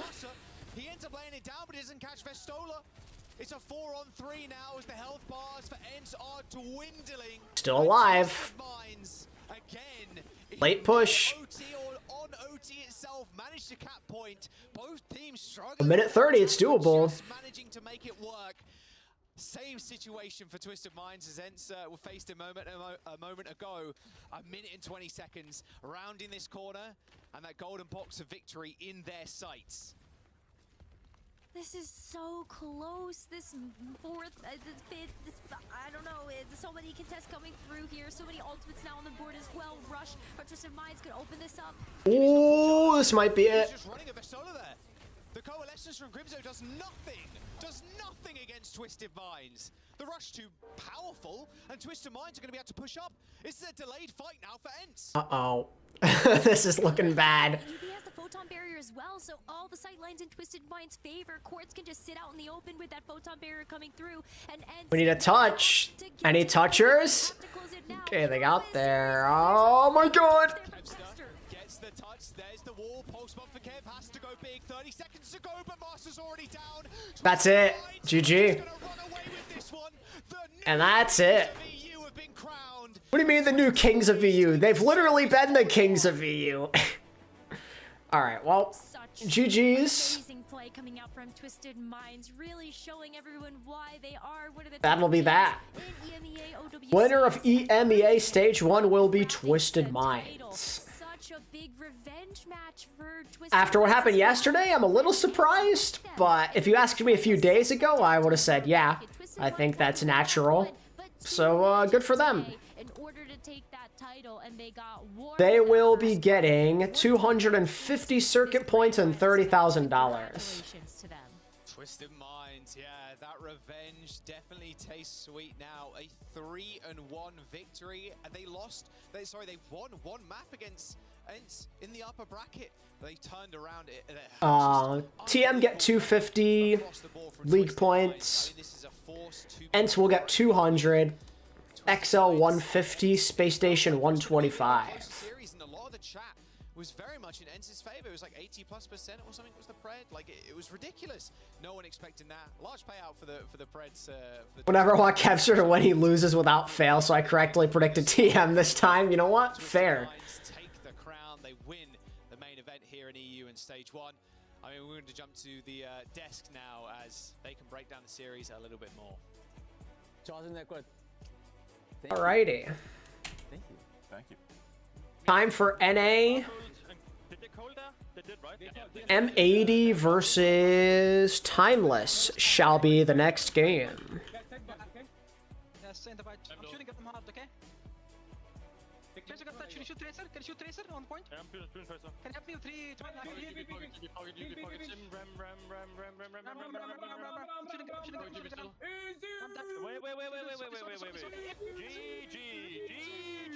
GG's. There you have it, guys. Our very first OWCS stage champions, Twisted Minds. What a crazy game that was. Wow, wow, that was so tense in the end as well. Yeah. I mean, That was a very tense map. about those last couple of maps. Once Kevster was on Tracer, I kind of felt that is like the last stop to pull, right, for Ents. You know, throughout the first 3 maps, nothing they were trying was working. It wasn't coming together for them. And then with Kevster on Tracer on Flashpoint, I was starting to believe. We were backstage jumping up and down, chanting Lisan al-Gaib. But even Lisan al-Gaib couldn't take down Twisted Minds there. What a fantastic performance from them. And I think crucially, right, they win with the Ram comp into the Mauga for the first 3 maps. It starts to look like, oh, maybe I hope M80 wins so Toronto gets a freebie. That's crazy. Do it in the reverse on Shambali. There can be no doubt, really, that Twisted Minds is the better team here. They won both sides of the matchup. They're just better. Yeah, it's crucially what you said in the end there, that yes, Twisted Minds, they dominated early on. We saw a bit of an adaptation come out from NC Esports. They said, all right, let's mirror it. Let's go head to head. But immediately you see a quick response from Twisted Minds, really confident in their ability to bring out this Mauga composition when they felt the moment was right. UB, like you said, Jake, Yeah, you saw the future. Swapping between the Tracer and the Symmetra at perfect times. It really does feel like Twisted Minds, they earned this win so very much. They were so prepared coming into this. So many different compositions they showed as well. Being able to play both the Mauga and the Ramatra. Great adaptation coming into today after losing to NC Esports yesterday. So there can be no doubt about it. This is the best team in the EMEA right now. I think this is Overwatch 2, right? This really bodes well for a lot of the teams around the world that have dedicated themselves to mastering every composition, every strategy. You know, you can be a one-trick pony, but when you go up against these highly flexible teams who can just go back and forth to different styles, it's so hard. It feels like they always have the edge on you. And Twisted Minds, no matter what comp they're playing, they're keeping it clean, focused. Whether it's like the individual plays from Quartz, so reliable on the Sojourn, you know, UB's flexibility across the hero pool. I just love, though, Kellex and Slate, very consistent backliners. And then none of this works. Yeah, I'm not gonna lie. Speaking of Kellex and Slay not dying on that overtime push A rock-solid frontliner. on Ents' attack is kind of what sealed their fate. Letting them know he needs. They needed to kill one of them, and they just could not. Like, that survival was insane. We're talking about these individuals, we're talking about big pop-off moments, but the team strength, the fighting together, that's where Twisted Minds wins, and especially in a rush meta, I mean, there's not a more valuable asset. Yeah, Court's very, very good. Shout out Yubi's Tracer as well, because Yeah, Yubi. came on from Kevster. Okay. I'm not gonna lie, it was kind of worrying. The Tracer, and that's the hero he Like, Kevster was finally able to play Tracer. It's like, what's gonna happen? But Yubi in this map had some great moments on the Tracer. Tracers in the world. 169 and 42. This is one of the best Nice. in the world. Like, Yeah. you're playing Sojourn, Ashe, Soldier, Cassidy, you name it. Being able to have Quartz on your roster, big boon. I do think we have to start thinking about outside of the region for Quartz, right? I mean, he's coming off a World Cup championship. He's now EU champion in OWCS. I mean, this is Twisted Minds being EMEA champions for like over a year now. Like, Yeah. they dominated Yeah. contenders Yeah. last year. They won World Cup, and now they win OWCS EMEA again. Like, this is Yeah, Twisted Mind's on top for real. the crowned champs of EMEA for over a year now. And for me, Quartz is the better Sojourn in the lobby today. I mean, Kai's a fantastic player. I don't think he had a bad game. I think Quartz is just that guy. I mean, we got to start putting him in the same conversation here as the best in the world, right? Like, I think this is one of those. They've won multiple contenders. They just won an EMEA, OWCS stage. A lot of their team just played and won a World Cup. They're on top. Is he the best in the world? Is the sort of conversation we have to start asking ourselves. And also, I think just Twisted Mind just surprises every single time they're on the server. It's just so surprising how good they could be playing Overwatch. All right, let's move on to our post-match interview. We're gonna have time to talk to one of the champions, and it is none other than KSA. KSA, big congratulations on getting the win. I just want to start. How are you feeling right now? Yeah, I feel very, very good. Of course, yesterday was quite rough.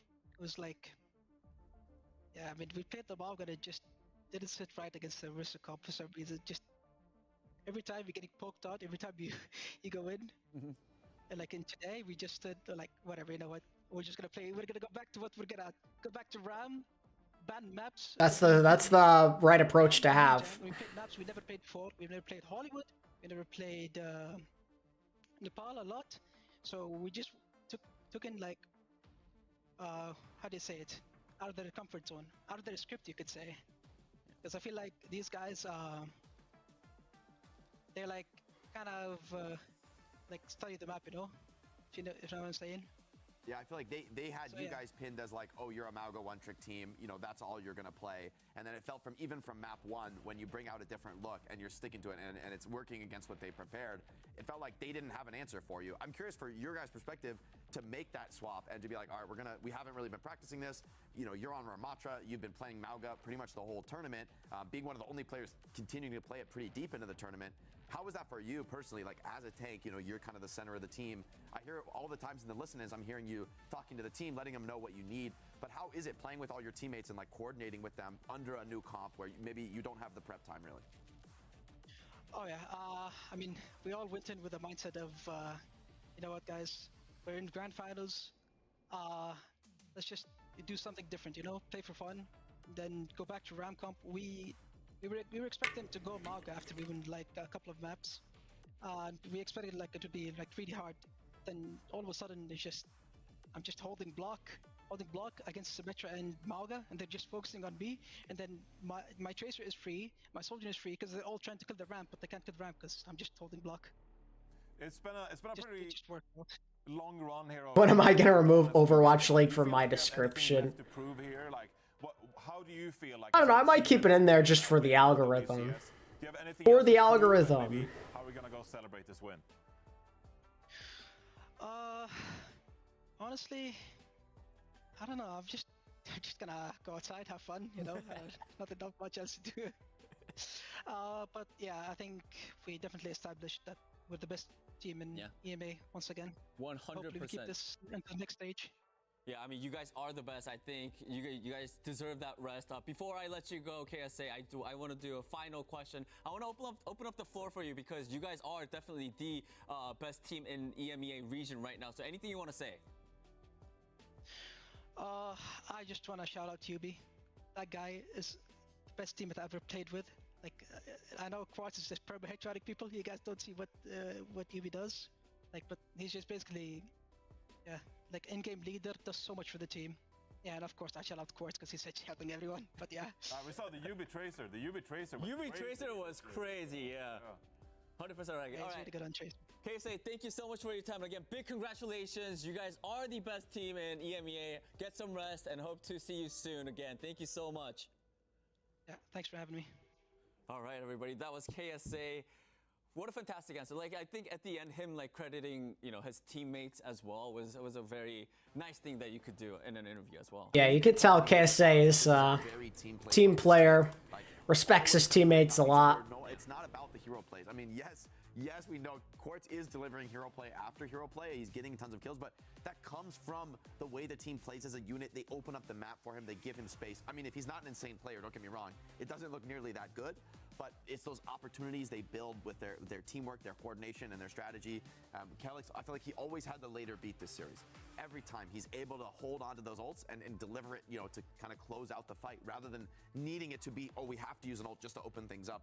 It's their team play that's giving them the opportunity, and then beat is a formality. Yeah, for sure. Okay. Across the board, I was really impressed. KSA's a chill dude, no doubt. Yeah, exactly. That's where I was gonna go next. You know, putting this win into like a larger contextual kind of situation here now, because this is Twisted Minds, as we said, dominated EMEA all of last year, and then as well, you know, Saudi Arabia, they won the World Cup and really, you know, established themselves on an international stage right there. But then, you know, doubters, you know, people criticizing could be like, well, it's the World Cup, you know, it's not really these professional franchise teams or whatever. Like, now you've taken down esports here. You got Kai, Kevster on that roster, Master Crimson. Like, these are you know, tier 1 professionals right here. So this is Twisted Minds over and over exceeding expectations. It's true. This team is clutch. You can hate on them all you want, but when it comes to prime time, they show results. And it's been almost a year now since, just consistently on top in any competition they participate in. Consistently for over 12 months now. But our journey of Twisted Minds proving doubters wrong. Yeah, I mean, hopefully that happens very, very soon. I'm very excited for that. Let's take a look at some of the highlights that happened today, because we had some great plays. And this one, of course, it's Quartz. We were talking about Quartz, how, you know, this guy just doesn't miss throughout the whole series. You know, he made such an impact on that soldier. Oof. Yeah, he's fearsome on this hero. You can see why he doesn't swap off it all series long. I mean, why would you when you're delivering results like this? And for the team style, how much they play aggressively, push in as a unit, Sojourn's that hit scan who can really follow up on those moves from the team. You know, not leashed to the back line, doesn't necessarily need tons of defense all around him. He can play flexibly and move around with the team, which is clearly one of the biggest strengths, I think, of this Twisted Mind squad. And as far as doubters go, I feel like at this point, it's just a little silly to be doubting a team that's been this dominant for this long. Yeah, I agree. But then you saw 12% going into the next Exactly, I agree. People still worry, but I think at this is the wake-up call, right? This is that, okay, you've had all your excuses of, okay, it's the World Cup and maybe the teams aren't as well established, and you know they beat the team from China and Team South Korea. Okay, whatever. But I'd love to see Quartz go up against the best Korean hit scans. Give it some time. But here, we'll see that soon enough when they all go to Dallas.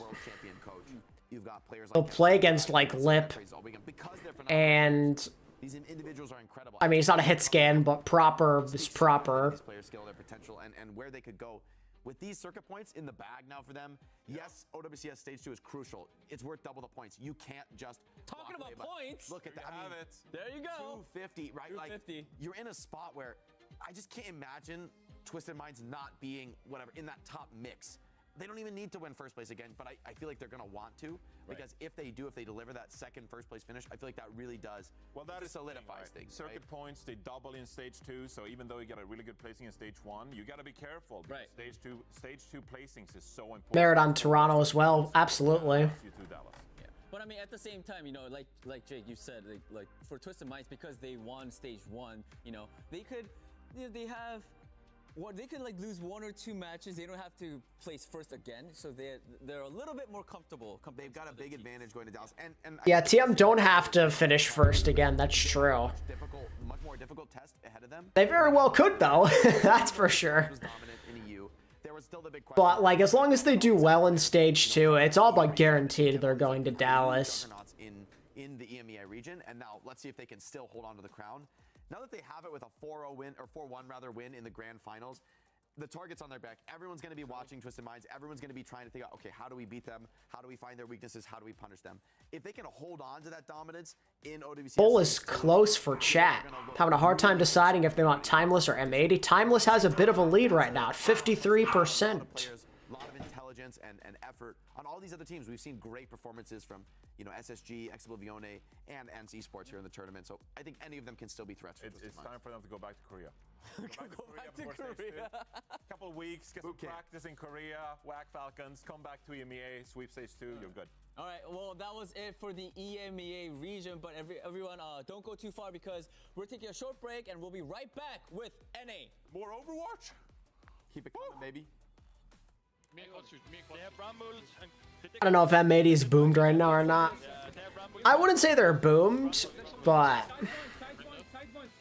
Timeless are, in my opinion, the better team right now. So I think they're definitely underdogs, at least on paper.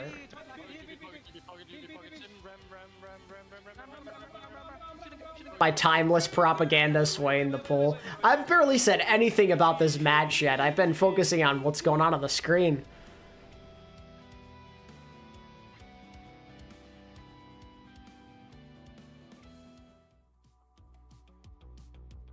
Well, scrims and main events are different. You know, if you don't show up for the thing that requires the pressure, you know, doesn't really matter.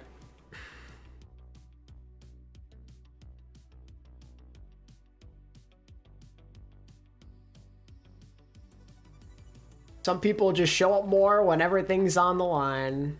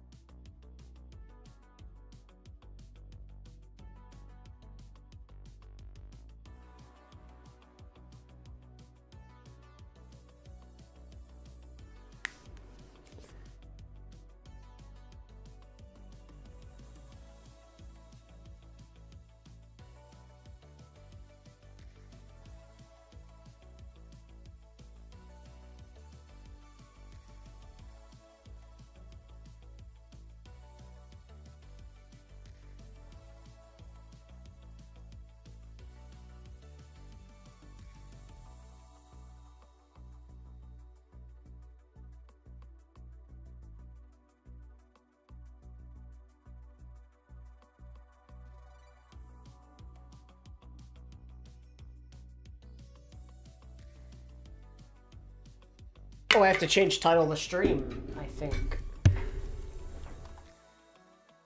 All right, let's go to... Right, NA... Or wait. M80 versus Timeless...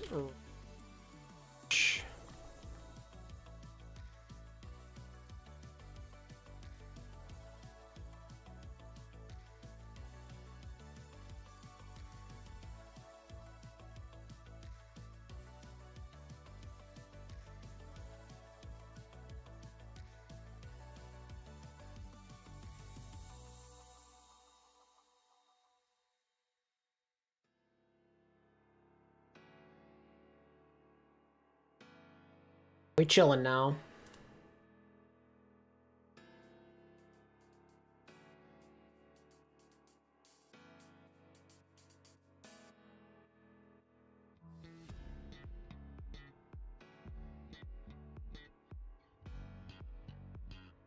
I wonder if this game move on to face Toronto. Yes. Timeless would be my money on an upset against Toronto, but I would lean towards a no. Unique New York. Unique New York. Unique New York. Unique New York. What are you doing, Jack? Vocal warm-ups for the show. Oh. Like now. Vocal warm? Yeah. Kind of makes sense. Yeah, we should do Let's get something, into right? it. Yeah. Okay. All right.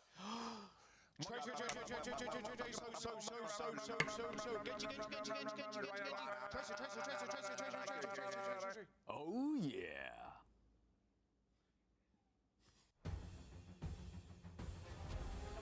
Eagles will take Contender Season 0.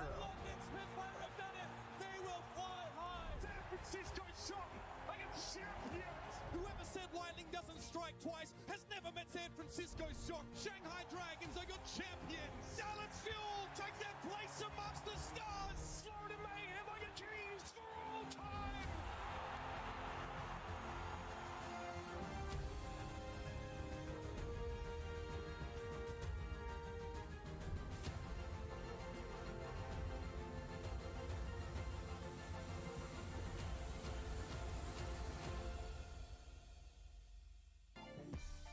Welcome back, everybody! America!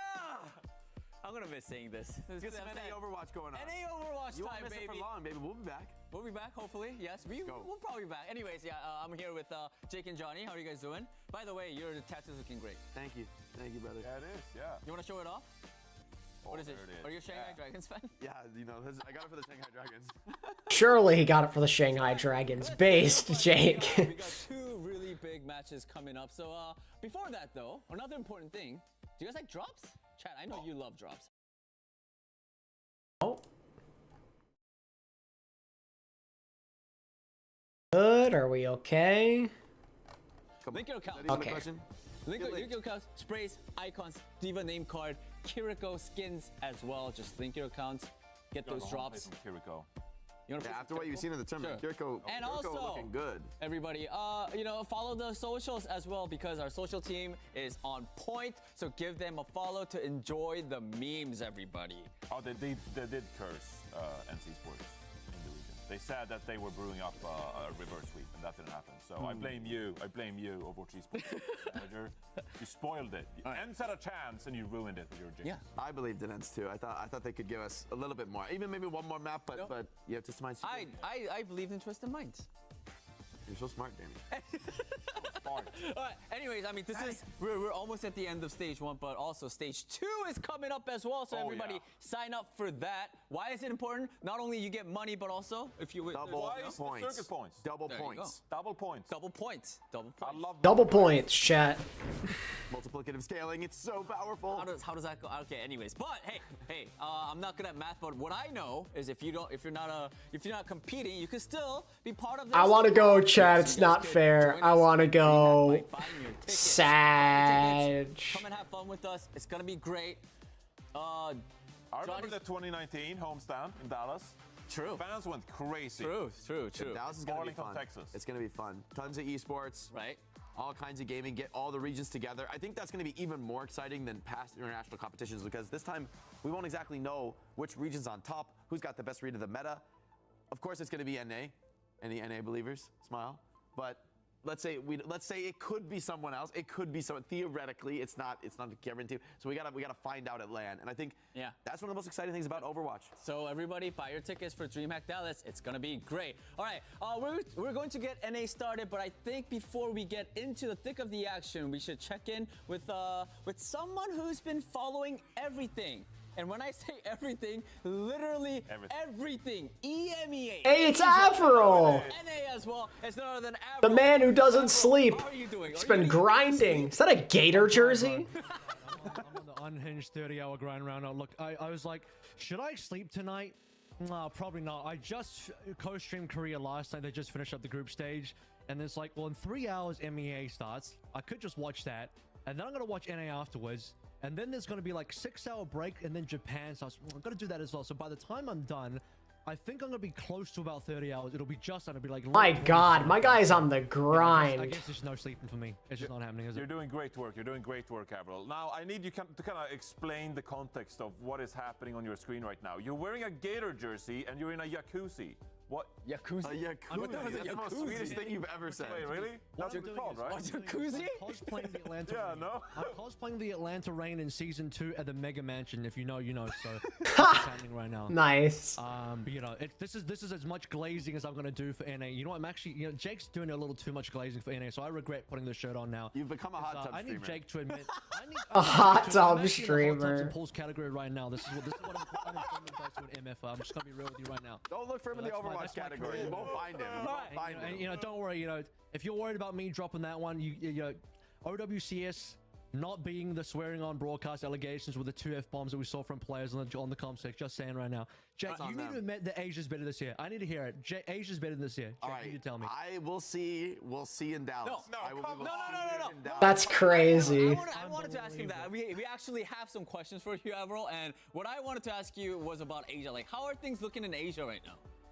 Give me the DL. It was like a changing meta every week. I know we had that Malga patch come through. It's literally a changing meta. It's a merry-go-round. Literally a changing meta every single week. I think in the last weekend that we just had, Korea's been playing a lot of Winston. We had the Whack Falcons game. You know, that's the Lip Heesang team versus the Stalker proper team, and you got to check that game out because that is one of the best games. Super high skilled. Yeah, amazing stuff. Korea's popping off right now. Like every team is super competitive. And I think that's what's amazing about the region. I have one more. Actually, I'm just gonna do another question. Did you say that you got to see the EMEA grand finals or no? Yeah, I just watched it. You watched it? I was, yeah. All right, then if you... I'm streaming right now. Who do you think is the strongest team in Asia? If you had to pick one, which team would it be? Well, Whack just beat Falcons, so I guess it has to be Whack right now. They're leading. Right now, if Whack went up against Twisted Minds, 4-0, Whack wins. 4-0. Oh wow, he's all in. But see, this is the thing. We don't know. I mean, they have totally opposite reads. They have totally opposite reads on the meta. Like, if it turns out that Rush... Avril looks so tired. That series actually is very scary. I mean, my guy has been grinding. And Ana, they can win with this, like, classic dive style. Then, yeah, they probably stomp 4-0. But that's what I think makes international competition so exciting when the teams are region separated is you don't know who's right. Like, nobody knows until the teams actually clash. Maybe if you talk, like, yeah, raw skill, if you force them to play a Winston Tracer mirror, sure, I take Whack, right? But you don't know that. And Twisted Minds, they win this EMEA championship because of their flexibility and because of how well they execute on the rush. Historically, when the regions have clashed and rush has been meta, it hasn't been favorable to Korea. Whack is better. I mean, Whack, they don't just play dive. Just to be clear, they're not a one-trick team. They don't just play dive. And what's really interesting right now is that just in the most recent matchup between those two top teams, Jimbin and Max looked better than Harpin and Smurf, and that's not something I thought I would ever say. So Whack is looking dangerous. It's true. Even, you know, the players that you thought weren't going to be the highest performers are on an unreal level right now. It's crazy. Why did they not bring this man back? It is so crazy they don't have him casting games. What a mistake. Avril, what are your thoughts on the NA region currently? Yeah, I think Toronto kind of struggled, but they look much better in this series versus M80. It's Timeless that's the real surprise though, right? Because Timeless, I don't know how many people thought Timeless were going to be that team to come through and really put it to the top dogs. But I mean, they pushed Toronto to Mat 5. They beat M80 and Mat 5. M80 are looking kind of weak right now. I'm a little worried about their rematch versus Timeless. Timeless got a real shot at being Toronto, but that Toronto versus M80 game, Toronto showed they were top dogs, so they're still the favorites. And Toronto, to me, even I don't know if you're gonna ask me Toronto better than Twisted Minds as well, but I think Toronto right now seem like the best Western team, so I'd probably still take that. I think Toronto are currently the best Western team, but it would be close. I think that's more like a 4-2, 4-3 towards Toronto. Okay, all right. One final question. What are your thoughts on like the open ecosystem and your take on future of competitive Overwatch? I mean, first of all, the co-streaming has been great. I mean, I checked the Overwatch category. It's like, I think 12 out of the top 15 streamers is all co-streaming OWC. So first of all, I mean, just from a broadcast perspective, it's been absolutely sick. True. From like the format wise, having separated regions where, you know, you get to foster domestic competition and then bring together a bunch of different styles, bringing EU back is huge. Like, genuinely, I've been, aside from the fact that the time zone is really bad for me, catching up or sometimes occasionally watching the EMEA region live has been really fun and just seeing how that develops. So I'm just glad we have like 3 regions that seem to have, you know, their own reads and their own strengths, and I just can't wait for the clash of Dallas. Japan. OW says Japan is popping off. Yeah. And Japan's viewership has been popping off. We're getting carried by Japan. I saw that. Japan's going hard right now. Yeah. Wait, J3 is co-streaming with Avril? That's sick. I mean, we don't have to say goodbye because we are going to be rating you after the broadcast. So be ready. I'm just telling you to be ready. We're gonna go in there. I'm looking forward to it. We'll join you in the hot tub. We'll join you in your jacuzzi. Yeah, please. There's enough room. The richest man in New Zealand. Surely. That's gracious of you. All right, brother. Thank you so much, man. Thank you, Avril. Chat, the poll is nearly even. Get your vote in. M80 or Timeless. Who is advancing to play Toronto Defiant? WCS series that we're doing. Hey, you could also be a co-streamer as well. The applications are now open. If you want to co-stream these amazing games, put in your applications. Be a co-streamer. Application in. Let's get more co-streamers in. Yeah. 16, like you said, so many of the top streamers co-streaming. A lot of small streamers too. It's been tons of fun. Sort of like a different vibe to follow the games with. If you're into that, you follow your favorite streamer, but still follow the esports broadcast and still kind of bring all the community together. So that's been the mission of OWCS so far, right? Is bringing people together, bring it all under one, big under welcoming one roof. Jacuzzi. Under all into one jacuzzi One together. big jacuzzi together. Leave me alone. Yeah. Love jacuzzi. Anyways, all right. We want to highlight some standout players from the stage, but we need your help, everybody. It's really hard to pick. So the three of us, along with a special guest. Any guesses, everyone? A special guest? Fish? Who is it? Real nice fish. He just comes in. Wait. Whoa. He's got a stool. Oh, you're gonna sit on it. Oh, okay. I thought you were gonna use it as a tool. So it's gonna be us, and also with help of Jack, we nominated 4 players we think stand out as stage superstars. But we need help picking who will take it from this stage. So we'll be doing this 4 times this year. By the way, so it's stage 1. We'll do it again for stage 2, stage 3, and stage 4 as well. So let's see our 4 nominees, and we'll chat about them. Starting off with my personal pick, everybody, Pelican. I think that's he great is the alliteration. best. What? My personal pick, Pelican. Love it. Yeah, right?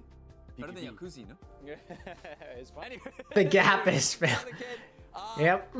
We get 30 seconds each, all right? I mean, the only thing I want to say is you guys have to remember that he's playing from Korea. He's playing on 120 ping, and he's still dominating. Go. Like, I mean, I don't want to say Pelicans goated with it. He leads his whole team, I guess. Yeah. And I mean, there were a lot of times. It's also in the interview that I did with Pelican, he did say Tracer is one of the hardest heroes to play on ping. Yeah. You guys, we don't even realize it. He still gets. It's all the crazy. kills. What else do I say? I think that's literally it.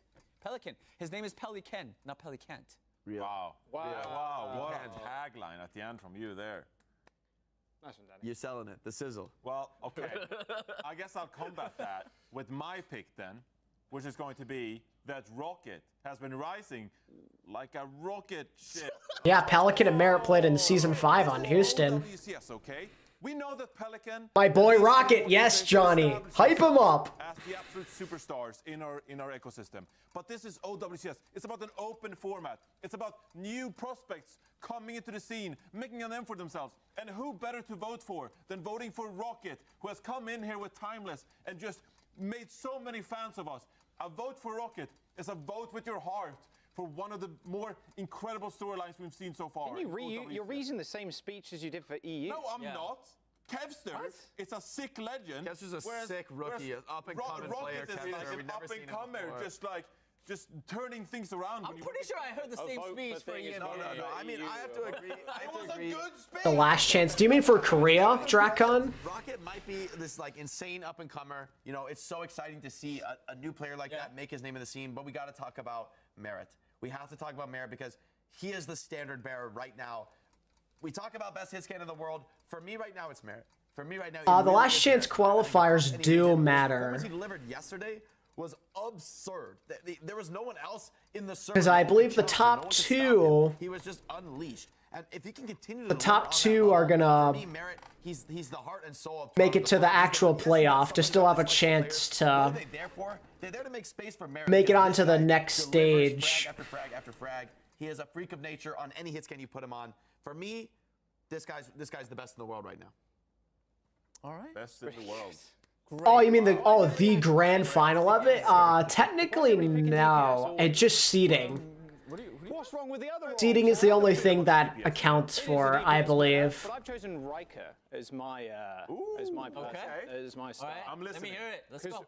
Riker play Winton, and Winton jump, but Winton don't nap because no honor. No sleep. So Winton win. Winton primal, Winton backline, Winton kill, Winton win. I don't understand what's so hard to think about. Argument right there. It is. It's very compelling. Yeah, no honor means Winton equal good. I think Riker's been great. Him and Icy's trading in and out, but he's still looking fantastic. Winton go hard in this meta. Wow. Winton win. Wow. I'm Winston. Greetings. I'm Winston. All right. Well, I mean, that's those are our picks. I don't know what you guys think. I think Pelican. Rocket. Anyways, He's got 3 player of the matches. He's goated. Who you guys want to Go to Tracer. It'll probably be a NA Toronto player for though, Stage 1. or Pelican. Knowing how chat works. Are we just done with me? Okay, I'll take Why Sexy Man 69 up there? I don't know. What a tragedy. Monkey jump. with my stool. Yeah, leap. There you go. You should have primal rage the chair away. Primal rage and start punching us on. All right, here's the NA bracket, everybody. Let's take a look. I mean, we got 2 great matches. I think we're starting things off with the lower final first, and then we're gonna go into the grand final. They're waiting. They're waiting. M80. Honestly, I feel M80, they did look weak in that match against Toronto. They kind of got slapped around. I think they're veteran players on this squad, though. They can pull themselves together and put up a big fight. But there's no doubt Timeless are smelling blood in the water here. This looks like a very winnable match with the way Timeless has been playing. I think Timeless has been a bit variable, but the more the tournament goes on, the stronger and stronger they look. I feel like they are peaking for this match. Yeah, Timeless looked so good versus Luminosity, though. I mean, they're so good when both Rocket and Chopper are just firing on all cylinders. And like Riker's confidence yesterday in the interview, he was so confident between him and Icy being able to cover so many different tanks. They don't even know who's going to play before the day arrives. What's up, Fresh Peace Leaf? I think they're going to go Catching your stream now since OWL Finals. Watching your recent recaps. Have more catching up to do. Yeah, it's a lot to process. There's a lot going on. I think it's fired up for the opportunity here in OWCS to take on some of these. I'll be making some more videos soon. Right? This is when the open tournament system kind of comes into play, and we're going to see guys who've been grinding for the longest time in Tier 2 now go head-to-head against a team like M80. And I think they're really hungry for this opportunity right here, and I think they're going to give a great showing to us. Yeah, for the side of M80, though, we've got lots of heavy hitters to rely on. I think eyes on, for me, particularly players like Hydron. I really need to see a huge performance out of the hit scan, in particular this game. I think with how well Rocket's been playing, it's going to be all Pelican can do to just hold him back in the end. With high ping, it's a huge advantage. Sunjun is a goated rotation piece. He was the one in this tough loss of tournament fight who I felt like was still battling back, was still... Yeah, Pelly didn't want to give up, but his team was ready to pack it in. He isn't letting the ping get the best of him. I think he will absolutely deliver a great performance today. Kind of crazy how your Tracer on ping is your best asset. We're going to need to see some of those picks because with this very aggressive style, these fast, aggressive tanks that Hawk likes to play, it's kind of up to a lot of production from DPS players to follow up on those openings, you know, turn that opening damage into real kills. I mean, I feel like it's going to be a tough, I guess, series to sort of predict which team is going to win. Ilos. We're going to Ilos first, selected by Timeless, and then followed by Midtown, and then to Esperan'a. What are you guys looking for in the first map, Ilos? I will say Riker, you know, looked great on the Winston. He's very comfortable on it, so I think that's probably why Timeless takes us here. Maybe there's a map or two where you can force the Winston here. However, when I did see Hawk on Winston, it wasn't yesterday, it was the day before. I think Ultraviolet's been pretty decent. He looked very practiced on that hero. I think he's been locking Not like elite, but you know, he's had a lot of good moments. We haven't seen him play. I feel like Winston could be a very serious strength. It was not too much gameplay, but I really liked what I saw out of Hawk. So I think a Winston mirror could be actually a great start for M80. Yeah, I'm really going to look out for the Tracers here. I think the Tracer matchup is crucial here. Pelican, obviously established, amazing Tracer player. Playing on a bit of high ping here. How is that going to affect his performance? Now you're facing off against Rocket, who has been one of the best Tracer players in the tournament so far. All right, and I mean, quickly, before we throw it to the casters, your predictions. Chat has Timeless 62%. 38% goes to M80. Are you guys? That's interesting. I feel like that's kind of on par, right? I don't blame him. I mean, you just look recent performance. Timeless looks hot. M80 not so much. They are vets though, so I don't count them out just yet. I mean, a bad performance yesterday, they can write that off and move on. Western Standards UV's solid. We got a good one on our hands. True that. All right, let's get the game started. I'm tossing it to our casters, Matt and Jaws. Take it away. I'm back, and I got a new friend. Matt. Yeah. Well, I have to start out the day like that. You know, if I get my jab in first, he can't get his jab in first. You know what I mean? Like, come on. I didn't say a thing. I was actually going to shoot a shot at Johnny. Like, who in the hell says Yakuza? Nice. I mean, that was the most ridiculous thing I've heard in a while. Most Swedish moment ever. Switching the J with the Y. Yeah.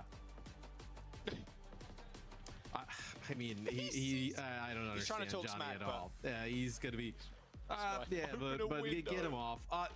This series should be pretty epic, all things considered. Is the first Wait, half, it looks like is what's that? What Avril was in that little rectangle? What was that NA production? Alright, ending the poll. Chat is going with Timeless. I too am going with Timeless. I am on that Timeless propaganda. I would say up and coming compared to some of the players in the They beat M80 before. I think they can do it again. I am all in on the Timeless train. They are goated. Highest level of pro competition. Give me my boys. A lot of people are just kind of like rallying. Prove me right, boyos. Right? I know. Obviously, we've seen CJ in opener in the past. Then Riker, Rocket, Sojin, Chopper coming in playing great. Timeless will actually have a Sunjun Echo. Interesting. Kind of like switch between Riker, Icy. It seems like they just kind of do it on a whim. Ooh, what is this? M80's gonna go all. Okay, this. M80's probably. I mean, if they play this right, they take this first point. There should be no reason they lose this round. El Clasico comp mats on this point. Just a bunker. That's all it is. Just hope to catch someone off guard with one of those walls. It's going to be tough really for Timers to make anything work here. You're really looking for like an initial kill from Sunjun or somebody to burst someone out. Speaking of which, it's opener that gets bursted. Lep finds the boop. Not sure if that was a boop kill or just some damage. But regardless, M80 find that cap first and can be quite a tough point to really assail Matt. Timers are going to have a workout for them. I mean, Sunjun at least has nearly got a copy already.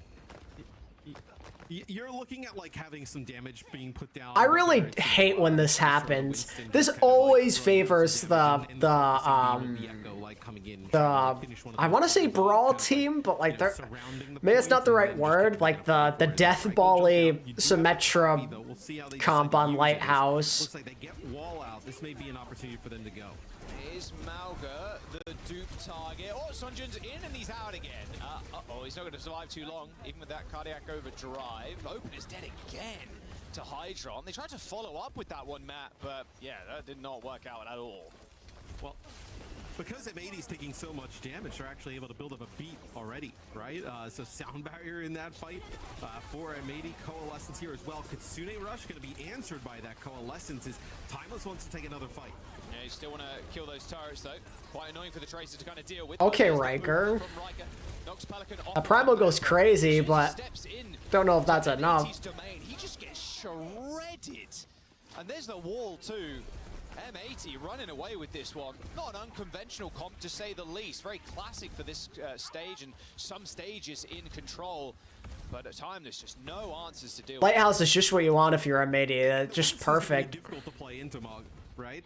When Timeless is usually kind of gone like Rematch or something else, it's typically been Icy as it's a TP just to get some players back to the point here. What? But Pelican takes out CJ right away. I mean, that is brutal. Opener. What is ping? Does not exist. Gonna get it here probably towards the end, but it may not even mean anything. Opener from the highest Riker's so dead. Goodbye. Sound barrier onto the point. Riker dies. The beat comes out for M80, and that'll be it. Wow, Timeless. Okay, now things should be a bit better for Timeless. This is like the hard part to play dive into that. The extra hard part. No, I mean, that was dominant there from M80. I think it's a really great read on like, okay, between Riker and Icy, who's in the game, this is what we can play here on this first point and really kind of catch them. I'm wondering if Hydron would actually bust out a Widow here on Ruins. Something that M80 wants to play all of the time, right? We saw them. That's something I could see him doing. For a little bit, but I know in situations like that where you can bunker up with the Mauga, the Sim, and the May, I mean, it's very difficult to beat, especially if you're going to play dive. So. Timeless, still sometimes you make some changes here, but at least looks like Sunjun is here. Oh. So maybe thinking that there's going to be like a Winston possibly on the other side. We're going to get a good old Widowmaker. I don't know how I feel about Sunjun in a Widow duel against Hydron. I meme on Hydron a lot, but this is a tough ask. Honestly, it's been a while since we've had a good old Widow or 1v1. Feels like anyway. See how it ends up turning out. Okay, that's a good start though. Body shots count. Body shots count. It's okay. Whatever works. Unlocks. Time is putting themselves on it without Lep. I mean, it's hard for Hawk to really get much positioning there, Matt. Okay, Sunjun. Okay. Let's go. Prove me wrong. King. Hawk to kind of like move up into position. especially just taking damage at range from the Widow, right? The Widow, the Tracer just pelting damage down where you need that Lucio speed, or else the Orisa is going to have to use all her cooldowns to be able to get there. So without that Lucio speed, have to kind of like just back up. It'll be a losing fight here, and a lot of this will come down to this Widowmaker matchup. Yeah, really well. Oh, he's hunting for headshots. Saw Pelican. Both Widows exchanging body shots there briefly. Point is being contested, at least somewhat, by Hawk. Pelican is on 120 ping, yeah. And he's still beasting and feasting out there, taking names. Just holding that Matrix up. Just make sure they doesn't take too much damage. Opener would be such a good name for a Widow player. Real. M80 without giving over a single kill. Oh. Hydron with the response. There you go. Danny talked to, when he talked to Pelican the other day, like really how difficult it is as Hydron takes a shot, but looks like you're going to be able to keep him alive. Yeah, as Pelican there to... That's a bad stagger. How difficult it is for Pelican to play that, Tracer on that high ping. Going up against Rocket, pretty brutal scenario there as Riker will get... I mean, Spectre's on the bench. He'll have to back on up and, in Korea. Maybe you switch tanks here. You consider it, right? You're going to give up that ultimate. Maybe you don't want to play the D.Va here, as yeah, they're going to match the Orisa. So I think this is a good swap. I think the D.Va was really good to kind of like access that backline. Maybe if they're playing the Maga, you can kind of like survive a little bit better with the Matrix. Widowmaker in for sight here for Timeless, as now they try and match the tanks and move on it. Yeah, here comes the rush. Both of them, in fact, on the points. Sunjin can see Hydron through those walls. Same with Rocket, though. Get him, Rocket. Get him. Get him, brother. Let's go. Come on. 1 for 1. Pelican with the pulse bomb does kill Opener. Oh. Rocket goes wide. Still peppering the back line, taking him low. UV in trouble. TP's away, but doesn't TP far enough for Rocket to hound them down. Nice. CJ taking care of Pelican there. It's Timeless. Yes, sir. They can probably stagger out. Okay, they don't stagger out too long. M80 72% to Times is 50 now. Yeah, it feels like a lot of times where if Timeless can get it into like these the fights kick off, right? We end up in these like 3-on-3 scenarios, right? It feels like CJ and Rocket do a great job of just living throughout all of those, and when those two players are alive, you feel really good if you're Timeless about being able to come on top. As this will be the insight here from Hydron, so gonna force everybody play smart. To play a little don't rush it. Back, you got your result. Oh, nice UV was like 1 HP. 1 HP was get him! Get him, Lep! Or not Lep, I mean Opener. is going to see his team through. Oh boy. Just fearlessly charging at the Widow. No respect for Hydra. Oh! Disgusting! Still, though, Timeless in control of the point here, Matt. It's still a bit of an issue for M80. They don't exactly want the Widowmaker touching the point. So they may have cleaned two. Yeah, I don't think you can push this either.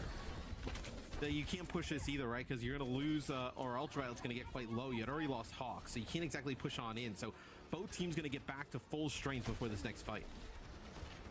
Sunjin, oh, he takes the head off a lip. Or Lep even. I mean, Hydron now in a situation where he needs to trap. Suzu, nice. Oh, Pelican will do just that. So Hydron's a little bit more free now.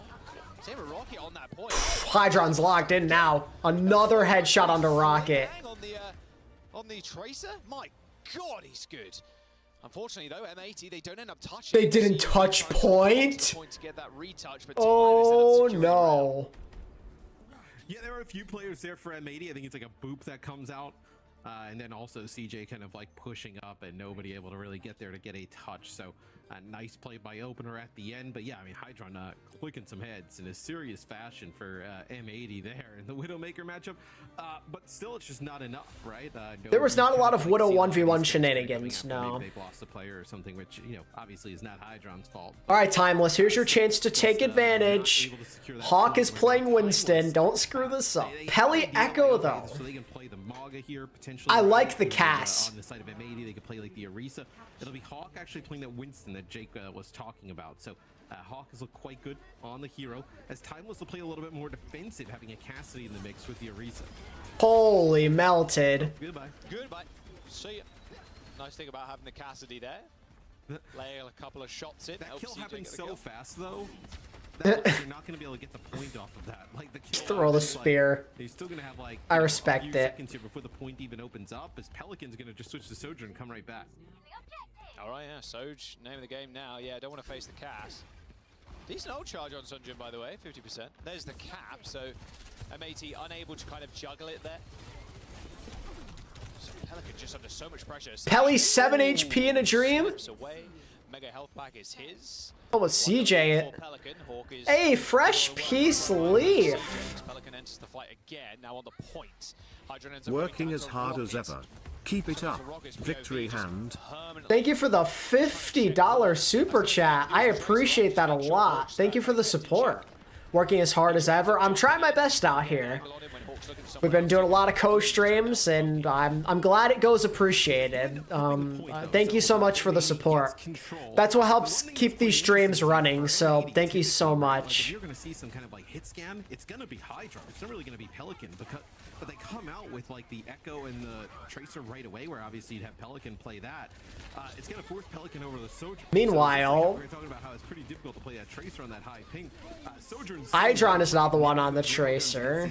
Really mobile targets. This is very weird. Hydron on Tracer and Pelican on Sojourn. Something doesn't feel right there. Be a little bit careful, don't force a recall. Riker's pretty low. M80 still with control of the point. Riker used pretty much every cooldown that he's got. It ends up working out. This is the big thing about the Orisa. So we've been talking about with the Mauga matchup as well, Matt, is the Orisa doesn't need as much support as like this Monkey does from M80. Yeah, and you know, look, the Orisa can really get in the backline, cause a lot of problems. Like you see how fast they're forcing out like Pelicans, you know, slide, and then they're just having the Tracer kind of collapse. As the Cassidy is in an interesting spot here, right? Can play very defensive. You know, 275 HP, the damage reduction. As well with like a roll, so it'd be very difficult to dislodge this Cassidy. I appreciate it, Leaf. I really do. You just get offensive with it. Oh, speaking of getting offensive with it, oh, some skulls lighting up. Do not peek, Pelican. Do not peek. It's in the rush as well. Yes, disgusting. Disgustingly fast charge. Oh my god, that spear just sent him to the Doom dimension. Even on like you know, land ping. I don't know why I said Doom Dimension. It's a Bakugan reference. I'm making Bakugan references in an Overwatch CS stream. Crazy. This point being permanently pressured as well by M80, but there's always someone there to kind of juggle, make sure there's no free caps going through. Hawk goes down to a pulse bomb, and just kind of slipping away from M80 right now, Matt. Well, yeah, and Pelican goes back to the Echo here, so gonna try and play this Echo again, which is gonna be pretty tough into the Cassidy and Tracer, two of the best heroes in terms of like countering this Echo. So, no, what you're looking at Hydron's pulse bomb here has to be huge. Consider Russia Ultraviolet as well, as Hawk starts off the fight. ATP Bakugan win. For time, it's okay. Just kidding. Point, you're not too scared of losing this one. You still have 50%. I should expand into the children's toy brand. ATP Bakugan, ATP Beyblade. It's time. Maybe no worries. Or maybe a couple, because you also think that Timeless builds up towards a Kitsune rush here as well, right? So CJ is going to be able to build this up really fast. They'll probably just have somebody just to walk out of spawn, take a little bit of damage, and then be able to get that ultimate. So ATP Yu-Gi-Oh! I haven't played Yu-Gi-Oh! In a while. A little bit harder to kind of deal with, you know, maybe. Dude, I used to have the OG Bakugan video game for Xbox 360. Yeah, an easy railgun charge as well, right? Charge it up on the Orisa. That game went hard. Someone else. Do the same again, rinse and repeat. Kitsune rush instantly used there as the Suzu comes out from CJ to help him save himself from Yeah, I'm a big DBZ fan. Rest in peace, Akira Toriyama, the legend. Oh, Pelly with a huge stick. And it's looking like M80, despite the rough portions of this map, are gonna take it. Rocket has got pulse bomb, but I mean, he's pretty low at this point. Manages to blink on there. Barring any miracles, it looks like they got this. He's already sent back to spawn. Hydra now got a pulse bomb of his own in about 5%. That Terror Surge locking the door behind Timeless, and that should be tight map to start. And there we go. Map number 1 taken by M80. You're replaying that game, Penguin? I'm jealous. Yeah, really close map number 1. I think it's just opener sound barrier, just a little bit late, right? You know, not able to save Riker. He gets hit with a pulse bomb, ends up trying to use the Terror Surge to use a Fortify to like try and live on through it. And maybe Thoughts on DBZ theme park? And you're kind of like saving it to like. I think it's cool that that's happening. Sojourn on the other side of things, so like not really worried about obviously an overclock. So isn't it like really big too? They're gonna drop it, and then you know things are gonna just kind of progress. Pelly Ping is a Dark Souls boss. True. Really use Riker's Orisa alive in that fight at the end. Yeah, M80 taking an early lead, first to 3, of course, in this series, then a first to 4 in our finals. But M80 looking good. Timeless have been the ones to contend with, especially through the bracket stage. They have just been, man, they've been beating back some of the best. I mean, we went to a map 5, right, against Toronto Defiant, who are currently sitting in the finals. Midtown is our next map now, man. Yeah, and I think if you're timeless, hello Johnson, you can't really be too disappointed with the result in map number 1, considering I think they got really game plan scouted there at the beginning, right? That Maga comp, there was really no chance they were going to win that first point. Let's have a little listening though to M80 and their winning moment in that last round. This one. Nice. Lucio. Wait, point. We're left. I'm Come back. I'm living. Tracer for me. Okay, where? Surge one. We kill Trey. We push right. We push Surge.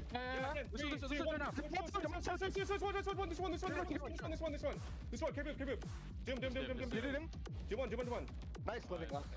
I think the Tracer play there is just the definition of being everywhere at a single moment in time, like chasing the Tracer, cleaning the kill up, and then straight to the back line.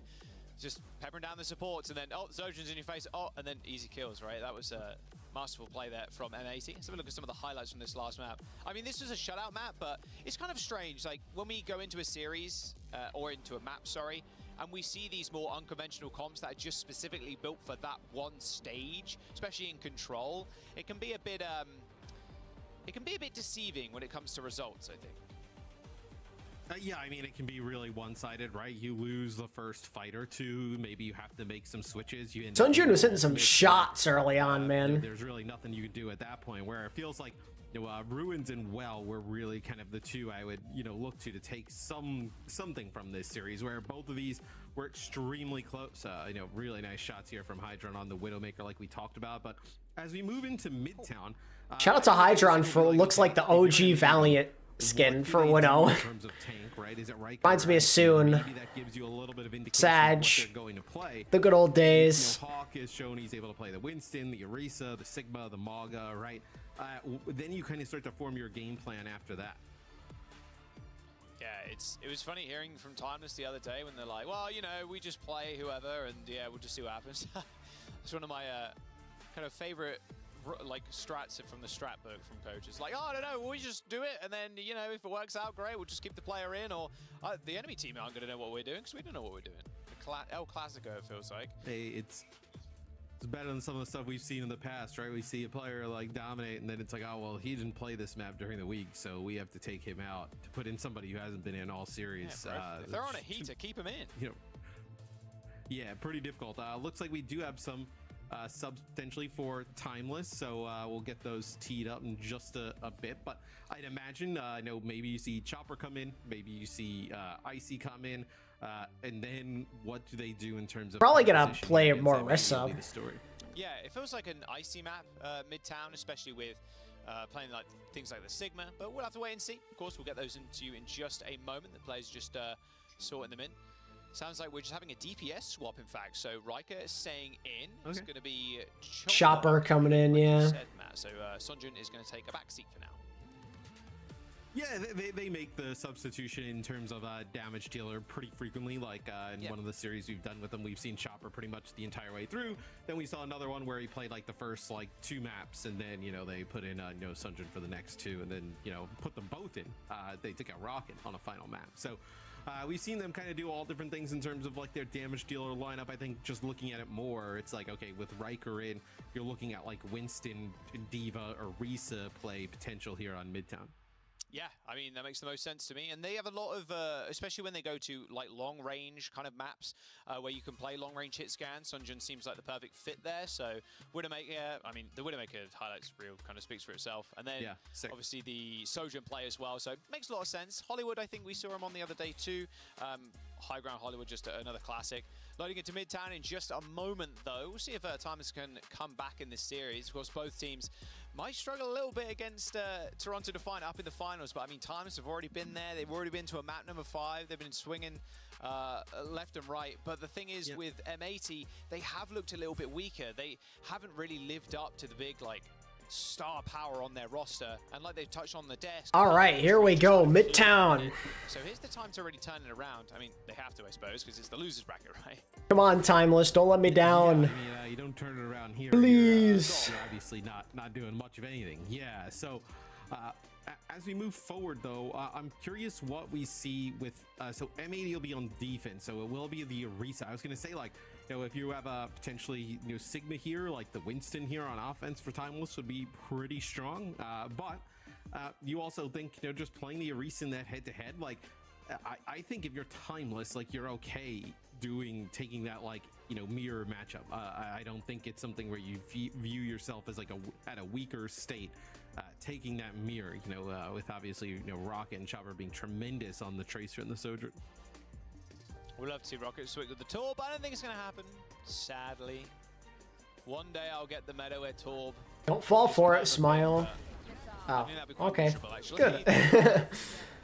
The other day when that happened, that was hilarious. The oldest trick in the book. Ooh, okay. Level 3 turret, bring it back. Level 3 turret, that's a throwback. Yeah. Oh, Riker's wondering where the rest of his team went. Well, I can tell you, they're dead. They're in spawn. Yeah, M80 sees that nobody else goes with Riker. Okay, losing Hawk there could be big. And take out everybody else. So, pretty fast first team fight there in favor of M80 as Riker moves a little. You have a chance to capitalize on the positioning a little bit here, maybe. Try and get through this choke. At that point, it's Hawk with a spear spin, a speed boost, and everybody. Yeah, Hawk's back. We have a chance to get a little bit of space for yourself. Well, the Rocket is under massive amounts of pressure. Really early recall force there. It's not the best, but I mean, you can at least still control the launch mat here, so... Ayo, Chopper! Diff that fraud! Chopper taking care of Hydra. Now the Lucio will join. Cooking burgers, nice. A little support. There's a rotation up to the train car for M80, just kind of hiding out right now, waiting for reinforcements. Yes, it looks like some damage went on to Hawk, and both supports and Hawk end up inside of the train car up on that. 2 ticks, but you have a recontest. For Timeless, as now they have Chopper in this great position here up on the high ground. Yeah, it's going to be really hard to dislodge Chopper up there, but... CJ does not have an ult yet. He's behind. 5% for CJ to unlock that one. Boom, Pelly. All over it. Unbelievable pulse bomb on the staircase. Always seems to pull out our Midtown. Double pulses saving the day for Pelican once again. Yeah, and I know some of that extra, ultimate charge right from that really clean first fight gives that Kitsune rush to Ultraviolet right away. They use it in that, close quarter area. There's not really anything Timeless can do at that point where Pelican lurking here up on the high ground. Maybe just seeing if you can find a support here in the back. Put some damage on CJ. That's going to have the Kitsune rush right away. Yeah, good clip. And Opener's already dead back. Same with CJ already. Yeah, this is looking bad right now. Rocket just end up getting a kill onto Lep. The point is pressured somewhat by Rocket, but he's going to have to get out of there. No supports for Timeless. Oh, but Pelican, although it's not a kill that you want to see if you're M80. Losing Pelican that late. Look at how Ping Dev. Regroup and push in. Yeah, I think just putting that point pressure, just bring them back from the choke, right? M80 playing so aggressive at the choke. Really difficult for Timeless to deal with. Sound barriers for both sides, but Chopper just able to nail those shots with the overclock. CJ picks up 1. This should be Timeless getting first point. Kind of rough, though. 3 minutes and 40 seconds. That Pelican death, man, you just can't go down that late. You cannot do that. And especially since Timeless lost both supports, and then they were literally on their way back, and they saw that kill happen. Like, yeah, that's a real rough on Pelican there. Which blame on Ping. Easiest excuse in the book. Yes, Timeless tries to push up there, maybe control a little bit of that high ground, but not able to do so. M80 speeds right up to it with all 5 players, and then they'll play Hawk on the low ground. spear spin gone already. He's gonna have to back up. Doesn't want to mess with the front line. Not Riker, my superstar. Oh, good spear onto Chopper. Oh, to let Ajax? I didn't even realize. Didn't find anything else but damage. Falcon's good with the pulses there, but can't really stick the Orisa, not right now, especially with Kiriko too. It's hard to really get a lot of value with pulse bomb, so when a double pulse does come up, it is a sight to behold. All going super deep into the back line now, trying to force CJ to make a move, use Suzu. It's exactly what he did, but Hawk overstepping, overstayed his welcome. Ends up going down, they trade it for Rocket, but I mean the high ground control very much in favor of Timeless. Oh, never mind. Hydron trying to fight back, jumping up to a high ground of his own, but Chopper receives the Suzu and Hydron dead before he hit the floor. It's time to get the payload. It was so useless, it looked like one. Nice. You get that first pick off there. I know it's a pulse bomb on the Hawk, and then they trade out like Hawk for Rocket.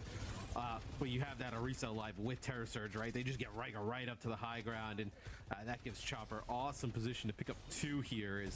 And now Timeless, they get the payload through probably, one of the tougher points here, trying to get towards that second checkpoint. It's one player quite low. It's a Hydra. It's a nice shot into Chopper. Not enough to finish him off, though. Chopper's in a good position, too. They've got control of the bot right now. They're going to have to force M80 to kind of drop onto them. Hawk's going to take a lot of punishment here. They're going to try and get into the mix. Chopper's so low. Ooh, Pelly is all over it. To him. It was only Pelican kind of looking at him there. Left just used Peel for Hydron is nice. And M80 Opener's got interrupted, I'm pretty sure. I think we can take a look at like a replay, but pretty sure that is like a Hawk spear into Opener as he went to go land that sound barrier, because sound barrier comes down from left, shield on everybody, sound barrier from Timeless. Did not see any shield really go off, so we'll see if we can maybe get a replay on that, get a confirmation, but pretty sure that is a spear from Hawk into the sound barrier there. I know as Lucio's going for it from Timeless, so we saw that the other day as well. It may have been from Hawk too, with the Orisas. You're able to interrupt these channeled kind of like ultimates with relative ease. Oh, they're bullying him. Wait, that pulse missed him? A rare whiff from Rocket there. Pops the Terror Surge to try and survive a little bit longer, but nope, not that far away from your support. You don't. Riker and Hawk end up going down. Dude, Pelican is just cracked though. CJ Opener and Rocket still trying to hold down this fort. The Pelicans just kind of peppering him from the side. They're trying to get 20 seconds. They're trying to just look at the supports on high ground. It's just not happening, Chief. It's just, nah, you can't get it down from there. Without your Tracer for touch as well, this is rough. Pelican will finish off Rocket there at the end. So yeah, that sound barrier did get interrupted. So huge play there from Hawk as Timeless. They'll work their way back here. We'll see if there's going to be somebody able to get a touch. As looks like Riker's going to try and get the spear spin. Going to get pushed back, but does get a touch. They're going to have their sound barrier yet again, though. Yeah, we'll see if Hawk can interrupt a second one. Another Ajax, maybe? Opener's got it. It's probably going to be a little bit more safe this time. There it is. Gotta find a quick kill, though, because Lep's about to get his sound barrier. M80 a little bit green with envy, if I'm honest with you, as Lep is so close to a sound barrier. 99% about to tick over. Chopper in a good spot. Here comes Hydron. Hydron got speared, dude. He got rolled. Don't C9, C9, C9, C9. Oh my god. Dude, how does Pelican always do this? What a monster. Lucio just pins the payload though, and Hawk tried as he might. Could not get another touch without giving up his life. In OT, looks like time is going to make this one stick. It's incredible that Bro can be the best player on the team with ping. I mean, just the spear spin should be good enough. And with a kill to Ultraviolet, that'll be it. Timeless managed to get that payload going. Pelican's debut in the rain felt like yesterday. Yeah. Time back as M80 go for a reset. Good times. Yeah, saw crazy plays there as they were able to build up towards that sound barrier. Opener drops it, and then it looks like for a second that M80 does a great job kiting, right? They're going to be able to get their own sound barrier off, kind of like in return, but the kill on the Hydron happens right before the beat, so losing that Soldier into a lot of your damage. It's pretty tough. That was an unfortunate TP right into the disrupt shot. All good though, shrugs it off. A lot of ults for Timeless though. That's a big problem, especially for Hydron, as Chopper has that railgun advantage, that overclock. They're just going to want to peek this corner, I'd imagine. Just let it, let it fly. Okay, well, Chopper's flying now, unfortunately, up to heaven. How does he do it, chat? How How can he be so skilled, so goated? Stagger as much of these kills as possible. Any late kills here is going to be nice. Pelican with the floor. He just cannot be stopped. That'll do. 30 seconds to go, Matt. It's Timeless are struggling to get this fight turned in their favor. Yes, maybe Riker thinks he can do enough damage. Rocket cannot keep up. Pelly is crushing him. Make it a little bit messy, but not able to do so with the Terror Surge, so we're going to go into OT here yet again. Sound barriers from both sides, but Timeless with that Kitsune Rush could use it to open things up. Yeah, Rush for CJ. CJ's dead. That's a really nice position there from Hawk. Wait, he's not dead? Needs to receive that beat in order to stay alive. Chopper trying to find some headshots. Ultraviolet peeking out for a moment there, but it's actually Pelican is Chopper's first victim in the front line. That overclock and then a punch. Easy kill onto Still alive, but once again in OT. he used everything you had. Not ideal. They got something to say about it, and Hydron's got an overclock of his own, and there's not much left in time. DPS player and birds. That's just their thing. Bird ring, seagull, pelican. Getting the cart moving, where Hydron's now going to have his with no sound barrier on the other side. But then there's Hawk. Not a DPS player. Through the damage that the Sojourn can put out during the overclock. See, this is what a Hydron to pick up some kills. Opener jumping over the payload, trying to get away, just wasn't able to do so. Chopper does end up shutting Hydron down, but is it really enough? I mean, the backline is just bleeding out. On Pelican, so good at this video game, chat. There we go, OT finished. As M80 make their stand on point 3 there, as Timeless. They get it a fairly decent way. Midtown Like blinds me, chat. Wait. The completion would have been the best they could have asked for, but unfortunately they don't get that. Yeah. I mean, look, their first push wasn't great, right? M80 Stop looking at my second monitor and just being flash banged. Going towards that second checkpoint as well. That's better. A really nice job, just basically getting into OT. So kind of dwindle that clock. A long run where Timeless, I think you have to be pretty fortunate you even got it that long. I know with how M80 was playing on the defensive side of things. So we'll see if there's any comp adjustments here. I know going into the second half, really probably looking more at like Timeless on defense if they want to kind of like, change anything up where at least at the start, yeah, no, you're not going to play. I was going to say the Illari for Lucio swap would be very interesting, but that is not going to happen. So it's going to be a mirror matchup for both sides. If that were me, I'll be popping in the Illari, bro. I'm ready. I'm just going to put that pylon down, just sit there, just start shooting people. Just play around the pylon, bro. It's a game. I'm also not very good at the game. Twycaster won't queue with you anymore. Okay, that is not my fault. Scott is just mean to me. I don't know why now. I think you convinced him otherwise since I've been away. Let's have a little M80 listening at the end of that round. Oh, my. Not the end of the round, right now. If they're monkey, come back flip. I think they might play monkey here. I think they're gonna play monkey. Okay. Carrying icon. They're not top. Block main, right? I want to get fire truck, guys. I'm about to go fire truck. I'm really good. I'm with y'all. Going frog. I'm under high gun, okay? I got you. Still with you. We can peek right there. We can peek right side. Yeah, we swing right. Yeah. Right. Walk. What the fuck is Surasa doing? These comms. That's so funny.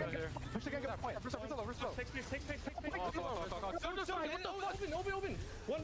Carrying high gun. Turn. One high gun. Tracer, we're killing champs. 1 for 1. Yeah. Focus fire on the Orisa, then switching to the Sojourn. It's actually Rocket that ends up going down, trading for Lep. There's M80 getting very I'm doing good, Minty. on the high ground initially, and now trying to battle over this point, Matt.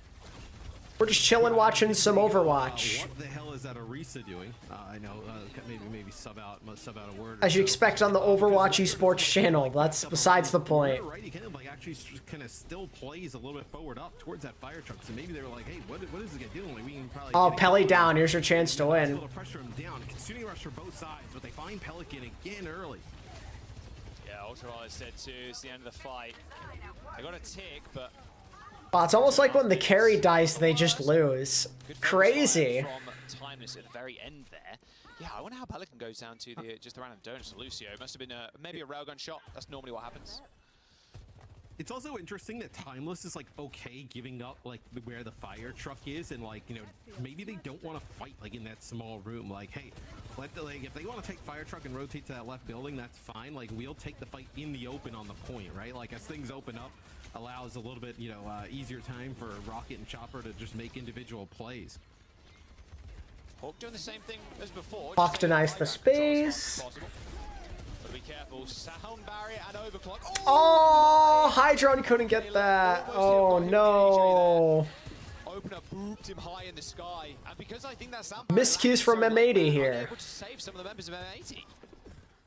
Yeah, I was gonna say the beat landed so late because he goes so high into the air that they're not able to save. I think it's like the first member of the team ends up falling. So why was Lep so high in the air there? I don't really know what happened there. Did he just like jump, or like did I do not know. Ultimate, no, for any team, really throughout the tournament, and a lot of people have been playing, you know, Moira, Baptiste, you know, really Lucio, the only one with a big true support ult. All right, Terror Surges for both the Racers. Can't wait for them to use them on top of each other. Oh no, maybe not. Pulse bomb right on top of Riker there. I really like what Pelican's doing though. Whenever he sees their Orisa ult, he just pulses her every time. It's on their defense, it worked out well. Not so much on their attack. Timeless's defense looking unreal. 45 seconds to go, man. M80 threw everything they had. They've only got a rush for this final fight now, and it's going to get matched by CJs. Yes, both the Reeses when the Terror Surges come out, just both pop fortify and just walk out. No real impact there for those ultimates where, yeah, final fight territory here. Timeless has played this really well, just not kind of like playing for that close quarter fight, playing a little bit deeper. Both of them ripped at the same time. Riker super low. Hydron a nice little angle takes. Okay, opener was the kill they really needed. Eat actually from Hawk with that spear spin. Could have been the end of his life pretty swiftly as Pelican's found himself in the back line. Riker does take down Hydron, but I mean Pelican needs to come out with big kills here.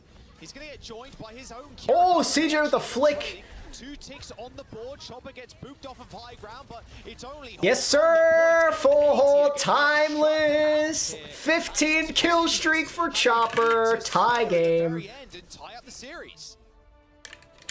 Yeah, really nice stuff there from Timeless. Like, they don't want to play. We see a lot of teams, right? They fight over that fire truck, like left-hand building when you're kind of looking on the point. Where does Hawk stand on your rankings of NA tanks? I mean, he's pretty up there. Aren't really many that you could take over him at this point. They kind of give it up, allow M80 a little bit further out onto the point, and then just kind of like poke them down a little bit and then decide when they have the advantage and when to go. Really nice strat there from Timeless. Yeah, I really like that, and thinking about that a little bit more, like you said, the way Hawk did that was go up to the subway on the little like staircase, and then they were trying to like just flood onto the point or like push people back. It makes sense go in that direction, because if you go to the mega health pack room, the Sojourn on the enemy team on the defense has so much more of an angle and the digital shot and like any rail guns that are getting fired through, so it kind of makes sense for understandable math. So we're just able to trump him. On defense, we typically see teams play the position that Timeless like played from with like a Sigma in the mix. You don't really play there with like an Orisa, right? You play there like with a Sigma, a little bit more defensive, right? You know, the accretion if they have to like kind of like flood out. They play it with a Orisa, which gives them a little bit more like staying power on the point. Like the Orisa is able to spear spin, get out. Like not, you know, the Sigma gives up so much room there that you're playing so defensive. So they play with the Orisa, which is really interesting. Well, Timeless end up taking that map. Let's listen into their winning round comms there. So have to see what they have to say. Hold on, chat. I'm gonna step out for like just a minute. I'll be back. Sojo, I've gold. What's the one? We can win. Carry one. Carry one. I'm packing balls right now. Drill side. Nice. Winnable. I have a good angle. I'm up. Carry one. I'm up. Carry one. I'm on. Carry behind. Live. I have my ult. Lisha one. Fucking me. I have my ult. Rissa. We could be. It's just Sojourn. Shoot main. There you go, win that at the end. I really like the player comms at the very end there, hyping them up. That was their win on Midtown. Esperanza is up next, Matt. What do you expect to kind of see here? We've tied up the series already. I think both these teams are just going to play like the Orisa mirror. I mean, maybe if you're M80, you think about like bringing the Maga back potentially, but sure. I think both of these teams are starting to get into a little bit of a groove, you know, in this kind of like Orisa head-to-head, right? Though fortunate for M80, right? They win that, you know, first map. Obviously, they played it great, and they had that kind of like Maga pocket pick, you know, kind of strat there, right? Because, you know, who knows what happens on Lighthouse, you know, otherwise, right? They caught, you know, Timeless completely off guard. Yeah, they really did. It looked very, very winnable there for M80, especially with their defense looking really nice on point 3 of Midtown. But we'll see if Timeless also have any substitutions there, Matt, too. It's also a big question. Every single map, and they've been the ones to use the substitutions the most. So I'll have to wait and see what ends up happening after this small package of highlights here. Mauga, oh, I don't know. I'm slowly falling out of love with the Mauga, the Orisa, and what we saw from like KSA and Twisted Minds, the Ram. I think it just works out so much better for most teams right now. Yeah, I mean, maybe if you want to play Brush, like the answer is to play like Rematch, right? And just kind of like play the same type of stuff that you played with the Mauga, but just Rematch in the mix. He just powers blocks. It just doesn't give us like much resources to like the entire team. Is Renko will come in here for Ultraviolet. Renko? So yeah. This hold the phone. Is that a Renko substitution? Here? Like, what is the call here? I wonder. Yet to be seen. Okay. Double flex. Renko's smile is in, Lep is out. No changes for Timeless as well. So not a substitution we thought we'd see, but hey, I'm here for it. I haven't called Renko's name in a hot minute. Any chance they could play like a Brig? Like, I don't really know what they're doing. Is Renko just gonna play Lucio instead? Like, what's the play? The entire time. Potentially, you still want to play it, but maybe have some flexibility to play some other things. I'm very curious. You could be looking at like a, you know, do you want to play like a Baptiste like type of situation? So. I think this will be really interesting what M80 decides to do. Nothing changes on the Timeless side of things, so they're going to keep Chopper in the game, keep Riker in the game. Go Mercy. Please, no. No changes. No icy yet. Go Mercy Pocket Pelican. During the series, it's gotta be. I mean, Timeless. Zero's just an emergency sub. So, have a look. Right, let's have a look at M80's comp then. Because Renko can obviously play the Lucio too, but not something that I'd expect from the team. But hey, you never know. Is this just a Renko map then? Yeah, I mean, definitely can play. Or maybe they think Lep is playing poorly? I don't really know. Something else than, you know, just a clean like one Lucio for one Lucio swap, right? Maybe. Perhaps a Renko map. Or different type of composition they want Renko in potentially. To help them play, but you know, in terms of what they have now, don't think you're going to see them change anything else. Yeah, they are just going to, you know, swap Renko in for Lep here, and you know, go with the Orisa-based composition. Timeless here, they'll have Chopper play Cassidy, so no Sojourn at least at the start here for Timeless. Maybe they thought there was like going to be a Winston setup on the other side potentially. Yeah, the Cassidy is also something that we've seen. Spatterings of here and there. Don't mind it, but in the neutral fights, Matt, the Soj is just so favored. The Railgun is just so powerful. If you play around like the central pillar and play a little bit more defensive, I think Pelly again, just to the carry. They lose Chopper right away. They cannot stop this man. He is too goated. Okay, if the slide is out, we're just gonna dive that character. You know, really like looking at the Sojourn. Unrelenting ping warrior, Pelican. Switch right away. Yeah, there you go. Yeah, I don't want to stick on the Cassidy for too long. Sunk cost fallacy with ultimates, but you haven't really charged much up anyway. Plus, you still retain a little bit of the ult charge, but meh, you die pretty quick. It's all good. Oh man. See how time is taking this fight. Let's see. Classic Esperan'a moment. You push it around this first corner, just back up, go to high ground.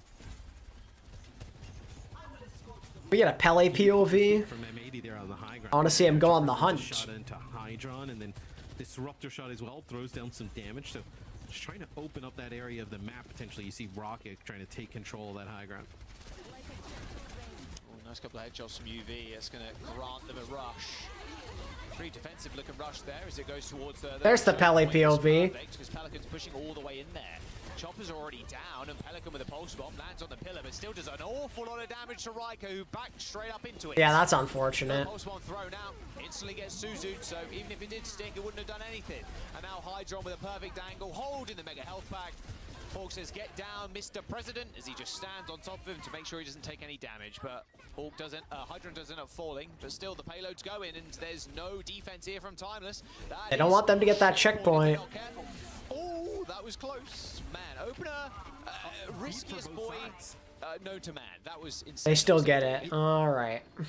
Sound barrier for If you're both M80, you sides. just play safe. You play the high ground now. Yeah. Timeless holding on and not giving up that checkpoint. Does You got what you wanted. That first, but man, that previous fight, Hydron was able to land some serious damage down, whether it be at the beginning, just getting that first pick off, and then the overclock, you know, in that close quarter area is starting to come alive on the Sojourn, as it looks like Timeless trying to run away with the bot here.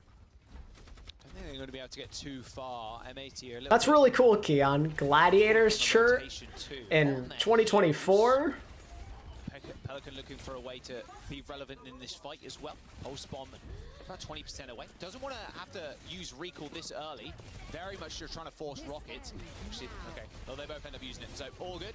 Kill Pelly and you win. Kill Pelly and you win. Oh no. Neutral, but I mean, Chopper's struggling to find enemy. Rocket, on the other hand, is not. Rocket mode, pulsing Renko, not smiling anymore, I'd imagine. Here comes the rush as well to make sure this fight is won for Timeless. More kills would be great. Staggers would be even better. Yeah, I mean, what, they get first pick off there, does Timeless, and Plain shirt with the Glads logo. the Suzu, and then they just use the Kitsune Rush, and there's no. I used to have an old Valiant shirt just like that. Live through all of that damage that's going to come down. Is Hawk spear spit in. I don't think I have it anymore. I think I got rid of it because it was old. Timeless will get close to potentially taking the checkpoint. Old and worn out. That fight went that way rather quickly, and Renko ends up falling. I mean, look Key at fight the here coming up. gap here between Opener, and yeah, Renko in terms of sound. Mr. X, good point there. You're gonna touch. Press the advantage with the sound barrier. You can take the lead right here. On the point, but can't vibe for too much longer. Forced to recall. Now Hawks join the fray. Riker can just sit up on this point though. As long as Riker survives for long enough. Use B. He can use that ultimate. There it is. Terror Surge comes out. There's the sound barrier. But CJ going down though is nope. Try and get that checkpoint in, but not to be. Their DPS just unable to get kills there. They were just kind of waiting for a pick-off from Chopper, from Rocket, but those pick-offs never came.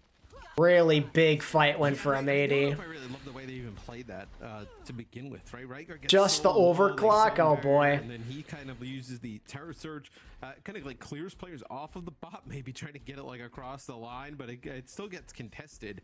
And they're not able to make any progress, even investing all those ultimates, and now that gives M80 a pretty big advantage here.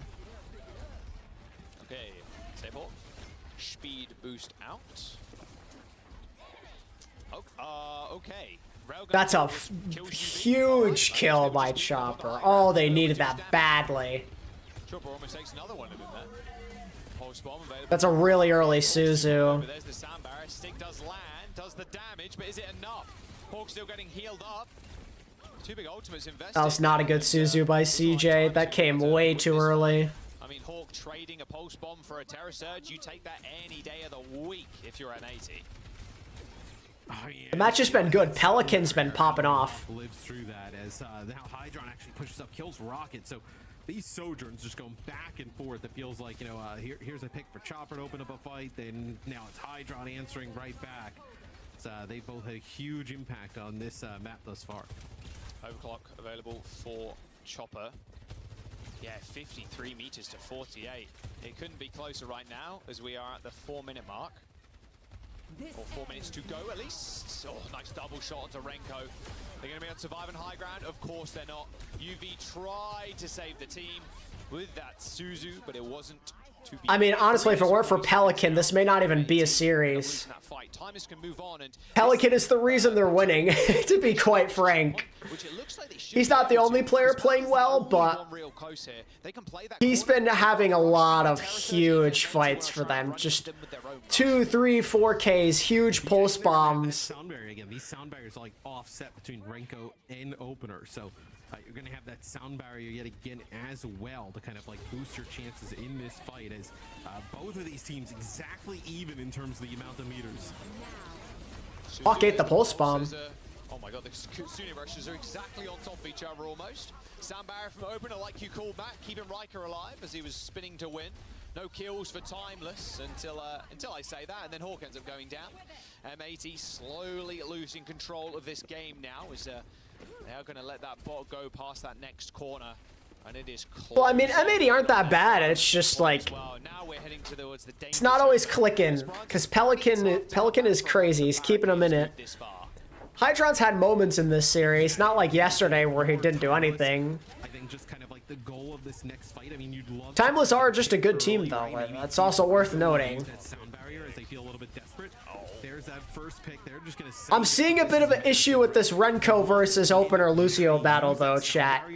Basically leave spawn, At least with Lep, like, he consistently kept up with ult charge. Opener's been outpacing him greatly. You're going to get like below a minute on the clock. Hydron did play Widow, yeah. Him and Sun Jun played Widow versus each other on Ruins, Ilos Ruins. So this is huge here for. He had some good shots. Yeah, I think you hit the nail on the head, Matt. Just force them to use that beat just to make like a meterage of movement, right? I mean, not even that, because the bot takes so long to get back to their barricade. So Time is trying to force as many ultimates as they A quick double blink from Peli. He smells blood in the water. He's looking for his prey. Suzu out. Pulse bomb time. Oh, nope. He's dead. Psych. Doesn't even get the chance. 106 meters and counting. Did Gator not learn from Krusty's blunders? Yeah, I'm interested what the approach is to sub Renko in, honestly. Any more would be beautiful for Timeless. They can come back into this next fight with a beat and an overclock. Yeah, I mean, you can tell that M80 definitely didn't want to use that sound barrier there, but they almost, you kind of forced to, right? No, if you don't use it there, you may not even get an opportunity to use it. You may get like a map completion. So Chopper, you will have ultraviolet. Can we do a poll if I should watch nap or watch nap? If I should nap or watch anime? Haven't you already been watching a lot of anime? Take a nap, Penguin. Yeah, if that spear landed, I think that'd be one dead Sojin. All right, high ground control for Chopper. He's got OC. He's got a Pulsecom with his name written on it, though, I'd imagine. Up the high ground went Hydron. Here comes the sound barrier. Hydron in trouble. Chopper trying to land out some shots. There's the stick. Pelican lands it. Chopper down. No overclock for Timeless now. Gonna have to respawn and use that one as M80. Watch nap or take an anime. They got that forward spawn, Matt, and a team kill, but overtime is 10 seconds away. All right. Yeah, and here's your This is it. window of opportunity for M80, right? It's going to be on the Sojourns again, both with overclock. Can Hydron do it? Can he beat him? Timeless with like a setup we've seen a few times, right? Terror Surge, grab players in, then use the overclock and let Chopper just put down damage as all the players going to get like sucked. Early Suzu out of CJ is big. Pelicans forcing a lot of pressure in the back line. Oh, Chopper! Care of Hydron, both overclocks looking at each other, and Chopper comes out on top. Everybody pretty fit. Not over yet. You can see M80 trying to run away and cower under Okay, now it is.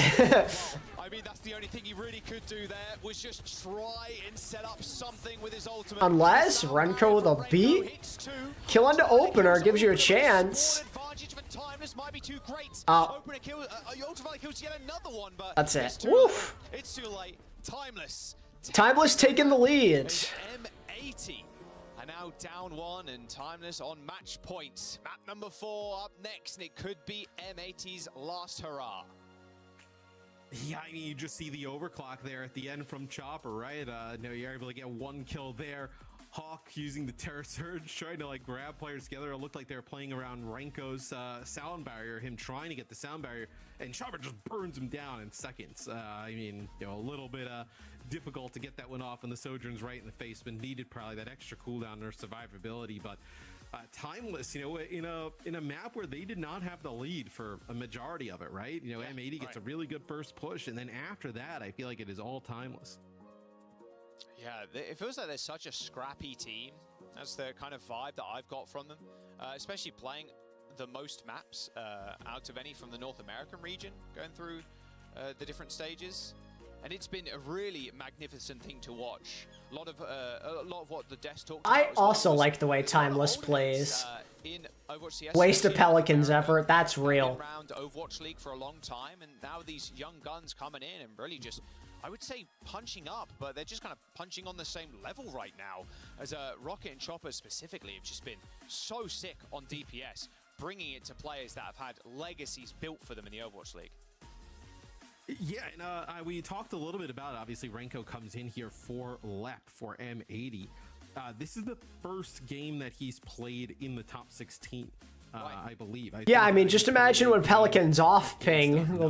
That'll be fun. Yeah, but you know, really since their group stages, you know, this is like he played a game there, and then that was about it. So, sub here for M80. Obviously, we're not you know, with the team daily, not exactly sure kind of like what's going on. Maybe they kind of see something that fits maybe a little bit more know into Renko's skill set at the moment, but yeah, not something we've seen as of late.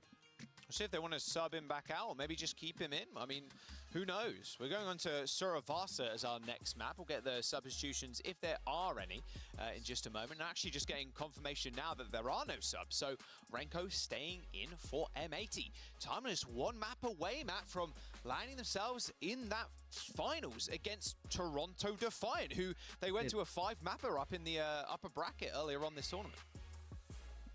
Yeah, and that was a sick game, you know, between those two teams. I mean, that one felt like it really could have gone either way. So, you know, for me, you know, seeing that rematch would be pretty awesome. But I'm sure that M80, you know, with the players that they have on this roster, you know, and how much obviously kind of what they've already built as legacy is just them. You want to see Ryan? Good luck. You know, like this to Timeless, and then also not get a potential another shot. I'd be down for a ball meta, not gonna lie. Until like next stage, right? Like it would be a long time between these teams like match up again, and I know to have two pretty rough defeats would be a bad way, I think, for M80 to end this one. Right, just making sure all the players are ready. That's crazy, guys. Seeker made a tweet. Said at Nero, get ready to play Lucio. That's funny. We're gonna meet that real quick. Sorry, chat.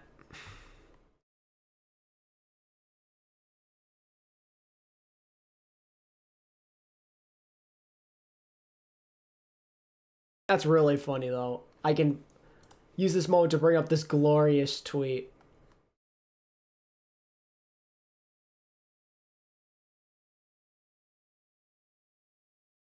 Oh, not that. That. There. Get ready to play Lucio. Omega lol.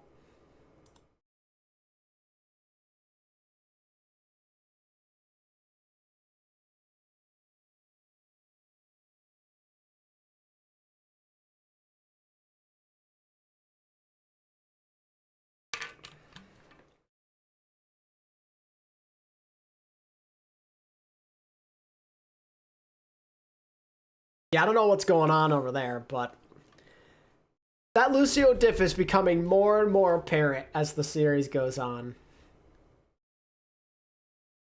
Time to bring out Spectra. Spectra on ping playing Lucio based.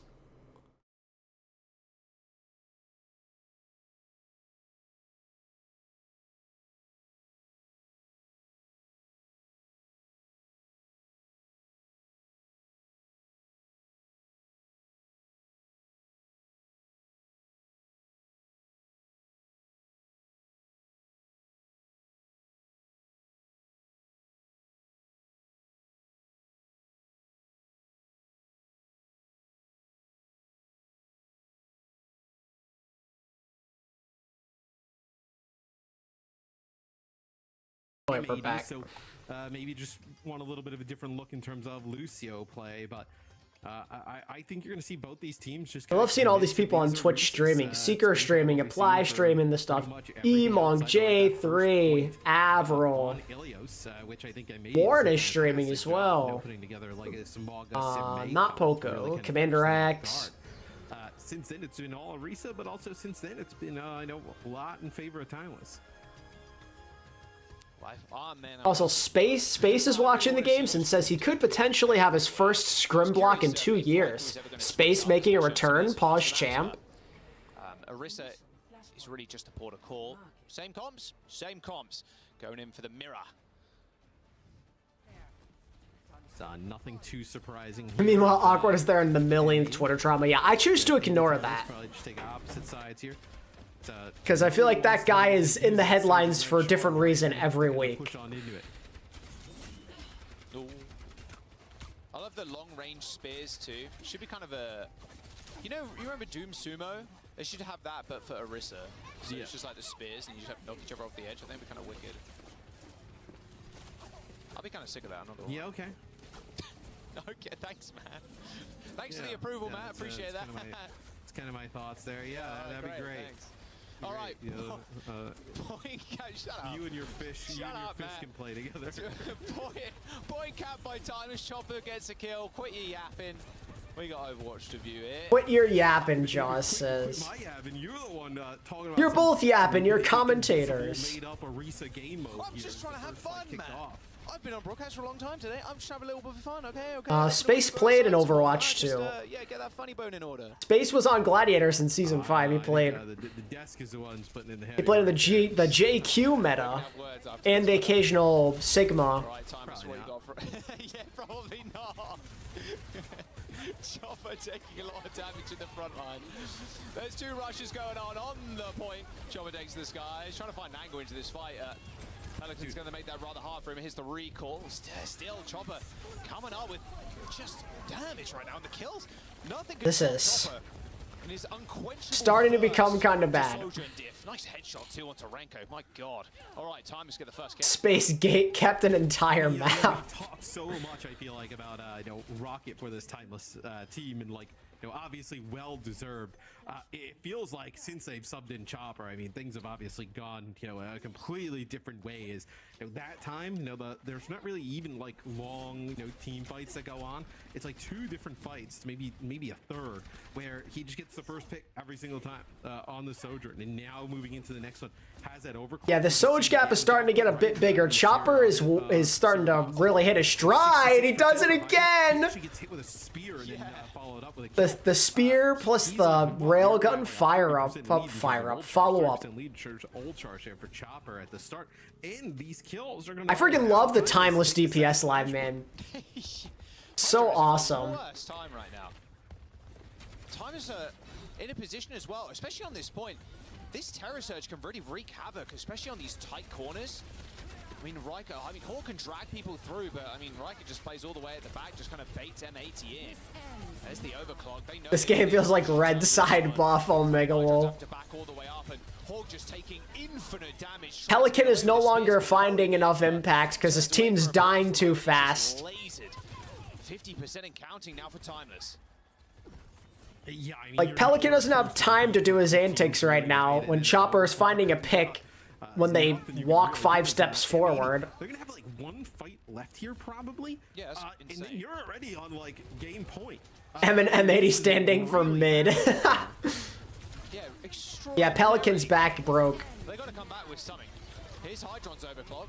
Everybody running, hiding behind those pillars. Pulse bomb goes out, hits Hawk, receives the Suzu, but not quite enough time to heal him all the way back up. Oh, he drags Rocket, and actually the initial finally a kill. Actually killed the Tracer, but Hawk was just so vulnerable in the front line, man. They end up just falling over to another Chopper railgun. There is a rush. B not gonna give this up. Especially when there's a sound barrier on the side of Timeless. That was a nice time Suzu by UV, but I don't think it matters. That's map point, Matt. Another 100-0. Uh-oh, chat. Uh-oh. I mean, since map 1, it has really been. Hawk's playing Winston. Oh, it's so done. It's so over. Backline a little bit. I think you're trying to also help Hydron a bit. It's Jover. From the opposing team, Sojourn. At this point, you're just trying to contest Chopper and hope that Pelican will have the breathing room and Hydron here. Sound barrier coming in potentially. You're just trying to dive Chopper at this point. Ain't no way, dude. Trying to find themselves again. That's got to be the purpose of this. Dive Chopper. Has to receive that B. Here comes the secondary dive. in onto the back line. They're looking. They just back up. Yeah, I mean, they were looking at the Tracer, but they just have to back up. I mean, that's totally fine though if you're time. Pelicans 1 HP. Oh my god, literally 1 HP. They basically use sound barrier to get. Oh look, Hawk's dead. What a surprise. Could not find any. They tried to dive, but Pelly's like not there. Keeping him alive, right? There's going to be so much damage that goes down onto that Winston. Yikes. That it's going to be really difficult for Hawk to live, especially because his point is in such close. Now we're going quarters. Sigma. We're just. He's going to go and play the. I mean, I don't mind Sig. Idea to not play the Winston here. Yeah, I don't hate the idea of Sig. But they're going to play a little bit more defensive here with that Sigma. But at this point, it's looking like it's too late. Well, so I'm happy to see that M80's deciding to make a swap. Hawk is a very good Sigma too. We'll see how they end up taking this fight, because a small rotation up to the high ground there might be needed, but don't want to fear the boot. You've got to fear the boops as well. The boop off the map. That would be quite awkward if he went down to that. Oh, nice eat by Hawk. Okay, that's something. Rocket can't get that stick attached to him. Rocket ends up paying for that too. Overclock for the Soj. His Chopper's trying to look. Wait, what a fat Arisal. Oh my god. Gotta force everything. Opener's got the sound. Yeah, Opener's got the sound barrier, and I think they're just. You just get out. You have sound barrier. Just get out. Run away. I feel like they need to use the rush to take the point. Okay, so they eventually just bully Riker all the way out. Oh my god, they're really pressing W here. Timeless is looking for, like, maybe if you can get Hawk low. You have a hypothetical for me? All right, let's hear it. Forces that, a little bit of a disengage, and then the Kitsune rush, and then you just beat if you're Timeless and you're, good to go. Timeless does come back with a sound barrier and overclock combination. Gonna be very difficult to kill Chopper, and it's looks like probably result in some kills for himself. Oh, 100%. Ultraviolet has got a rush to counter though, but here comes the overclock. Chopper taking an off angle as well. No need to beat just yet, just split the team and then you can go forward. But Renko's already dead. 90% for M80, but time and the beat on top of it. That's GG. For his life and fight for M80s too. And Timeless moving on to winners finals. This series started like so close. Extremely fast game of Surasa. And then Timeless is like, yeah, we're just better. Pelican can't do it all. We will kill Hydron and then you'll lose.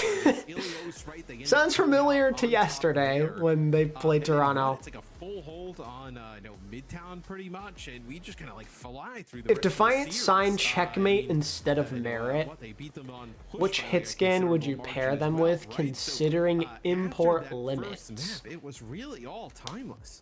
I want to know how. That's a really good question. That's going to be one of the quickest on record. Just especially the first 2 points were like minutes. Yeah, like instant. It was probably ridiculous. Seeker. M80 end up going down, and Timeless now get their chance for a rematch against Toronto Defiant in the finals.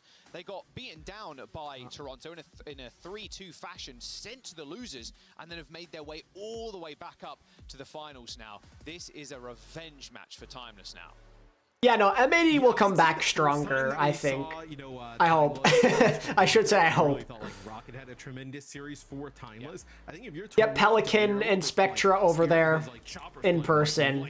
So far today. So watch him flame his team and burn the last bridge he had. That would be so funny. Hydron goes out in like a blaze of, I don't want to say glory, but a blaze of something. Winning comms there at the very end from Like, these guys suck. They did tap beat, yeah. Yeah, okay, I'm going fast. I'm walking now. 3, 2, 1, hold now. Checking sick hard, checking sick hard. Oh, Mr. Z is based.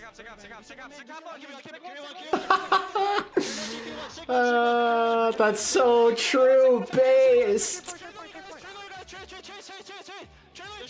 Nice. Good old Mr. Z is. Oh my god.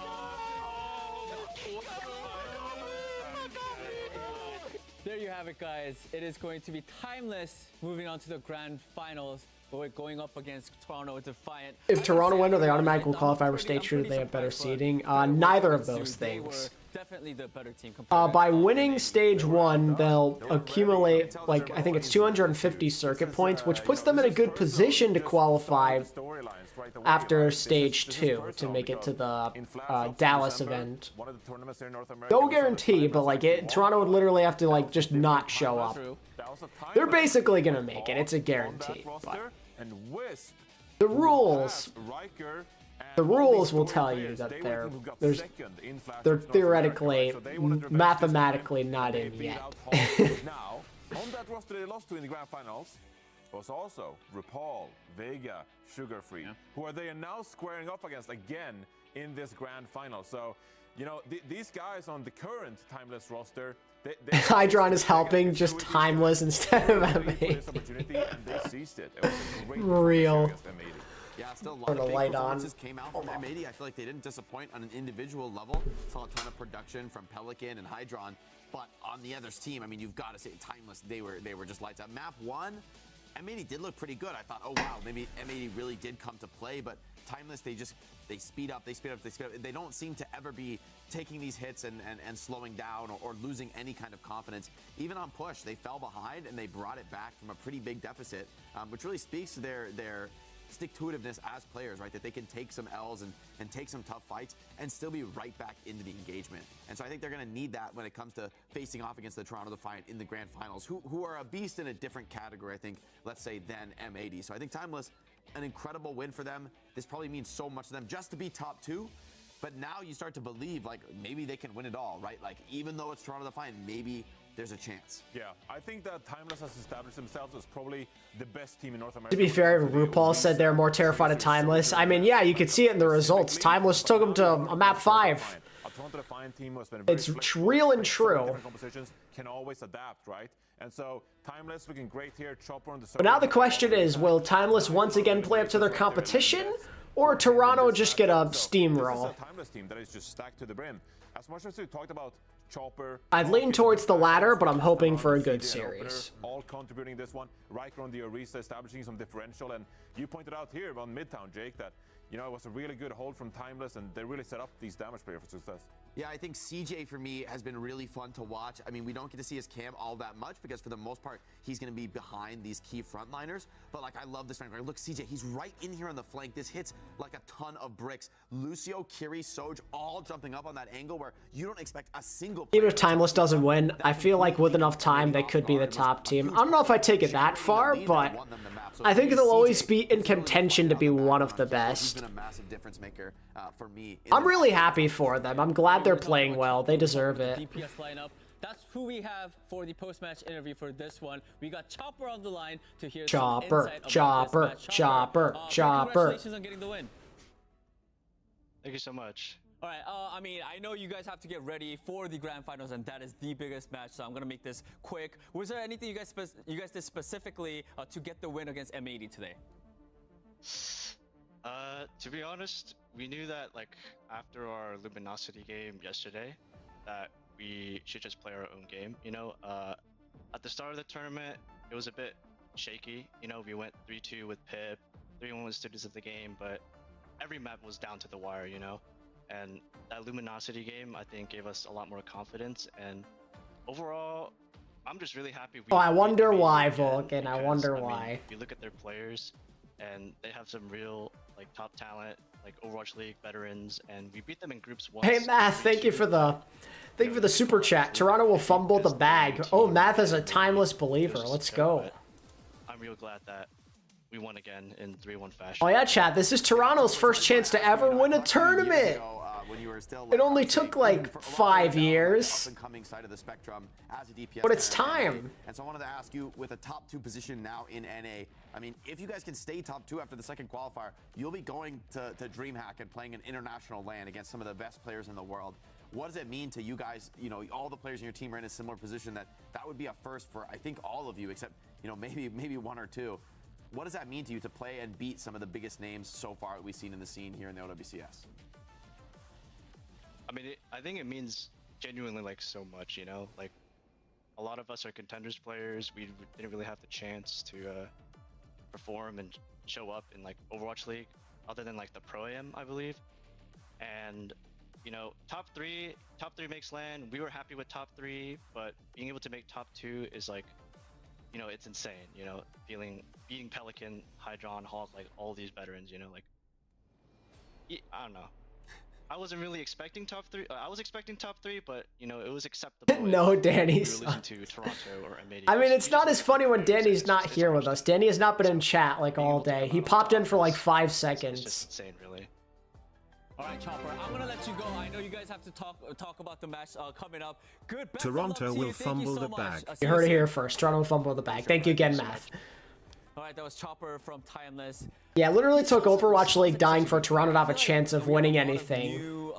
New talent or new players who are, you know, they got these skills and they're like also like ready to do interviews and like show, I guess, their personality as well. I mean, it's been a long road for these guys. I mean, I'm even thinking back to like the Pro-Am last year we saw before the Overwatch League even kicked off.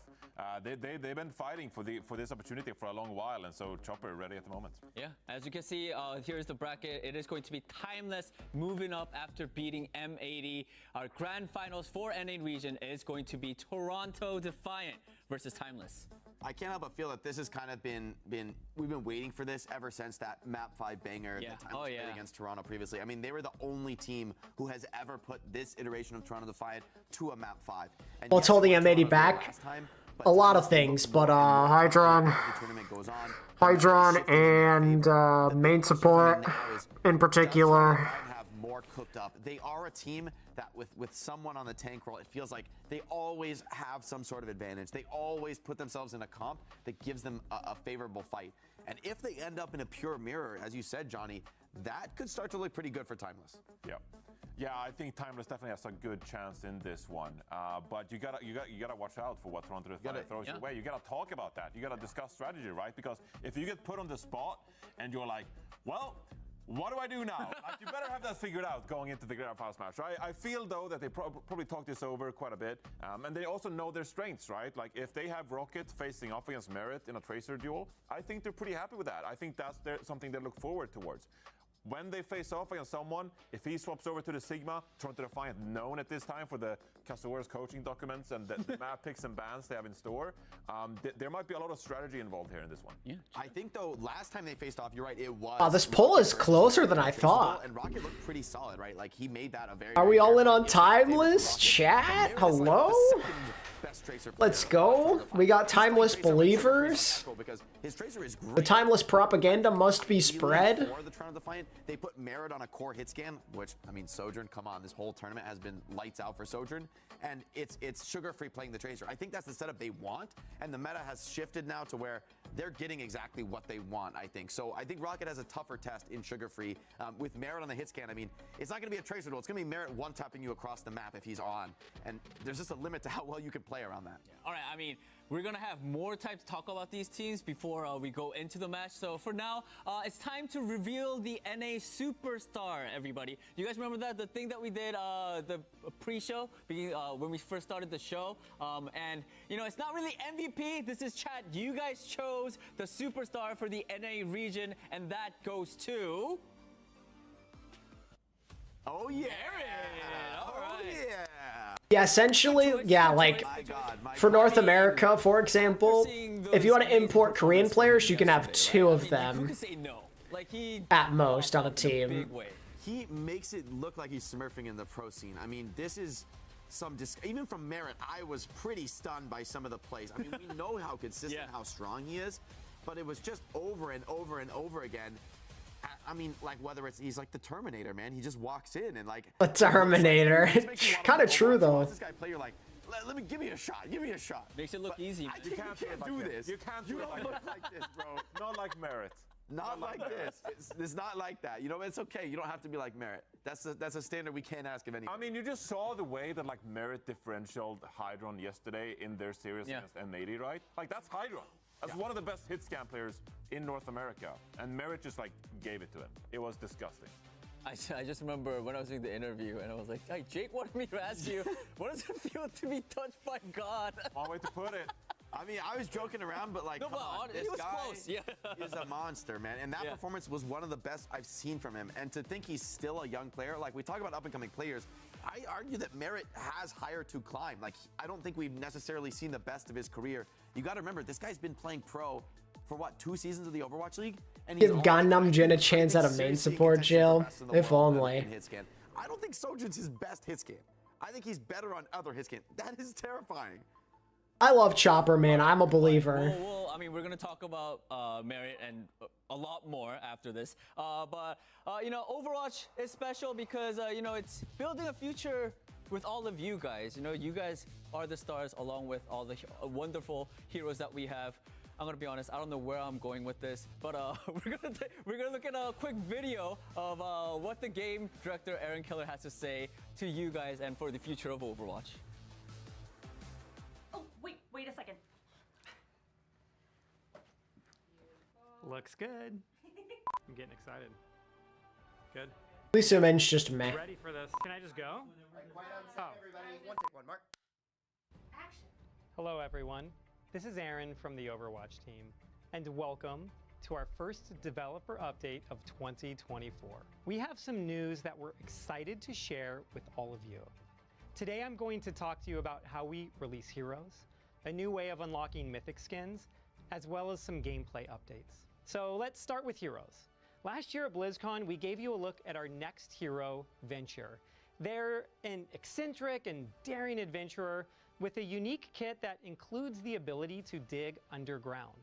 We can't wait for them to join the lineup in Season 10, and we want all of you to have the opportunity to play Venture as soon as they The worst ego skill ratio besides Hydron. Can I just say Hydron a second time and move on? All of our players to have immediate access to them when they launch, which is why I'm thrilled to share that Venture and all future heroes will be. I feel like some of those Korean players definitely do.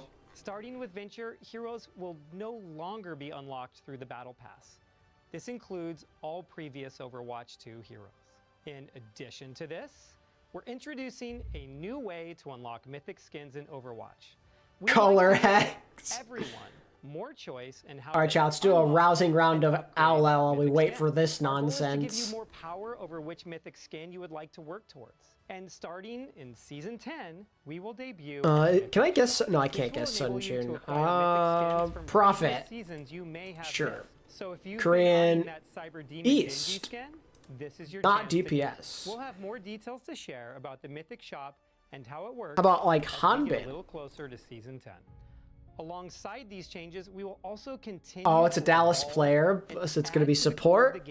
It's either Bliss or MCD. Which one is it? It's MCD. And some of the core mechanics of Overwatch combat in Season 9 are all great examples of this. And it's something we want to continue doing. Part of our vision for these big updates to competitive is to give the game a regular. Is someone the most humble player? He's probably up there. Shaking up PvP, rank resets, and new rewards are all examples of the sorts of updates we'd like to continue doing. How often this happens is something that we're still looking at, as well as listening to all of you about.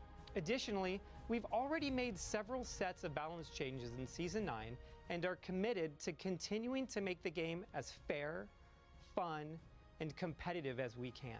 Let's talk about maps. We're going to be releasing several maps in the next few seasons. We have a new push map, Runasapi, coming in Season 11. Runasapi is set in Peru, and it gives players a glimpse at the Solar Warriors as well as Ilari. And it's also gorgeous and a blast to play. We also have a new mode, Clash, with 2 new maps releasing later this year. And we're excited to announce that we're going to be running a limited time Clash playtest on Hanaoka at the start of Season 10. When we first launched Overwatch 2, we set out to create at least 3 new maps every year, with the intention of releasing 1 every other season. But as we've added more and Did more Hydron maps to do the game, something? we It depends on what you mean by want us that. to put as much time into our live maps as we do into making new ones. Based on this feedback, we'd like to continue to make existing maps as fun as possible.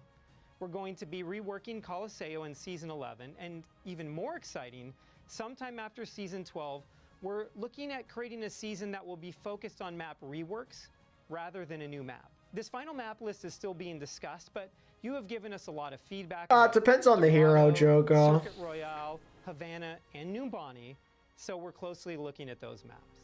The most important I'm impressed. I don't know how you come up with all these questions. You ask so many questions per stream. Like, it's crazy. million players next season. I don't know how you do Our it. team is dedicated to developing this game alongside you.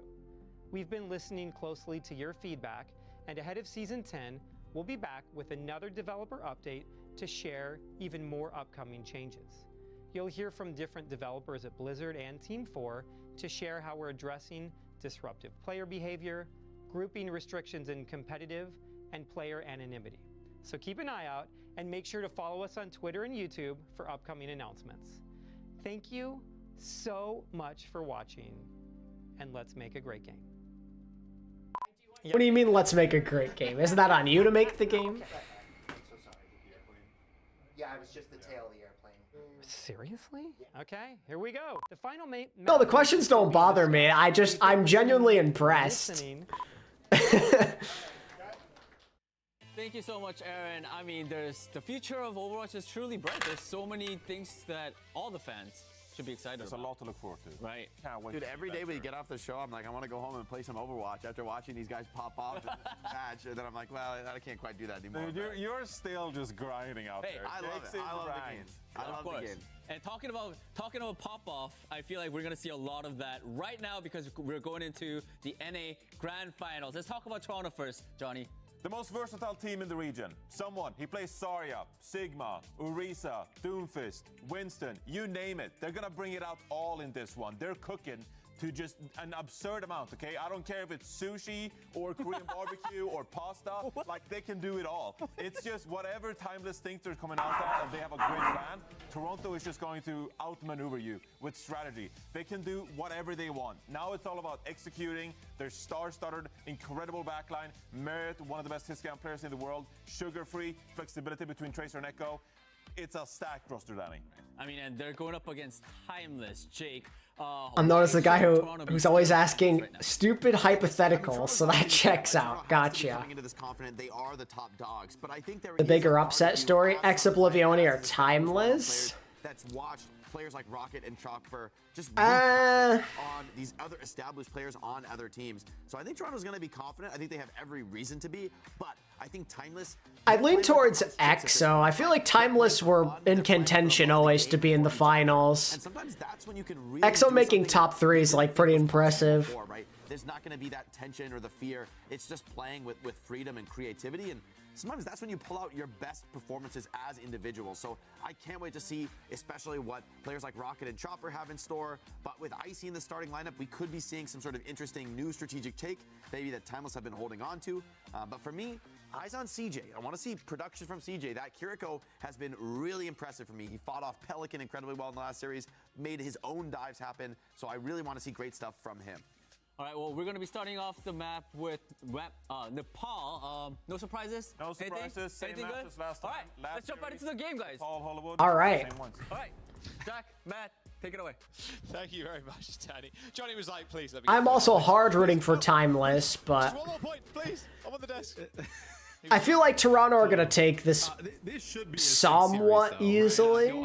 I really, really want Timeless to win. I will be cheering them on, but my brain tells me to pick Toronto. That they were going to see Timeless again. So that's what we're going how with. close their match was, and then I know how they kind of like swiftly dealt with M80. And it looks like for Timeless, you'll have Icy here at the start, so maybe even Timeless took away some things from that series that they feel like they could do a bit different. Yeah, maybe so. I mean, IC in means a little bit more Sigma play, maybe. We're going to Nepal. If it's Sanctum, I mean, that makes a lot What do you of think, sense. chat? Do you want a 4-2 or 64-34 in a 4-map series? Yeah, exactly. That's what I thought.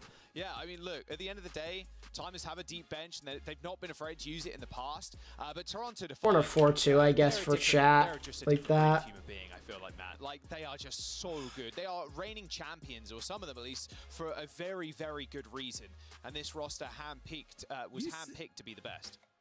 You say that, what, 2 days ago we just saw these two Well, teams Timeless play, duo, but you're playing against a god tank. Yeah, Arguably the like, best this, duo. like, unbeatable juggernaut. It's like we literally just Toronto saw this probably... I get the feeling Toronto's just going to roll. a single team fight pretty much. Most people in the chat obviously going to go side with Toronto. I desperately want to say like 4-3 Toronto, but I don't think it's going to get that far. In the 80s the other day, so some people jumping off the Toronto. I might just do it anyway, but I probably shouldn't. I should probably say like 4-1 TD. Let's get it. Let's get it. I mean, you'd be a fool. But I really want Timeless to Like you win. said, it was an extremely close match the other day, going all the way to. I really want to. And my heart says to pick Timeless. Timeless. I would be too surprised. But I can't do Toronto it. stick out on this. Put Sugar Free on the Tracer, and we are going to Sanctum too, which is great. Honestly, I want to see what Icy brings to the table. I'm just gonna say 4-1 TD and call it Use your there. word, Matt, the Juggernaut, because he is a Juggernaut. Someone on the Sigma. Yeah, they all end up playing the Rematch, so...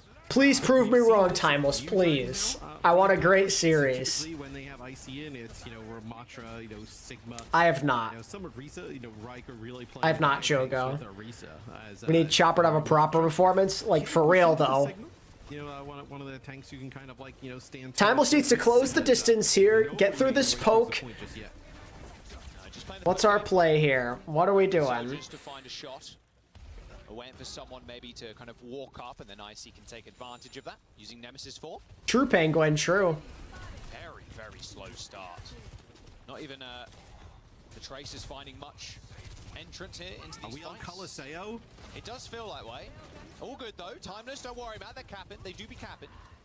Well, Rocket was for a brief moment. Took a bit of fire and ended up ducking back in. Okay, someone's gonna cap any day now.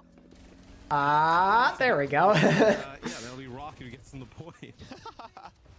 That was absurd. I think that's the longest Sanctum opening I think I've ever seen. No kills either way. Don't jinx me, Rocket. Come on now. All good. We're chilling. Well, I mean, both tanks, like, don't really want to, like, push up and engage on that high ground, and now someone will drop down to the point. This, it's actually kind of huge that Timeless does. Oh my god. Icy is getting bullied. To do something, and Icy gets caught in a bad spot. Yeah, real bad spot. That rush is just so deadly. Especially having a little flank too. It can be really hard. Icy, you've only really got that one cooldown, right? You have got the Nemesis for... Oh, bye, Merit. Oh, this trick in the book, Merit. Lucio baiting you out of there. Little boop. And off. I don't know how he managed to fall for that, but here we are. He did. He got away. He's out of there. Oh yeah, Borf, I did. I watched the Falcons whack game. Make a play as he's got the beat here. No need to use it. Yeah, I mean, that's huge. The boop then getting away. That gives them a player advantage. They get back and they just win that next fight. So even with Icy maybe getting, I don't think he really like overextended. I think what happened was like they just kind of like roped around with a speed boost and caught him off guard in the previous fight. It's only going to result in 20% here for the Defiant. Yeah, wow, that late kill really did mean a whole bunch. Oh, overclock start here for Merit, who wants to test him on the point. Well, Something like that, Andrew. I'll cook up something. Open it with that sound barrier to try and contend with that overclock. Either finding much. Here's the full arc. He whiffed. Oh, it missed completely. Everybody dodged out of the way just in time. And now we're on board with Sugar Free. As he's taking the fight to Opener in that small room as they try and find the flip. But both teams trade Lucio's, and RuPaul's so weak, it's going to be very difficult to move Oh. on as someone. Well, there you go. Ends up off the side, so yeah, that is. It looked like actually it was Icy using the Annihilation, the Rematch ultimate. Doomfist coming out for someone. They couldn't actually push out on the point Toronto because RuPaul was so weak, and they had no other healer left. Could have been a boop as well. You can sphere on the wall as Sigma, and it won't count. It won't count as an enemy kill. Worth keeping in mind because it does give you a little. Someone's greatest enemy is himself. True. Sound barrier counteracting Chopper's railgun. He's still cowering for cover here. As you can see, Merit on the other side of the map, but Merit paying a lot of respect to Chopper, not insta-peeking him. Sugar Free starts to fight off with a kill. Opener down with the Lucio dead. Icy's in a little bit of trouble, although I say that. So we get a good punch here, maybe? That's a nice, yeah, that's what you want, but from someone who's come back on the Doomfist. CJ's got the pocket going on, that should be that. Chopper chases him down, and Rocket is soon there to clean up with him. 99% for Timeless as they find the flip. Toronto Defiant have Sugar Free up, alive and well, but are they going to be able to get back? I don't think so, and there we go, round one. Okay, Timeless, okay. Let's go. It's, obviously a rough start for the Defiant, just losing that first point. But in that previous fight, Rocket just ran around and killed 3 players.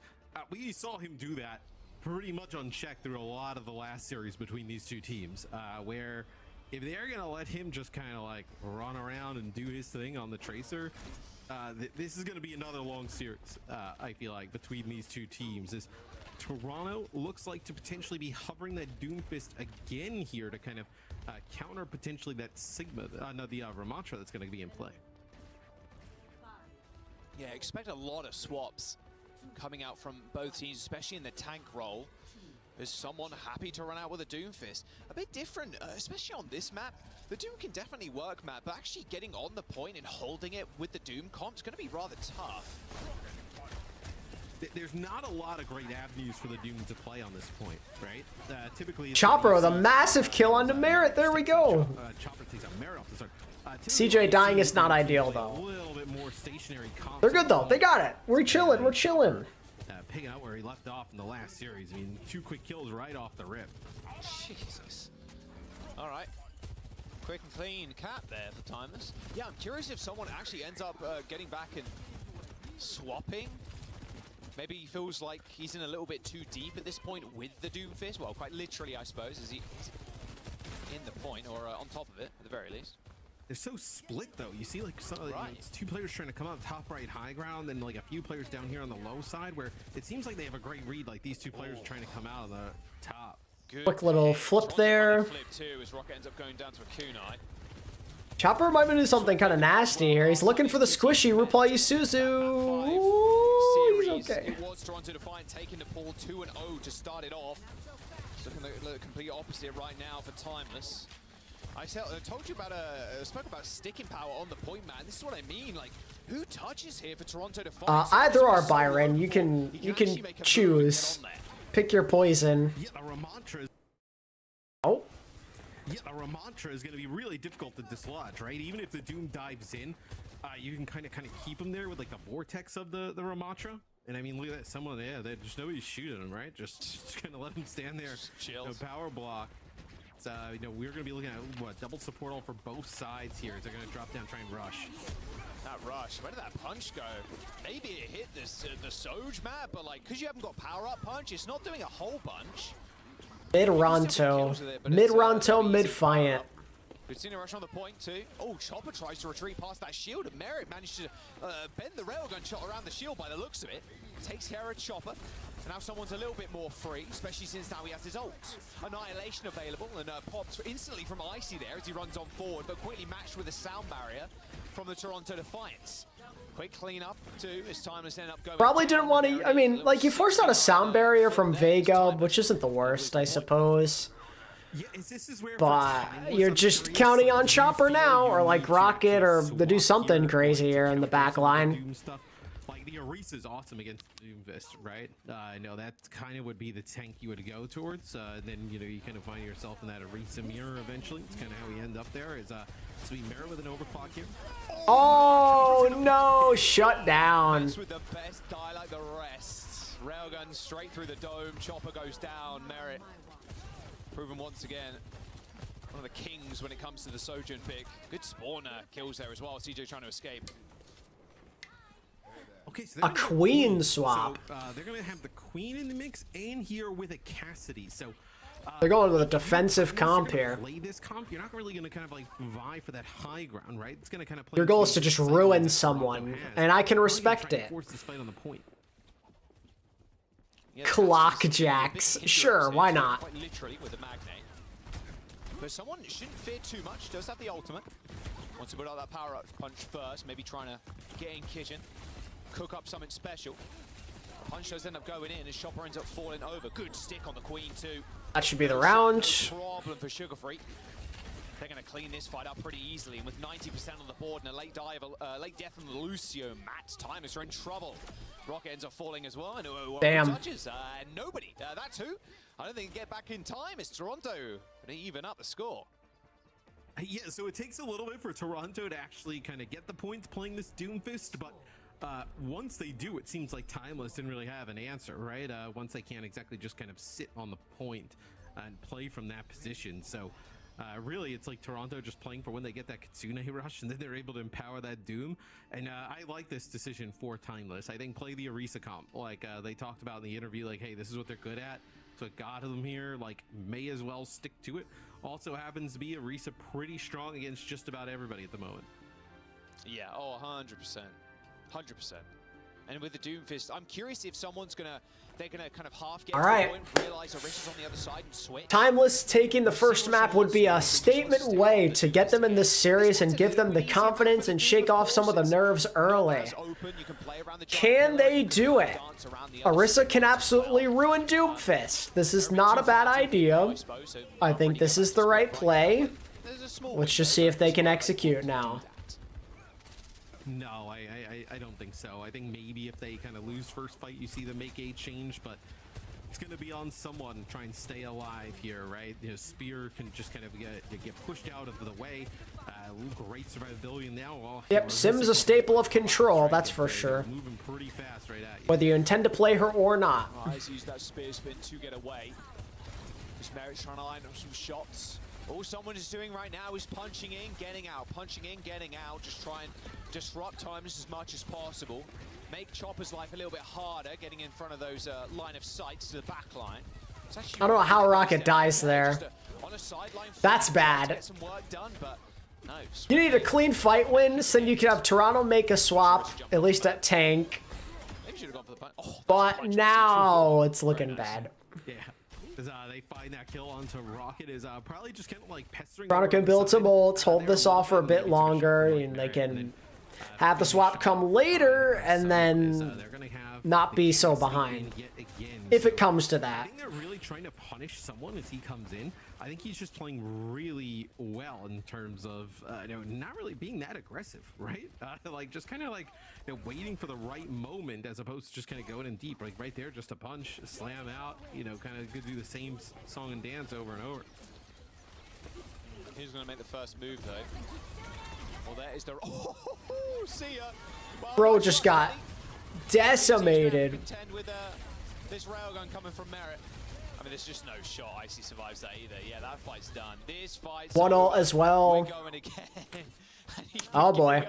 He is just got to be one of the sickest Sojourns in existence. Like, he's up there with Proper for sure in terms of Sojourn play. One of the best to ever touch the game. Oh, without a doubt, is Toronto really kind of showing their dominance here these last 2 points. Specifically is where do they want to go, Timeless? It looks like trying to go set up here on the high ground. Spear spin just to get out. That's going to be a disruptive shot. Going to do some ticking damage. Uh-oh, Merit. Oh! Neither did Rocket. Oh, Merit smells blood in the water.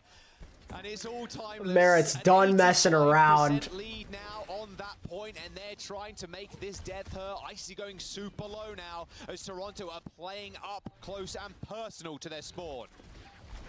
Yeah, and this is why it also feels like you cannot just kind of move away from that. Touch made by Timeless. Have some ults to work with. Opener. No, he got punched out of. Oh, no. This one looking like it's going to be all Toronto. Rip. Oh, they may have went down on round number 1, but almost a complete repeat there of their series on the upper bracket. Toronto defiant, taking that first map 2-0 on Nepal. And Matt, it's worth pointing out as well, this map set is identical to that series from the upper bracket, which is kind of insane. Both teams pretty happy with the maps that they went 2-1. Yeah, I think the way that Timeless ends up making this a game is to, you know, potentially have like Riker in, and you're rotating either dive tanks or you're rotating the Orisa, and I think you have to kind of commit to really Sojourn Tracer with all of those. Sojourn Tracer, swap the tank. Yeah, Merit's out here. We're gonna play more dive. Looking to not lose at another finals. Something along those lines. Maybe even like a Maga, for instance, if they're going to play. Never again. Like we're either gonna play the Orisa or match. I think that. Bro wants to keep his streak from OWL Grand Finals going. The Doomfist, will it work? Up against the Orisa, up against the Ram. Okay, someone, you shut us up. You shut us up, and I think you shut everybody else up as well. I mean, Merit also just an absolute beast on the Sojourn, and you were talking about it a little bit earlier on, Matt, when Rocket has been just sick, and everybody's been hyping up Rocket, but Chopper has also been up there in terms of like carry potential on Sojourn, but now he really is up against one of the best Sojourns ever. And if there was a test, if there was one thing you got to do now is win against that, it's pretty tough, and maybe a little bit more of a daunting task too. And we did see Chopper jump over to the Cassidy to 0 effect. Yeah, and the one thing I think for Timeless, like you can't really let set in is sometimes you're just like, oh hey, we're like surprised and happy, we even just got top 2, right? And it kind of like takes out. Nah, they want to win it. They know this is the goal. They know what's on the line. Oh well, we've kind of already accomplished like what we wanted to. Like, well, no, you have a legitimate like. This went to 5 the last time. Circuit points on the line, right? Who knows what a meta looks like? Did Chopper have an anime pro tag moment? He does. He needs to play extremely well. Like, what he did against Hydra, we need to see him do similar things against Merit. That's a tough ask, but that's what's going to be required. Look at that KD difference. Holy. There's a KDA differential there by Toronto, but not too much of a surprise after you win the map. First of all, remember, if you're only just joining us here for North America, first 2-4, very classic Overwatch rules. And yeah, going on to the next map, Matt, how are we feeling about substitutions for Timeless? Reckon we're seeing Icy still, or Riker? I think you'll see Riker come in. That would be my guess. They also brought in Sunjin the last time we actually watched this series, I believe. It was like just so we saw Chopper in map number 1, and then I think we saw that happen. Yeah, the rest of the series. So yeah, here we go. So that's exactly what we're going to see happen. So Riker will come in, Sunjin will come in as well. So this is kind of starting off exactly how the last one did, right? I know map 1 may have been a little bit closer the last time in terms of like how the rounds went, but in terms of like what we're seeing sub-wise and what we'll probably see gameplay-wise, I think we're gonna see the same type of thing. Yeah. A little bit of hit scan, a little bit of rail, I think. Yeah, Byron, and I mean, to his defense, it's kind of true. I doubt the Widowmaker. It'll be nice to see, but it will be the Sojourn. No Chopper moment. Yeah, rip. And Riker, maybe Sunjun's the secret answer. It seems like them and Icy, they're happy to. It is worth noting when these two played the last time, this is how the order of the map started. Toronto took Nepal, and then Timeless took them to Hollywood, and they won. Play the Orisa in Overwatch 2. It's just whatever. Riker at least then gives them flexibility if they want to go more like a dive comp, for example. We're going to go to a quick break though. Don't go anywhere. Quick break. Map number 2, Hollywood. Ah, lame.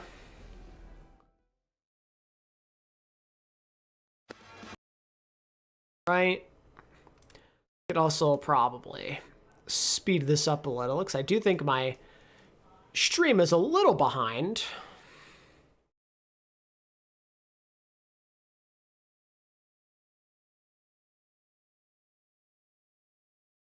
We're all caught up now. Cool.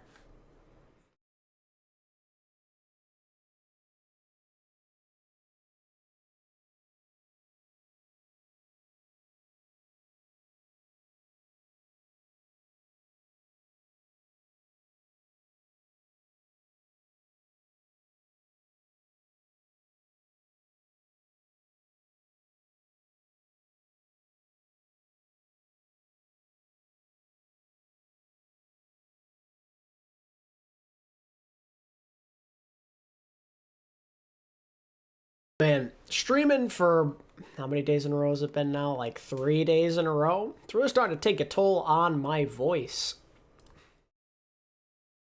Sort of thankful it's the last day.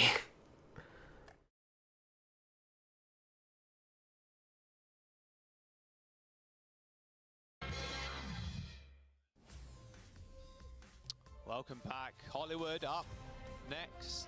Toronto Defiant taking an early lead in this series. Very reminiscent of what happened in their upper bracket match earlier on in this tournament. There we go. And we had substitutions too. Oh yeah, I've been drinking plenty. And Sunjin for Timeless. I had some tea before, well, during the start of stream, and then I've been drinking plenty of water as well. Matt, does he run Doofist again? I mean, he's probably not, right? But there's a real possibility you could, especially on Hollywood. But Sigma seems like the better pick to me, but we'll have to wait and see. They're on offense first, that being Toronto Defiant. Yeah, no shot. I think they run. I'm gonna need to drink some more tea after stream, methinks. I wouldn't even say like Doom is a hero that I would say like, someone I feel like is way better at other tanks outside of Doom. Like, not saying his Doom's bad, but I feel like it's I wouldn't say it's like is a rank 1 like go-to type of tank. As Timeless on defense will play a diva here. The Diva's probably expecting like a Winston on the other side. That would kind of be my All right. Read on this here, but Toronto looks like they, yeah, so. And they're doing, Toronto's going with the exact, this is literally a mirror image of when they played in the groups. Or not in the groups. I mean, the other day when they played. Is that a McDonald's Mayhem Cassidy skin?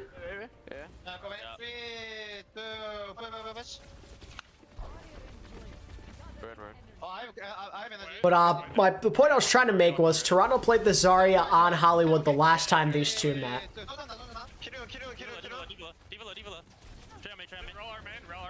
Heals up, buddy. Diva 조심, Diva 조심. Diva 조심해. I'm walking up again. I'll shoot Diva.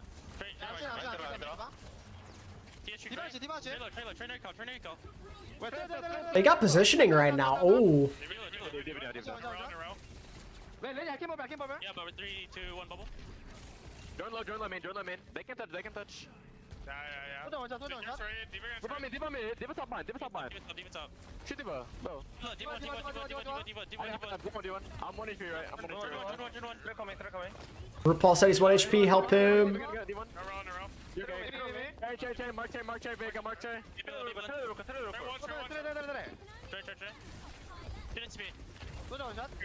Turn one. No. RuPaul sad he died. Oh, poor RuPaul. Look, now they're gonna go monkey. Okay. Knowing potentially like a diva on the other side, right? Poor RuPaul, about to get his ult, but yeah, can't play Bap into that. We've seen them run it. I know have some success, at moments, but that time I really like the way that they pushed in, took control of that top cafe right away, and put so much pressure on Timeless. Oh, someone taking a lot of damage there. Ooh, engagement ult from Sunjun. Someone's out. They're all pretty low though. High noon for Merritt's. Where's he at? Just good zoning ult by Merritt. Pushes around that corner. Oh, he's wearing the classic Mayhem skin too. The McDonald's Mayhem. Saya player. Yeah, real ones remember that. I think that's all the more funny. The Magnate also working out super well for them on their offense there, Matt, as well. They managed to take out Rocket after he got hindered by that nade. Rush on the high ground as Rocket and Co are pushing on forward. Hello, not getting too much of a distance here, but Toronto are happy with that trade. They just back off. No deaths, and CJ using his rush. Yeah, no, Toronto will come back with like rush beat. Saya player was goated. How long they stick on the Cassidy, or how long he was so good. For it was some really good sightlines for the Sojourn up on that high ground. Suzu used here to just kind of keep someone up as maybe you're trying to force sound barrier around here. Could be huge, but you lose Sugar Free yet again. So it's the power of the Sojourn. Lenny down, Sunjun with the swift rail gun. Someone also 1 HP does manage to get away. Yeah, it's real rough. Not much you can do about that against cracked Sojourn. So I'm glad Saya's popping off in Val. Dude is too talented to not be a gamer. Look, you can. This is a pretty difficult point to take, right? You know how many times him and Carpe on the same team. Feels strong, man. Oh, please stop. Hitting so many shots. Bro, this guy's a machine. Bro does not miss with the cast, with the Soj, with whatever he chooses to pick up. Yeah. Sound barrier for opener, Matt. And they were disengaged already. Yeah. They got no beat, bro. Well, it's the Kitsune rush that comes through here from RuPaul, but it's also just the damage that Merritt puts down before that kind of like has Timeless maybe panic a little bit. Deadeye here on the high ground. Oh, nice. Into it, but it's going to be someone finishing it off. Yeah. Didn't have to get the full skull there. Just had to wait around and save someone to finish that kill. Oh, Riker doesn't even get to the mega health pack. I mean, this is Toronto defiant on a new level currently. Sunjun's going to have to go nuclear right now. Post on the floor. Sunjun! Oh, okay. Let's go. Do I hear 3? Almost a 360, almost gets the kill, but Rock is there to save. Let's go. Secret weapon, Sunjun. I mean, they are fortunate those players pick up those kills, because that is looking like potentially Toronto taking that second checkpoint as Timeless. They'll have Riker go over to Diva here. So Diva actually don't count the Timeless DPS out. They're cracked. Right, but Diva, duels pretty well with Winston, right? Can blow up the bubble pretty fast, do a decent amount of damage, and then also chase. And it's gonna have the Sunjun sauce. I'm telling you, man, it's real. This trio that Timeless has is nutty. One of Fulham's got the rush, and that'd be CJ. M80, how did they play in the timeless game? It started really good, and then progressively got a lot worse. That's about all you need to know. Vega falls. Rocket's gonna fall after him, so it's a 1-for-1 trade. Dude, the speed is so crazy with the Kitsune when you're on Diva with the boosters. Holy. Merit is still alive and kicking and gets the D-Meg. He dies there. Wait, they kill CJ too? No way they're turning this right now. What? How? Shoulders above Timus right now in terms of the man advantage, but Timus have the spawns, and with a minute to go, Timus aren't out of this just yet. No, they'll have a self-destruct. There's no way, man. For a while, and they'll also have a beat. Oh, the Suzu, damn. That's rough. I know. Pulse bomb gone wide. All good though, because Rocket's already down. There's the self-destruct. Vega on the point, dodges out of the way. Sunjin, you got a round to contend with now, and he slides straight back to the spawn as Merit once again comes alive with that overclock. That's crazy. On the clock as Toronto to find unlock the point, and it's time for them to push to third. And it's not a great sound barrier there. Yeah, there's some pretty big hit scan names that are available for stage 2, huh? Tree Seeker and Happy, 3 big name players. Ends up getting taken out before you can remake, so I'd assume Happy's playing in Korea, but you never know for sure, I guess. It's quite well, yeah, he's gonna die. So that's a pretty bad start here now for Timeless. Always Lenny time up on the high ground. Any kills here is just a bonus. Sunjin dead. I mean, you're getting past the main gates here, Matt, which is where a lot of teams have been held. Oh yeah, Hydron was the worst player on his team today by far. Feeling pretty good about yourselves nearing this final box of victory.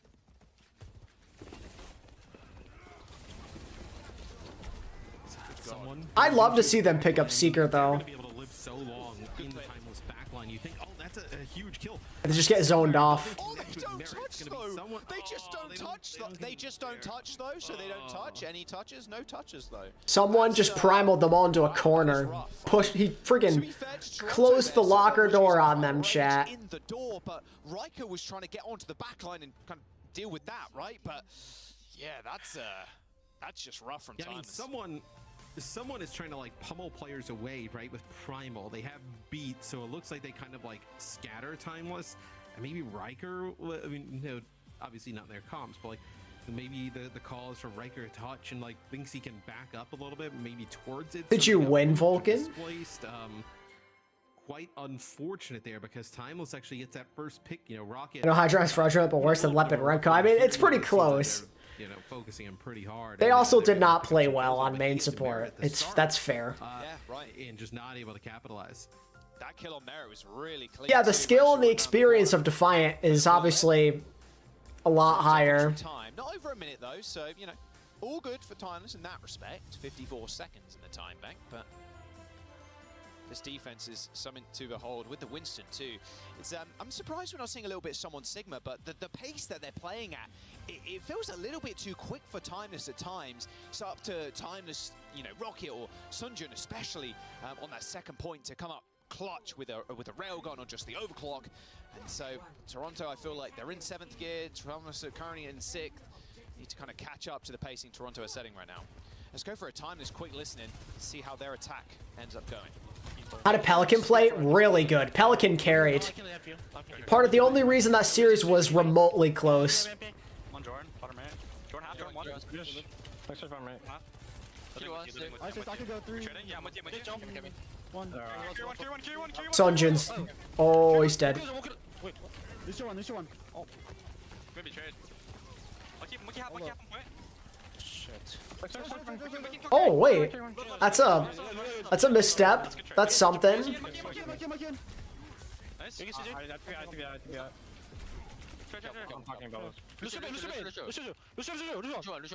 Wow, what are they doing?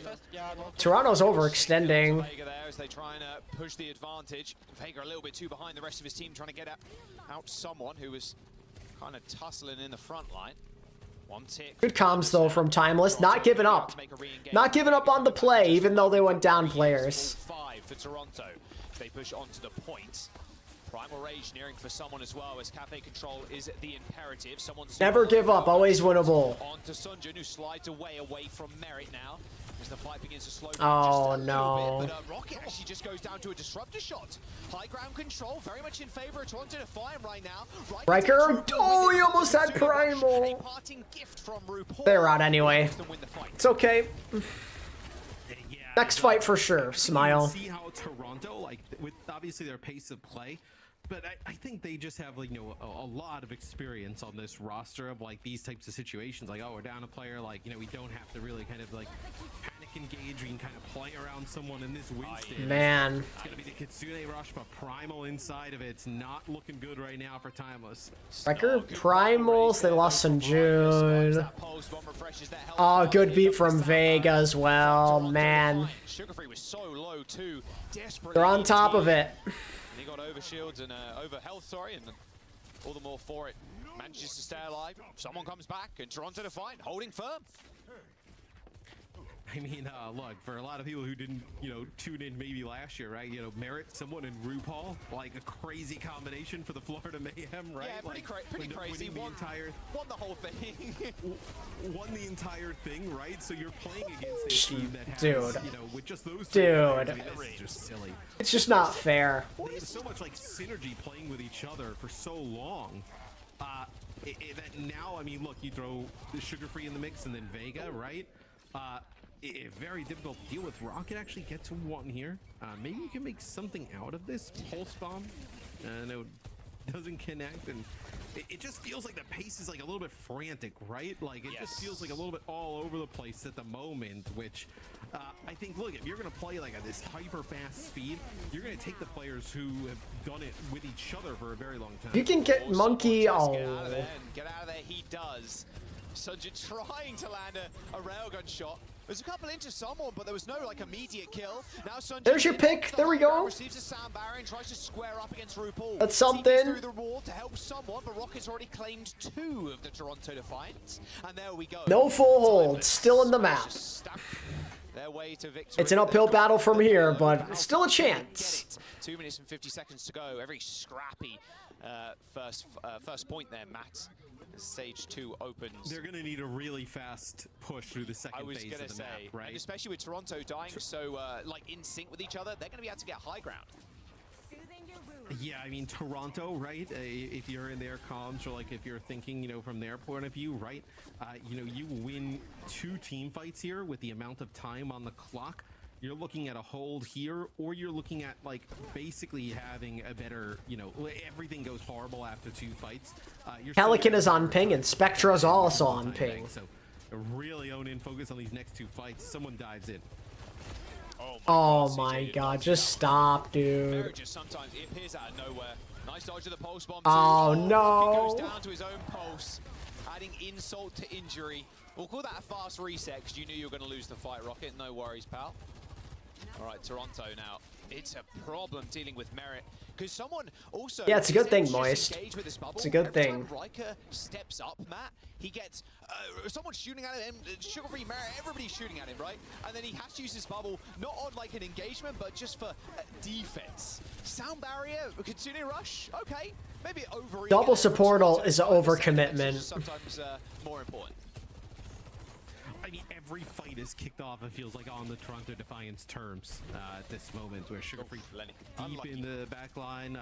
Yeah, not going to be able to get out from there. I mean, Rocket over chase him down as someone goes in yet again. See what I mean? Bro. The pacing from the Toronto Defiant is just outmatching Timeless right now. And you also notice that, like, someone will drop his bubble and Merit is able to just, like, slide on into it and just play safely, like, basically in the mix. There's a sound barrier. Merit's waiting for them to come to him so he can just exchange places. Got his Mad Hatter on. As Merit is getting booped around by the Winston, eventually taken down, but not after a sound barrier and a How much different would Overwatch be if it had fall damage? with a late kill onto Vega, they're in good stead to push this payload to the I don't even know how to respond to that. Like, that would unironically be hilarious. Some of these ultimates out of Timeless, and then you really just have this one last fight. You win this, obviously you take map number 2, you lose, you're still going to be in a spot where you have a better timing. It is go time for Sunjun now. He's trying to match. Like, can you imagine every time, like, Sojourn, like, jumps when she uses her, her dash, like, she just takes fall damage? Like, Genji dashes in the air. When he lands on the ground, it hurts himself. If they need to use it, he's 66 HP. He's going to have to pop it soon as Toronto Defiance are pushing them to the very brink. Overtime is in session now as Toronto have control of the point. Winston leaps high in the air to avoid damage, falls, dies from fall damage. Receiving an infinite amount of damage. Riker retreats to the high ground there as someone chases him up, and Sugar Free 2 was lying in wait. Toronto Defiant halts the payload just before that second. A quick play hacked, but with fall damage. Imagine. Yeah, as Riker actually in Primal had, Can you imagine the Sigma whiffs Flux? He's like way up in the air, whiffs Flux, just falls like a rock and dies. That would be so funny. Back around the corner, a little amp heal, then as a beat drops at the end, but it's really not even necessary as Toronto pretty much cruise through Hollywood.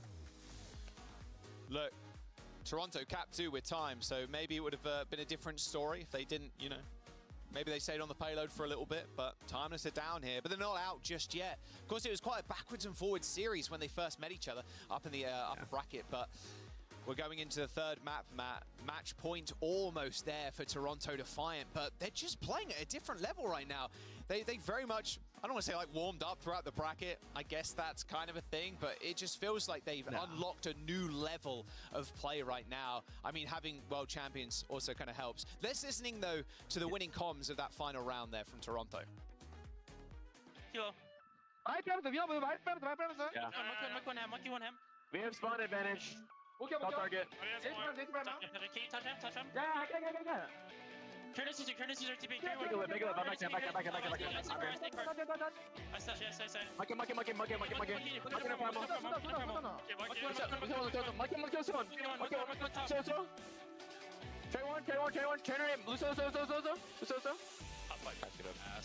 Clean comms. Just another game in the books for Toronto Defiant. They're looking clean, Matt. Like, nothing's going to shake them at this point, I feel.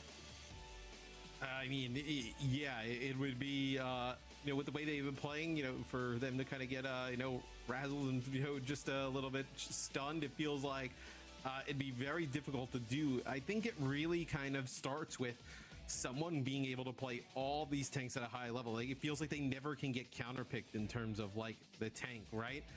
And then if they're willing to, mirror like Winston or, play something like that, it feels like that is like, a spot where Toronto's totally fine ending up in. Yeah, and having someone so versatile on your team, like you mentioned, means you don't have to sub them out time in, time again, right? I mean, time has been using. Someone's mic sounds so weak. They have to nerf him because he's so loud. Someone, you don't really need to worry about kind of splitting time between scrims and like different maps and whatnot. So, yeah, I mean, it was going to be a tough match for sure. Time has put up a ridiculous fight. Very much the underdogs coming into this match, but it was a lot closer than I think a lot of people had on paper. Well, apparently not. The chat was loving Toronto Defiant in the Preds at the very least. Yeah, and I think if you're Timeless, I think there's probably like a discussion of like, okay, what do we want to do the rest of the series? Like, are we looking at kind of playing the same exact playstyle to be Chopper coming in here for Sunjun? No change in terms of tank, but do you want to keep trying to go with like Orisa, Winston kind of base stuff? It feels like that's like one bucket you kind of fall into, right? Or the other options, right? You're trying to play Sigma, you're trying to play Ramatra. They'll keep Riker in here, potentially to play some more of the dive with Orisa in the mix. Yeah, Esperan'a.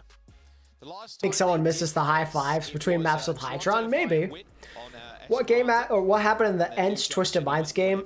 Ents choosing to put Kevster on Symmetra and playing Mauga comps, while Twisted Minds played a better composition. Esperan'a, I really like Esperan'a, and I think one of the big reasons why it's one of the better push maps is because the variety of comps that you can play. You can play the Mauga, play the Ram, you know, Ryan if you really want, if you want to be crazy about it, but you can play the Doomfist, which we've seen actually a lot of coming from teams like Toronto Defiant, who've played the Doomfist here before. So maybe that's what they're going to end up rolling out with here. And if you're Timeless, knowing that you've played against them on this map, I mean, having the same map set definitely helps in terms of like scouting, right? Maybe you come out with the Orisa straight out the gate to try and shut someone down.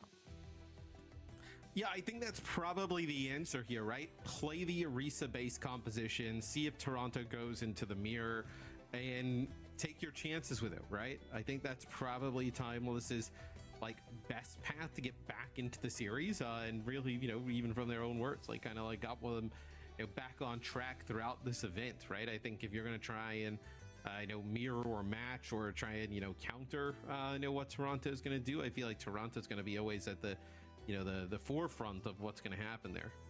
Random question, but why do you want Venture? What do you want Venture's ult to be? I think it's going to be it. For them to dig a giant hole and people fall in it and die. It'll be all said and done, but yeah, Timeless running the cast, very much predicting that someone's going to be on the Doomfist. But we've seen how the cast rolls out before.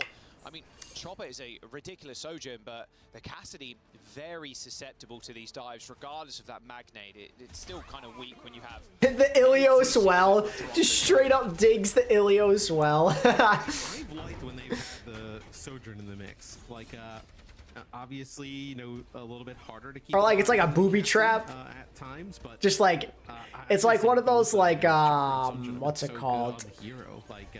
One of those cliche traps that you see in like cartoons where like the hole is covered up by something, you step on it and you just fall in it, but then they die. I still favor the sojourn, I think, most of the time. Yeah, I definitely feel the same way. Feels like they're just trying to counter comp right now, just counter someone to the highest degree. Well, Sugar Free's had a really good series, right? I know in right there, Sugar Free goes to the back line, picks up the kill on Rocket. Like, maybe it's kind of more to have to try and, you know, keep this Tracer in check a little bit. Yeah, a lot of that was a disruptor shot as well from Merit. He just put it down, and Rocket was like kind of walking through it, like, oh, please save me, please heal me, and then guess who's in your back line? Well, it's Sugar Free. Here's the push bot. It's going to take that small little lead there, and now they can just hold high ground, just wait for times to roll out the spawn. They're going to play Zarya, so this is like the composition we saw Luminosity play, right? Where they played like, you know, Dante on the Zarya. I believe it was Vision on the Cassidy, so like, this is a different look from Timeless. Definitely one where you're going to have a little It's probably going to be a 4-0. With a bubble. In all likelihood. Riker's going to go onto a Zarya here. Yeah, just, they're going extra defensive. The cast, the Zarya. Trying to mitigate someone's impact on the game. And it still may not matter because Merit exists. Well, Merit's got Railgun, Matt. And they have Rush too. That is a very quick fight. That Rush just... it's just too much, man. There's just no way. They kill Vega, but whatever. This is Lucio. He'll get back in time. Yeah, they get just backed into a corner, right? And you get back to that really short corner up there on the high ground. Kitsune Rush, Doomfist flying in. I know Tracer from one side, Sojourn, Disruptor shot, and all the damage from the other. I mean, no way you're living through that. It's, Merit will charge a rail shot. Back up here to the high ground. They do be getting smothered though. Checkpoint already. We just started basically. Not good. Line of sight onto the bot. Although Toronto Defiant is just backing up at this point. They don't really need to press the issue. Although Merit definitely... Riker so screwed. Just looking at the Zarya. Oh, no bubbles, no problem. Or Merit gives a little 360 there, making sure he doesn't get picked out of the sky by the Cassidy ultimate. Uh-oh. Chopper is in a little bit of trouble. Yep. Like milk and a butter churn. He is donezo, bro. Just turned into a different substance entirely.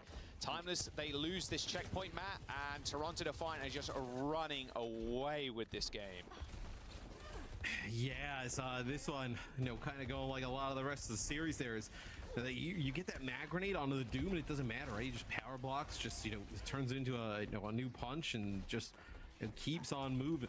As Timeless, the benefit for them will be double support ult here. You're probably trying to build this up for, you know, RuPaul here. coming up. As you don't have to play down here if you're Toronto, right? You can kind of play up on this high. Yeah, Riker's has to play like so defensively. Like, I don't know, man. He has to save these bubbles just to make sure his team doesn't get obliterated. Toronto are playing it so well. Okay, they lost Sugar Free. There's something. From Vega to save Sugar Free, but they can still attempt to fight this. As yeah, RuPaul does have that rush. It's whether they actually want to or not. All right, full charge, Grav. Let's go. Going to be able to pinch them if they choose to go through that mega health pack room, but it doesn't look like it. It looks like they're going to. What would I do for a Rhine rework? Give him a lot more sustainability. Reward Rhine for holding shield somehow. Rotating away. Very good grab, just catching someone on the rotate there. RuPaul did have Suzu, but you know, Suzu to grab is... Just make Rhine super busted so you have to play him. He was like, I got this. While he was stuck in the grab, ends up using his rush. So pretty fortunate there for Timeless, as someone now will go over to Winston here. So Monkey continue to play that Doomfist into this Cassidy plus Zarya setup. Just you know, really difficult to just kind of like mow through both those characters, where the Winston offers a little bit more flexibility. Give Rhine a second hammer, genius. Got to find a way to deal with Riker though. Riker's pretty. Give Rhine a gun. Opener using the sound barrier to try and keep Riker up. Riker was pretty high energy as well, to be fair. Like, let him yeet his hammer like Thor's hammer. To get topped off as well, but now they don't really need to worry about it. That'd be kind of cool. Just get a free overclock here potentially. The ball rework? I don't have the slightest clue. Okay, is Sugar Free just going to run away with these kills? Maybe, maybe not. Rocket gets a post bomb onto Vega. Mary's trying to find a head to click on, but time is just way too scared of it, and rightfully so. Here comes the rush from CJ, trying to find a split up at this point, as they were trying to go very deep and get Merit some damage and get some kills in. So maybe they're going to have to escort Merit out. He's on the high ground, and Timeless closing in on that checkpoint map. Yeah, I think Toronto, though, just wants to deny checkpoint. I think that's what they're focused on in the moment. And, yeah, you jumped in that small room, disruptor shots, and Winston cleave damage on everybody. Now we get the bot going the opposite way. So even with Timeless winning, like, you know, 2 fights in a row there, not able to result in a take of the checkpoint. And now you're in a scary situation because, I mean, look at this. Ball second grapple. With a Deadeye here. Give Ball 4 guns instead of 2. Spider-Man. You can use both of these and maybe even get to like 100 meters or so, get close to a completion. Don't worry though, we got Deadeye. Worst ult in the game. Don't worry, guys. Well, there's the rush. Chopper's in trouble and he's in desperate need of some help. Unfortunately, he does end up going down, but not after throwing a magnate out and killing someone. But I mean, Merit, he's try and come at the king. Luckily, though, actually, Rocket's there to dethrone. Let Ball crouch. Ah, yes. It's just kind of ripping and roaring in that small corridor. That was a lucky kill. Well, maybe lucky. Kill with a magnate onto someone. If someone doesn't go down there, Matt, that is a very. Let Ball be demeched like Diva, so you run around as like a little hamster. No, if you don't lose that tank, you're in a great position. This will be the checkpoint here for Timeless. They are definitely not out of this, Jack, just yet. As not. What? They're down about 20-something meters, right? They're going to have basically all 5. Still in it. Come on, Timeless. So if there's ever a time for Timeless. 5 ults. You have a chance to take the lead right here. Down 0-2. Half the clutch up here. 5 ultimates in Timeless's bank right now. Do not let anyone get picked here. How? How does he go down? He had a bubble and a Suzu and he still died? Okay, that's insane. Okay, Rocket, wait, Rocket? Rocket wins these?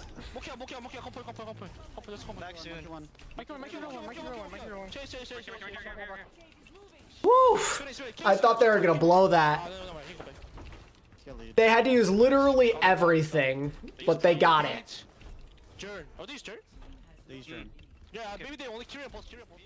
5 ultimates invested into that fight, but they've gained the lead. Timeless are not out of this just yet. Trying to define.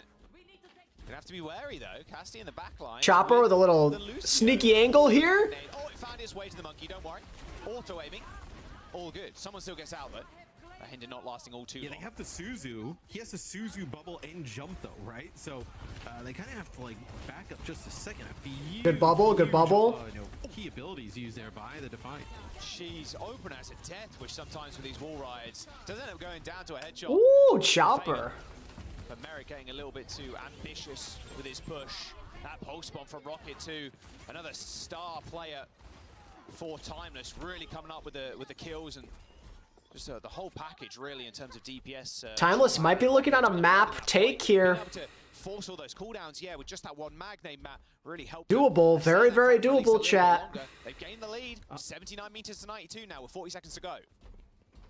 Yeah, it's massive, right? Gaining the lead is, the other day we saw Luminosity run this. Let Ryan, a tornado spin that lets him move vertically. That sounds hilarious. Like consistently, there were moments where you're like, okay, this is pretty nice. And now see Timeless running it, and really showing why even Luminosity probably went towards that, as it can be pretty strong in certain situations. Everybody is so low. Oh no. The Suzu didn't hit Riker. If you can maybe find like an exit pick, that would be really nice. Force a recall though. Goes through the rush of time. It's a pretty risky maneuver. Alright, you just get out, that's fine. You got another fight. Oh, rip. I don't know why he did that. Just get out. That was a really, really bad decision by Chopper. I don't know what he was cooking. Yeah, Timeless takes the fight so early though. Oh no, oh no, oh no, this is not where you want to be. Nice little hint there onto Mary, but is it going to hinder this? They choked. They choked. They choked. The veteran presence from Toronto Defiant wins. Man. That's so tragic. 3-0 lead in this series. Looking like a timeless game. Tisk. Able to get the checkpoint, got the lead. They needed to just get out. I don't know why they stayed there for so long. Like, die on cart or get out. Like, I don't know why Chopper was high nooning there. He just staggered himself. Yeah, that's a brutal. And it doesn't help that when they took the lead, they had to use all 5 ults. Man, that's the difference between a young and an experienced team, though, at the end of the day, chat. Like, hey, we weren't in that one. Like, they battled back into that map so hard, and then to kind of just lose it all at the end, that's really difficult, especially now being down 0-3. You win that map, hey, like, we're right back in it, right? New Junk City coming up, like, we know we can play pretty well there. Vibes are starting to be a little bit better, but to lose that map in the fashion they did, that's a really tough loss there for Timeless. It's a really tough loss on the mental for sure. A 3-0 lead for Toronto Defiant right now. Determined to not lose a single map after they lost 2 Timeless previously. I mean, right now, and you're expecting this team to do extremely well. You're expecting this team to be the top of North America just on name value alone. It'd be crazy to think that they go through the upper bracket. The mid left with Hydra unreal. They come to the finals and they lose 0. Like, it's like they were just holding out on us. Yeah, a little bit. Sounds good, Max. Thanks for hanging out. There's been a little bit more time for this meta, not really to get kind of figured out, but like for teams to have a great understanding of like, okay, if they do this, this is what we're going to go for, and this is what we're going to try and do. Where Toronto have all the pieces in place to, just come up with some tremendous plays. So stats after that map, look, you lose maps in Overwatch, stats are always going to look pretty poor. So nothing to really glean too much from this. Pretty big, damage disparity there, right? 6K. Yeah, in favor of the Defiant, but Timeless on the other side, right? 3K in healing. So everything kind of just gets evened out eventually. It's really just man, the way Timeless, you fight back and then you lose in the end. That is difficult to get the mental back on track. Yeah, I mean, Toronto, they do seem cool, calm and collected every time we jump to a listen in. Let's have a little listen into the final few moments of that last map there. Real turn, push, they're not taking. I point, letting I point. I'm going. Guess what? Throw me. Careful.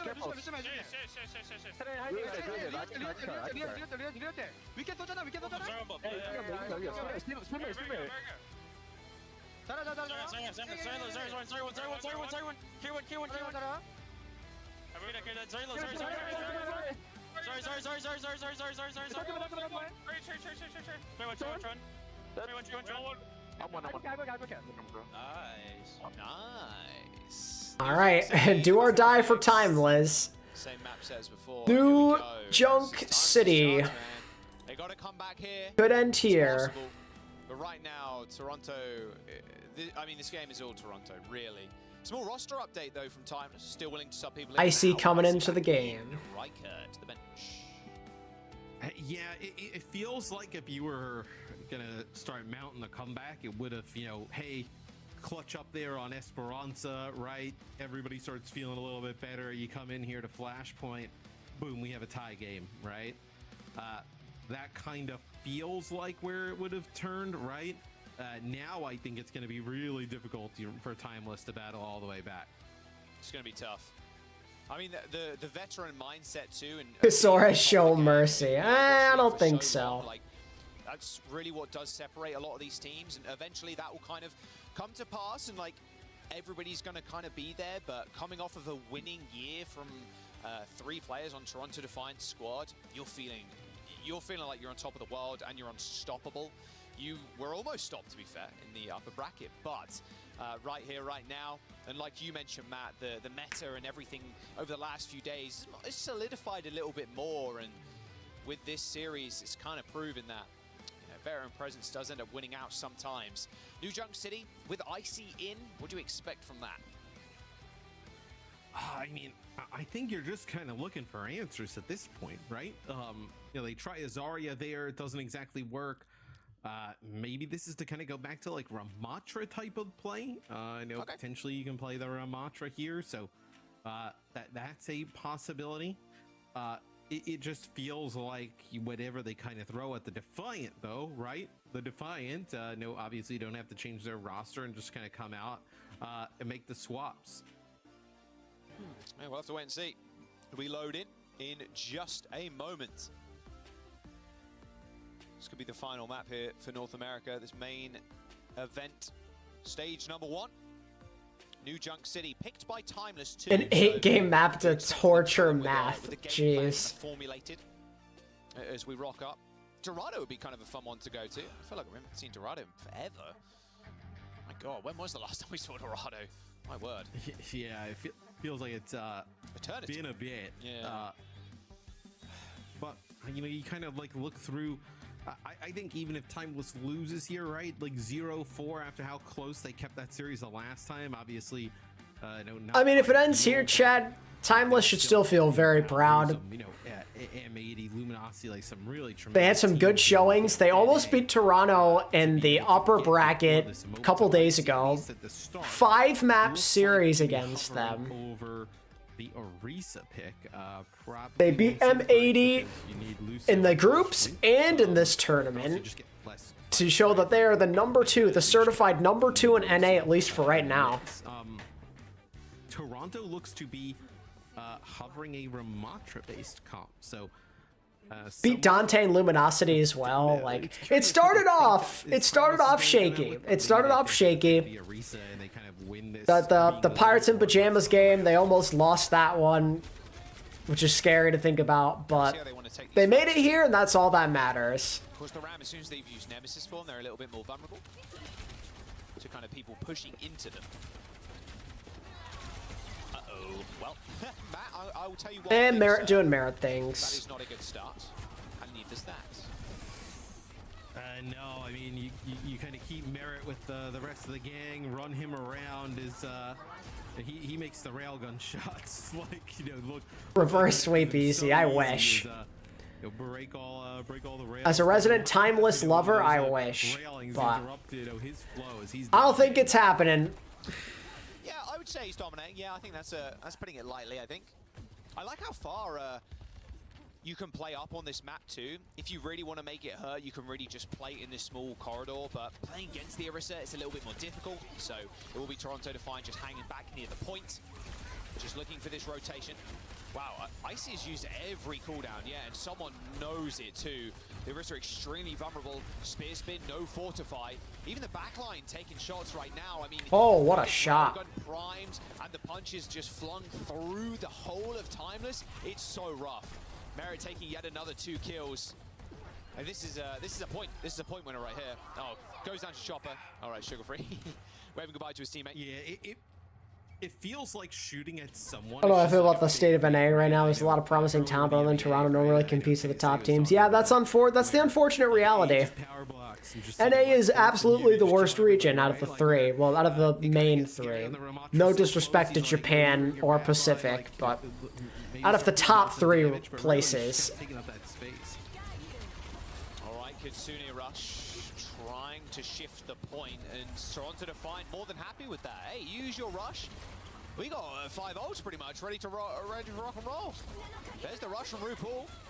I mean, Rocket trying to get in, but what can he really do? I mean, Merit's going to charge this railgun up at lightning speed.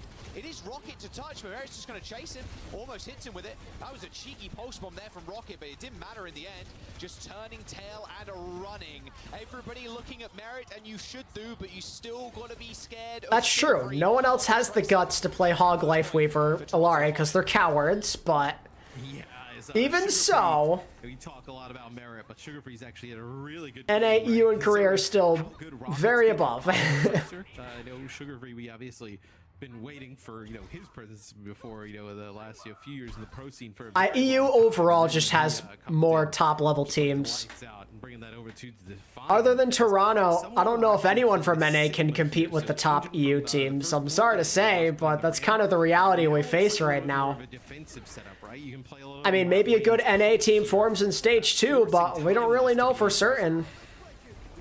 Just break it down. Rocket didn't receive that sound barrier, sadly.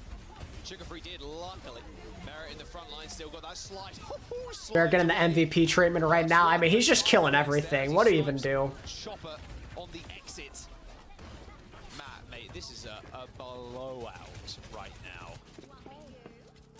Yeah, I mean, this is just a Toronto Defiant masterclass. Like, it feels like someone just can, hey, I'm going to go back to the spawn and just play a different tank, right? Just kind of constantly just juggling through the roster of tanks. Is Icy will play the Ram, so they play Sigma. You don't want to get, you can kind of like do a little bit of long range damage as a Rematch, and then, be a little bit more effective in the close range as a Rematch than Sigma. So that's kind of the answer there. But look, someone, if he falls, right, you're just going to see them go back to the spawn and just counterpick it. Funny, we see the counterpick of tanks, and all the other players stay exactly the same. Ooh. No need to change anything else to make these comps work. My God, Sugar Free start Rocket there. Luckily, CJ was quick to throw down a Suzu. Just a cleansing milk. Oh, the E. Nice E as well by someone. You step up, you get the pulse in, and then you die. You get shot, you die. Timeless end up capping the points, but at what cost? Toronto Defiant can still fight this, especially now Chopper's dead. I mean, you just got to clear off Icy. Right? Yeah, as soon as understandable, Keon. You can do anything, and that's a promise. Railgun available to him as well.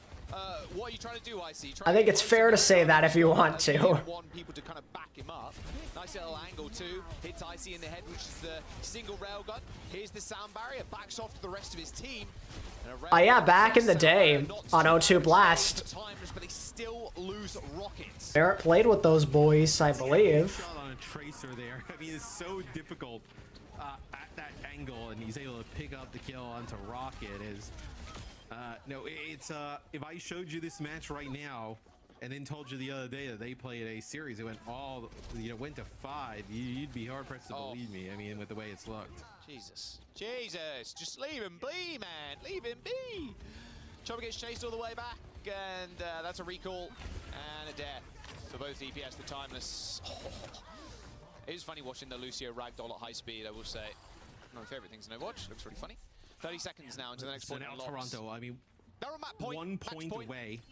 Yeah, back in the day, O2, they had Proper and Merit, and then they had Chio. What a sick team, man. In the mix, no way on the side of Timeless to like interrupt that, right?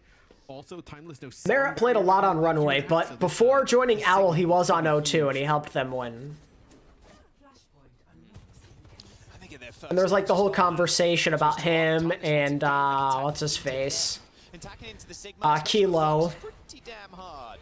Oh, and Chopper's already dead. Like I said, Matt, a different pace.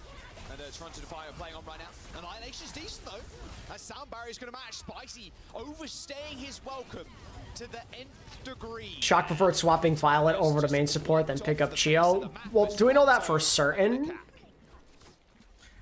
Yes, I mean, maybe there's a chance Chio preferred Dallas's offer. You never know for sure. The other day, knowing how close it was. Sometimes I believe so, Keon. I think that fell through though. Like they knew that now that hey, Timeless is a serious team. Like we need to ramp it up to 11. Your average Overwatch finals, true. Looks like We don't. It's just funny headcanon. I guess so. Someone still with this flux. Still no sound barrier for Timeless as well. Still waiting for that flux to come out. That's a good pulse. Pulse hit? There's no Suzu That's crazy. Someone still manages to stay alive. Finally, Merit is down, but not before he can take Rocket with him. It's like Rocket has a magnet on his head. And Merit is perma, just making sure he pays. Finn was a good prospect, it's true. Chopper, but I think this might just be it, Matt. 80% and a stomp. Timeless are getting pushed back. It's This is GG. Counting now. Who touches? Who touches? I mean, it's got to be opener. I mean, but he's not even going to make it. He's down, Matt. He is down. I mean, Toronto. GG's. No Toronto fumbles to be found. Congrats, Toronto Defiant. You did it. You won a tournament. You got first place.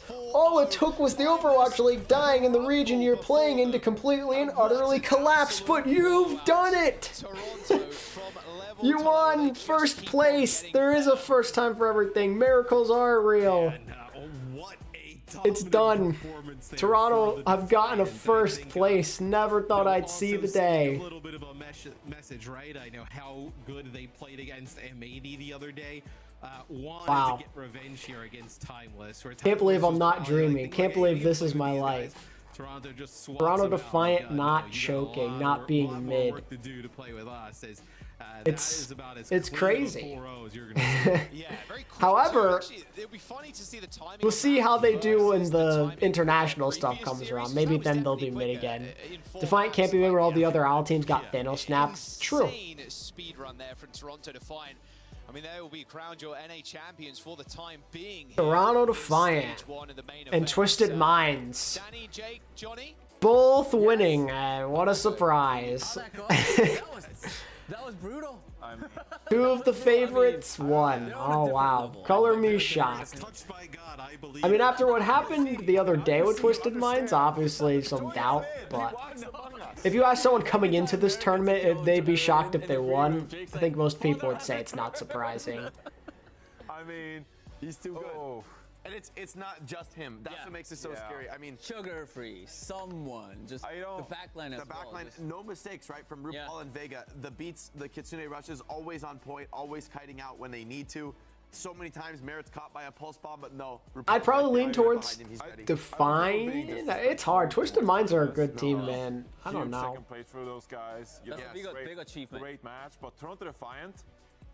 Ew! Like, that was disgusting. I think I might lean towards Defiant though because of their tank versatility, and because they have Merit to like counteract. Guys, walk us through the match. Not counteract, but you know, like play at the level of courts. I mean, all right, there were some moments, right? Like, we started that first round, you know, we did a little warm-up round. Look at that. Making a recap video. I'll probably make something along those lines. I'll figure it out. Oh, God. There will be some videos that are made, though, so stay tuned. Korea, NA, EMEA, there will be some content, chat. I'll figure it out. I may need to take a day to rest, though, first, because I've been streaming the last 3 days, and my voice may need some time to recover after going all out the last 3 days. I think that when the Winston mirror came out, we really felt a gap here. Someone is just, he's an insanely flexible player, and that's what we always talk about. But his Winston, I feel like, is the hero where I'll have some stuff coming out, though. the peak of his potential, where his individual skill is really showcased. Some kind of like NA, EMEA, like debriefing, I think. The last series, it was there's gonna be a Korea video. which they're very, very good players. At least one Korea video. One or two Korea videos. I might recap their groups. I may not. I'm not entirely certain, but I'm gonna do that. I'm gonna do a preview for their tournament that's coming up. I want to make a What is Wrong with Genesis video, so that may be something I also look into. Should be a busy week. I'll have some stuff coming up, chat, so just look out for that. I'm gonna work hard this week, close out March in a strong way. Just don't understand. And of course, player of the match. Merit 106 and 18. Woof. 106 elimination. Thank you, Keanu. Appreciate you, man. I mean, I haven't seen a finals. This one, Rizzy. Oh my God! Wait, one more. Oh. Okay, that's enough merit glazing for one day. I'm gonna probably head out now, chat. I wish the finals matches were a bit closer, but what can you do? I'm gonna rest for a bit, eat some dinner, and hopefully see you guys in the comment section soon. Look out for the videos. Have yourselves a good rest of your nights, and I will hopefully see you in another stream very, very soon. Peace.